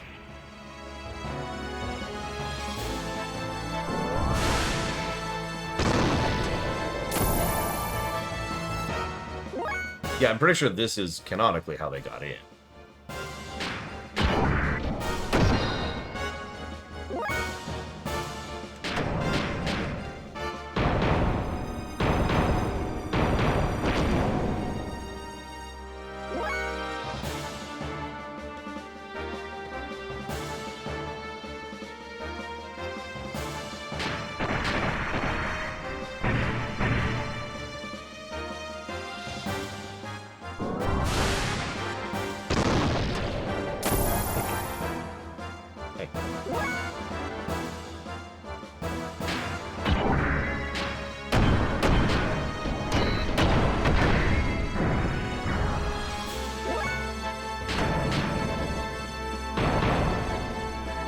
I had trouble with this fight last time, too, and I'm pretty sure I know exactly why, too.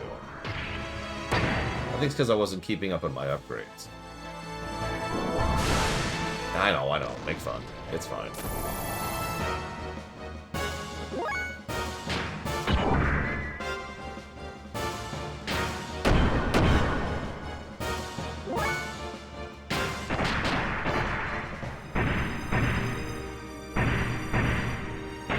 Yeah, I'm pretty sure we're going to have to, like, consistently, every time we get access to upgrades, just grab everything. So far, the gold curve has been pretty good on that, so the real work is there.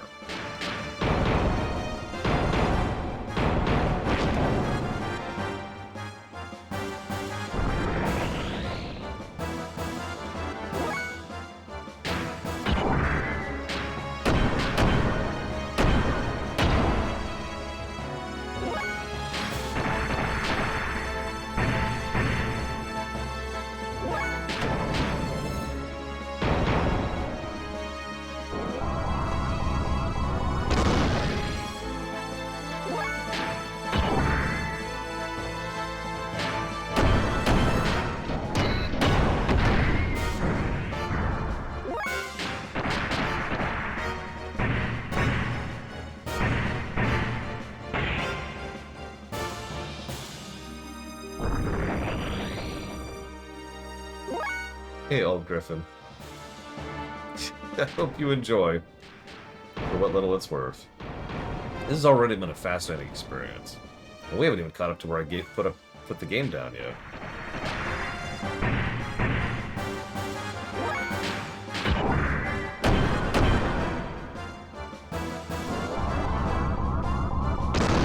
How much health does this guy have? My goodness.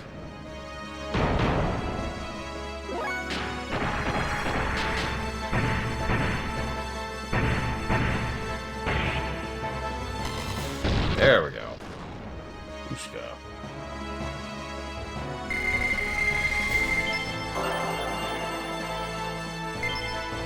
I mean, if done well, this could be an interesting loop, right? Mech battles get you experience, experience gets you stats. While fighting on the ground, you go get gold, as well as death blows, which increases the power of your mechs. Loop. Thanks, Faye. Bart. Thank you, Faye. Don't know how we could have done it without you. I still don't know what I should do. What Bart's doing isn't for his own gain. He walks the path he believes in, one step at a time, wishing only for the happiness of those around him. I, on the other hand, I thought I didn't have a path that I could take laid out before me. But like he said, that's just running away. I must find my own path. Right, Doc? Bart wishes. I'll cooperate with you guys. That's all I can do now. I think I'll find the path I should follow as I help others like you. We have, Lord Harriman, yes. Moreover, I can't turn my back and ignore what a terrible group of people are doing to others. Thanks, Faye. Yeah, we met Alice, you know, giant Gazonga's lady. She's dead. We must infiltrate Ave and rescue Margie now. Yebla has discovered this base, so we should leave a small garrison and evacuate the best we can. Fortunately, the Yggdrasil is undamaged, and we're able to embark immediately. The crew's preparations are complete. Whenever you're ready, Master Faye, good doctor, please accompany the young master to the bridge. Dr. Uzuki, Master Faye, I thank you from the bottom of my heart. I would truly appreciate it if you would be so kind as to stay with us and help us on our rescue mission. Hey, alright. Let me say goodbye to the women before we go.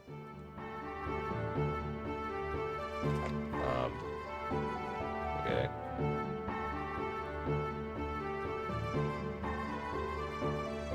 I might look up death blows, considering so many things are in the way of it.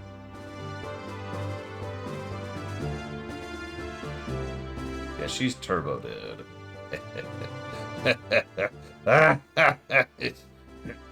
Excuse me.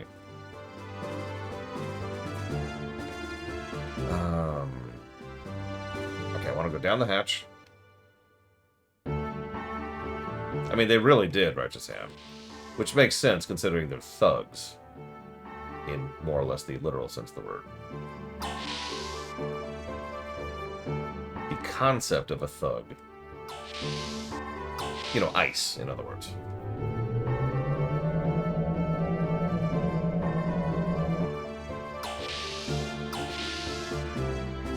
Yeah, I figured out why I was turning around. It's because the camera was facing this way.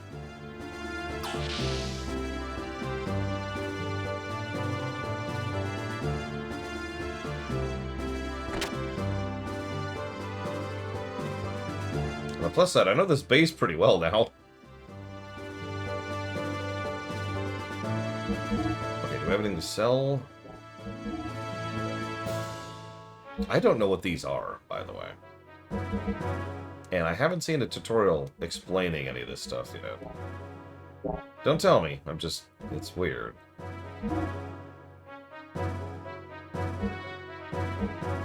I'm guessing they're the equivalent of accessories. But like, I don't know. Stop fuel links and drainage? Prevent camera damage. What's camera damage? Prevents loss of armor depth, that makes sense. Prevents slow status, that makes sense.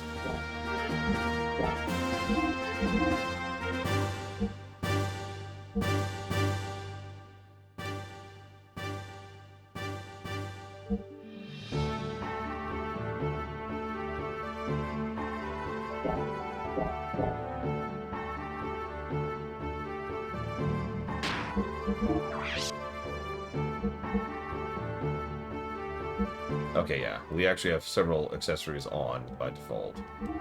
Okay.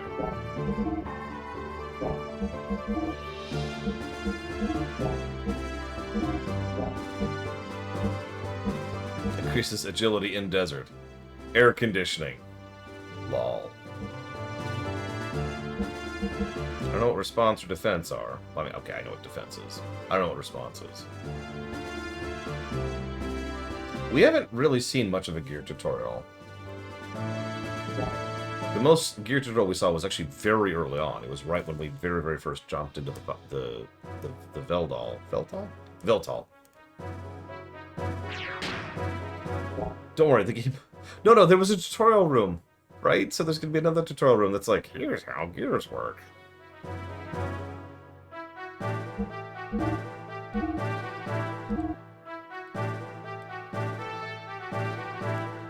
What does weight matter?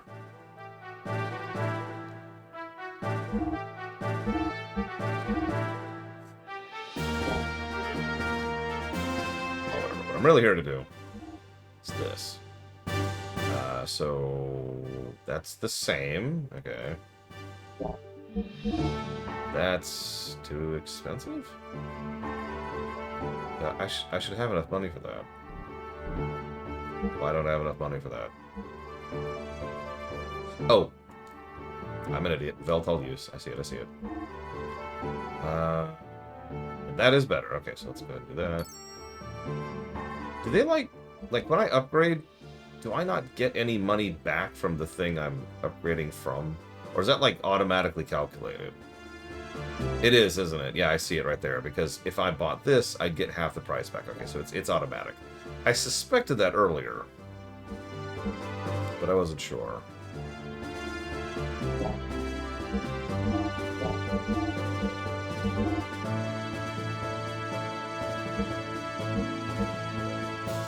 Beam coat. And some really nice extra armor. Okay, hang on. So...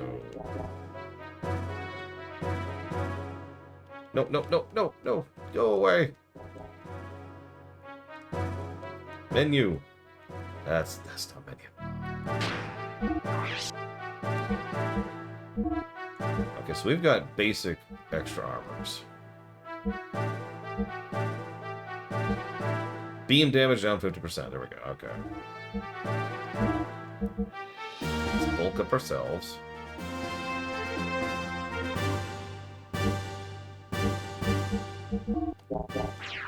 Like we don't even have a weapon yet.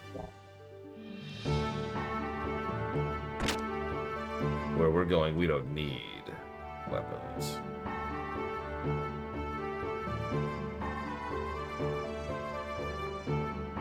Okay, I was gonna cut off like now-ish. I've already been streaming an hour late. But I don't remember where to go next.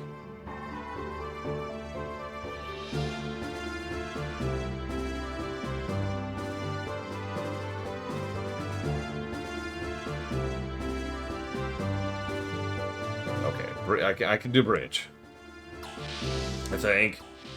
We'll find out in a second if I can do bridge.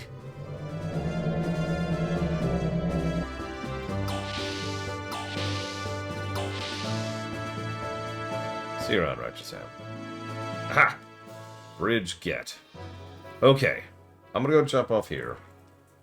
Tomorrow, more of me sucking at your favorite game.